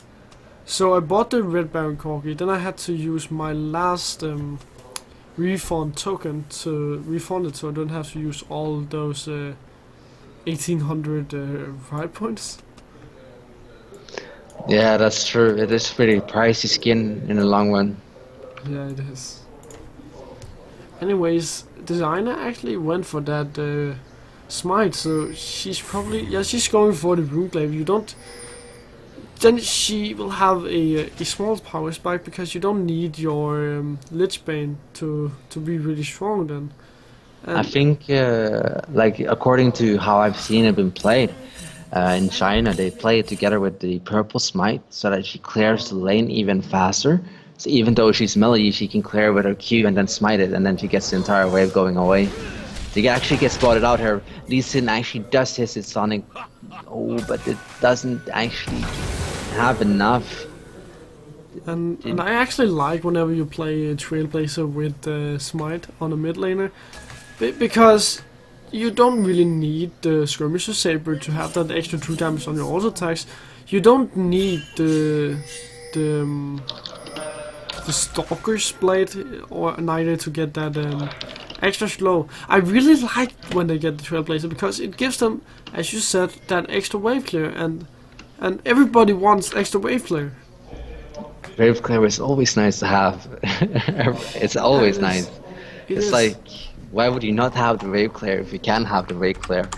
If you're playing against aggressive fireman in mid lane that is always XDing, I would be like, I would actually be quite happy about it. But in the long run, this is gonna be interesting to see who is gonna be the one that's gonna feel the pressure about winning this game and do the first big mistake.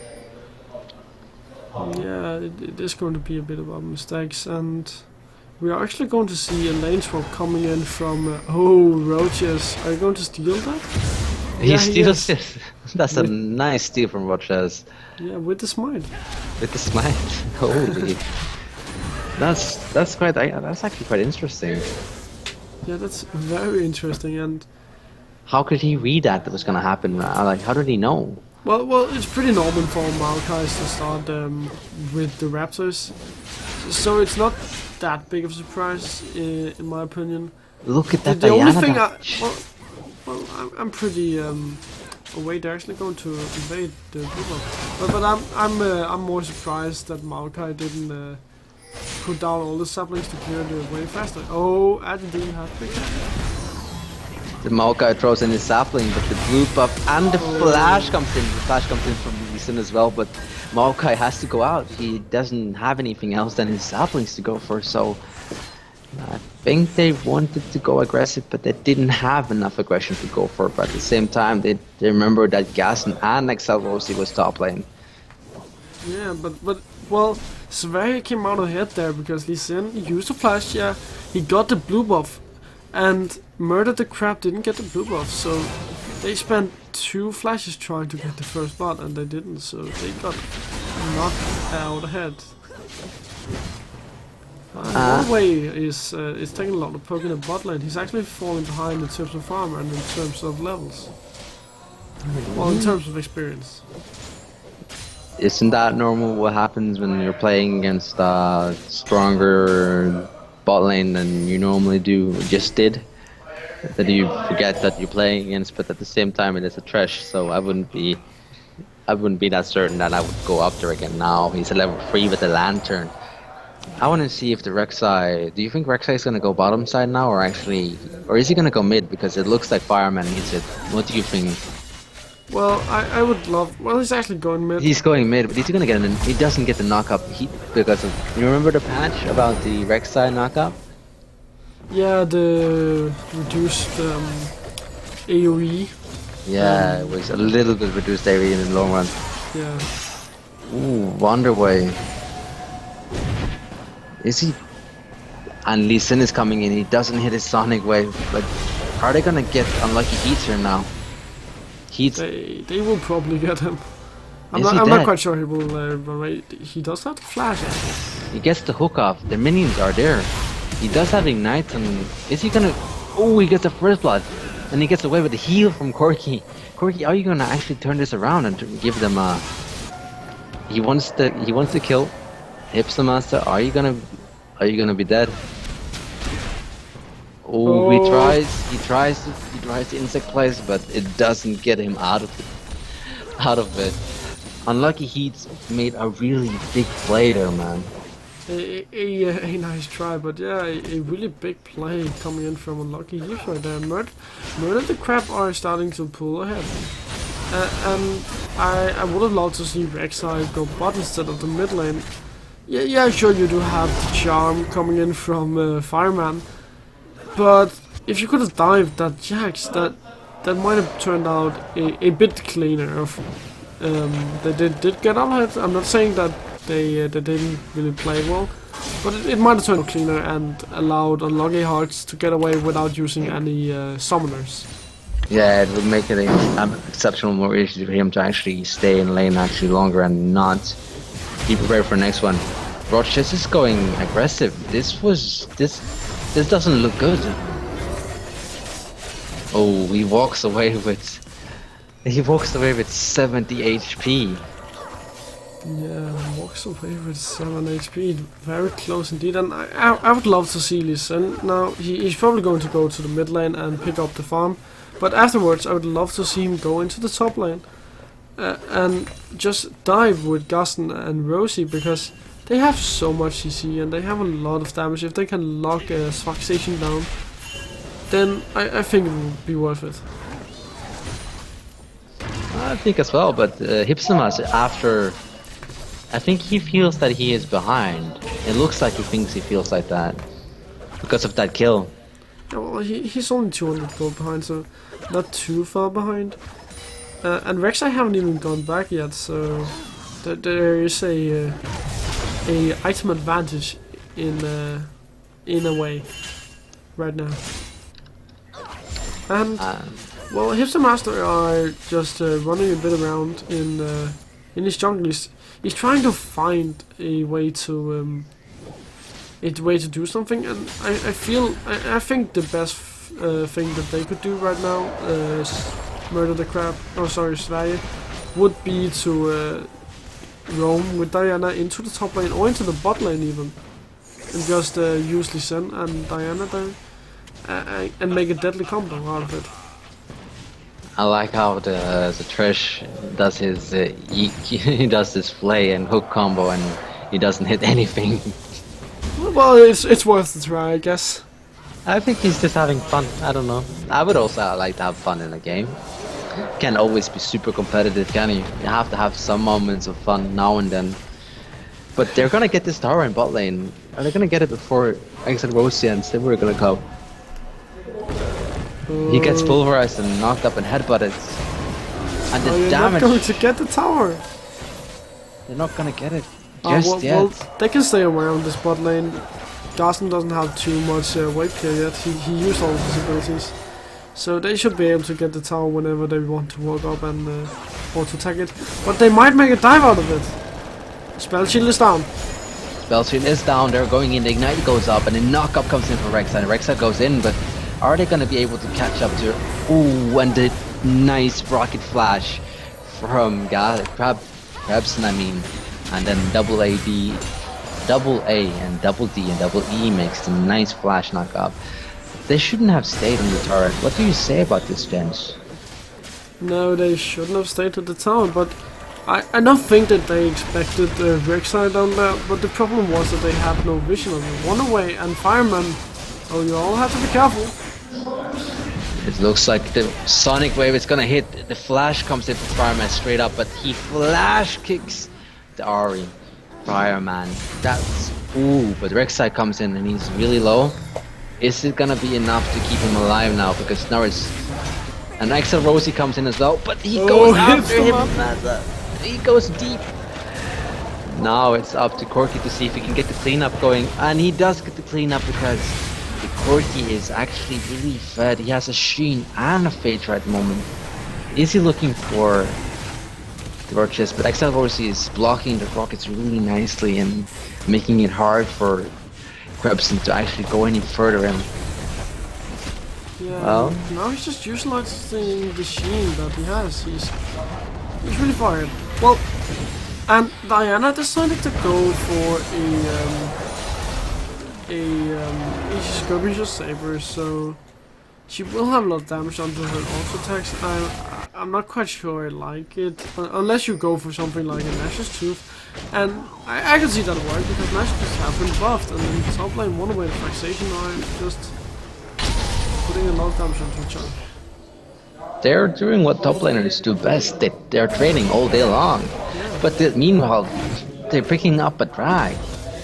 And they don't even think about it. But Axel Rosie and Hipsmaster is coming in to pick up it, and even they got an assist on the Zen as well for that one. That is pretty nice to see that it actually can go that far.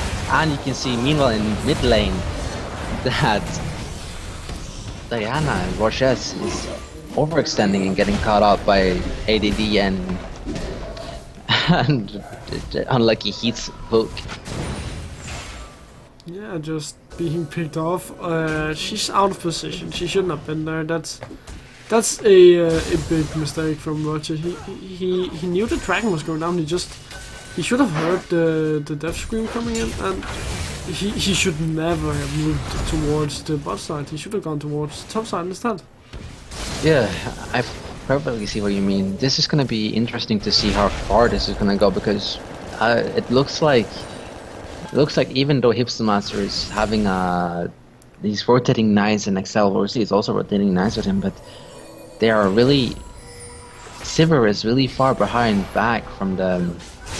Ooh, the knockup is gonna come in on Roches. Roches is gonna go down to Krebson and his red buff, and the rockets are doing a lot of damage. This should be a Trinity Force on this back, if I'm not mistaken now.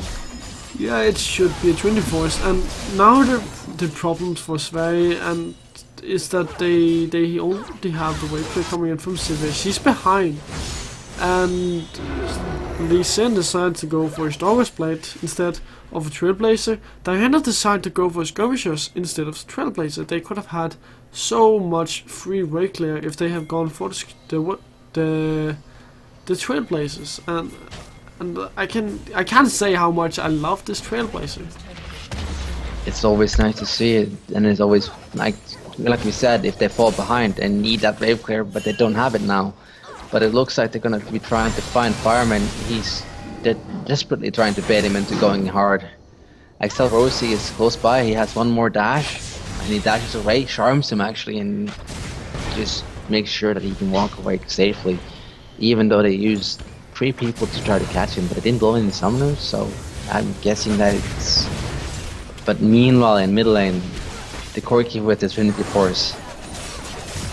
Yeah, Corki with the Trinity Force, such a huge power spike already. 30 minutes into the game, it couldn't be better. Oh, there's a teleport coming in from one away, but he doesn't have any home cards, so he's not able to run in and do anything. I'm not quite sure why he tried to teleport right there. I think it was because they wanted to try to save the tower as long as they could, so Diana could rotate back. It looked like they, instead of letting the tower go freely, they wanted to make sure that they can't touch it more than necessary. It looks like that way, perhaps. This is a Sivir ulti coming out. Unlucky Heat's just going back. Do we actually see anything else?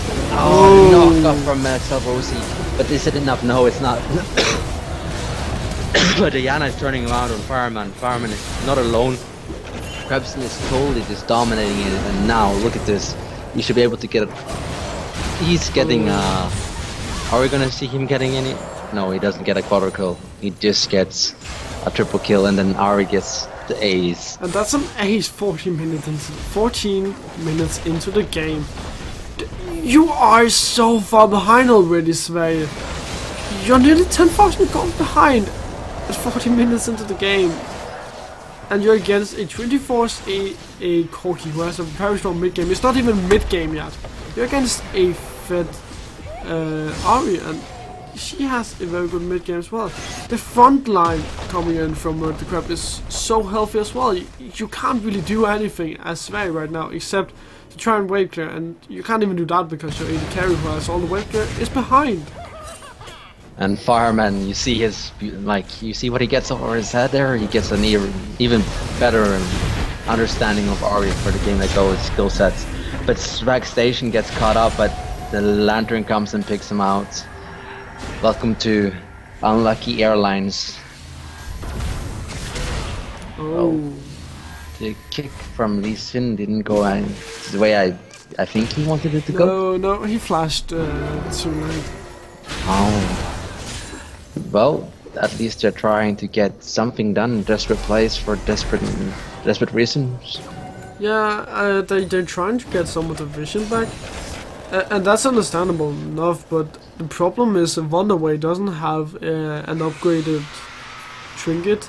Lee Sin Hipster Master doesn't have a side command. Oh, Krebson, what are you doing? Krebson, what are you doing? But can you actually get with yourself one kill? No, you're getting shut down because... Well, I think he's getting a little bit cocky. Well, I think he just wanted a fast back into the... back to get the Blade King.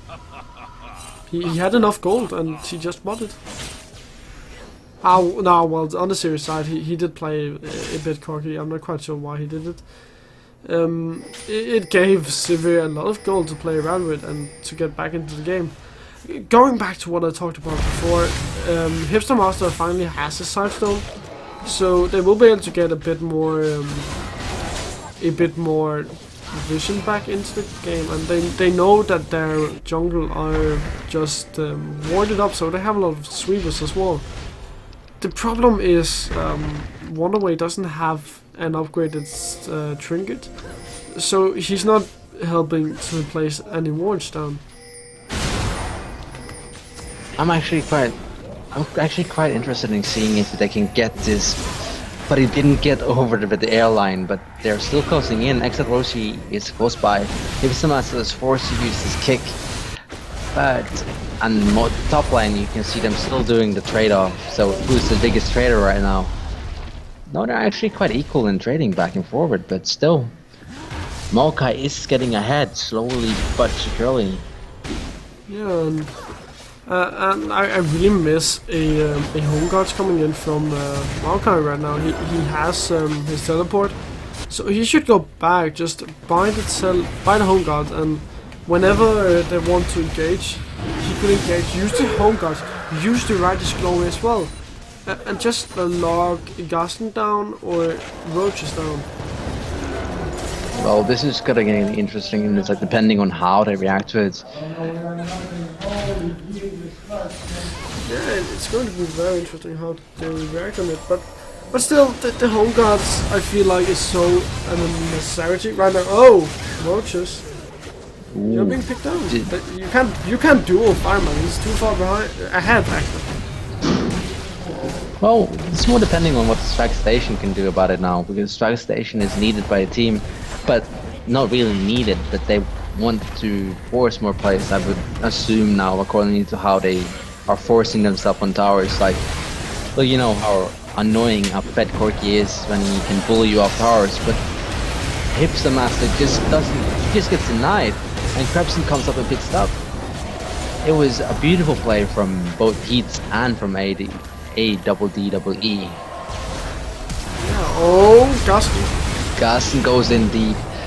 The hook hits on XL Rosie, but this is gonna be... Does Rochette has enough to pick up at least one kill? No, he does not. He doesn't have enough. He wants to go in, but he can't go in. I can see that Rochette is calling out a GG. I don't know, are they gonna surrender? Well, they can't surrender yet. It's 1 minute, so they can surrender. But yeah, they are so far behind that it's looking very unlikely for them to come back. With an inhibitor 19 minutes into the game, and with a Sivir being so far behind, there's no way you can defend against the super minions. And yeah, I can understand why he's calling GG. It's a huge problem, and right now you would wish you had these Trailblazers. I would hope that he would have something else than anything else overall, but this is looking more one-sided than I would believe it would be, because Sweden has been playing really well in the last games, but suddenly they just get compact shut down by the other team. But we haven't seen any effect from the Rune Wave on Diana, because Diana was solely shut down pretty hard by Fireman and Rek'Sai, and together with the Corki that hit the perfect rockets in mid-game and just bully them all. This is gonna be interesting to see if they actually can make a comeback. And I really like this pickup by Corki. Since Corki can play hybrid, it's a very nice pickup, and it allows him to poke even more. The Ludens Echo, it's only because he's so far behind. I don't recommend it. You getting it if you're even, but since he's so far behind, it's ahead, very good. Yeah, ahead, and it's a very good item. And if he continues this trend, then the next item I would love him to get would be the mask, the Torment mask. We might see we're probably seeing a surrender now, I think. The Krebson tries hard to get the kill, but it is GG. Yeah, and that's the game. That was the final of this Go4LoL, and Murder the Crab wins it, and with that they bring home 6,400 riot points to their stash. It was kind of interesting to see them actually going that hard in and losing that fast. But still, what happens in games, and suddenly games does turn around and makes it even harder for you to play. But I want to see the grid. I want to see who did the match, the graph. I mean, who did much damage and who did the most. You have Corky. Look at this. Corky did 17,000.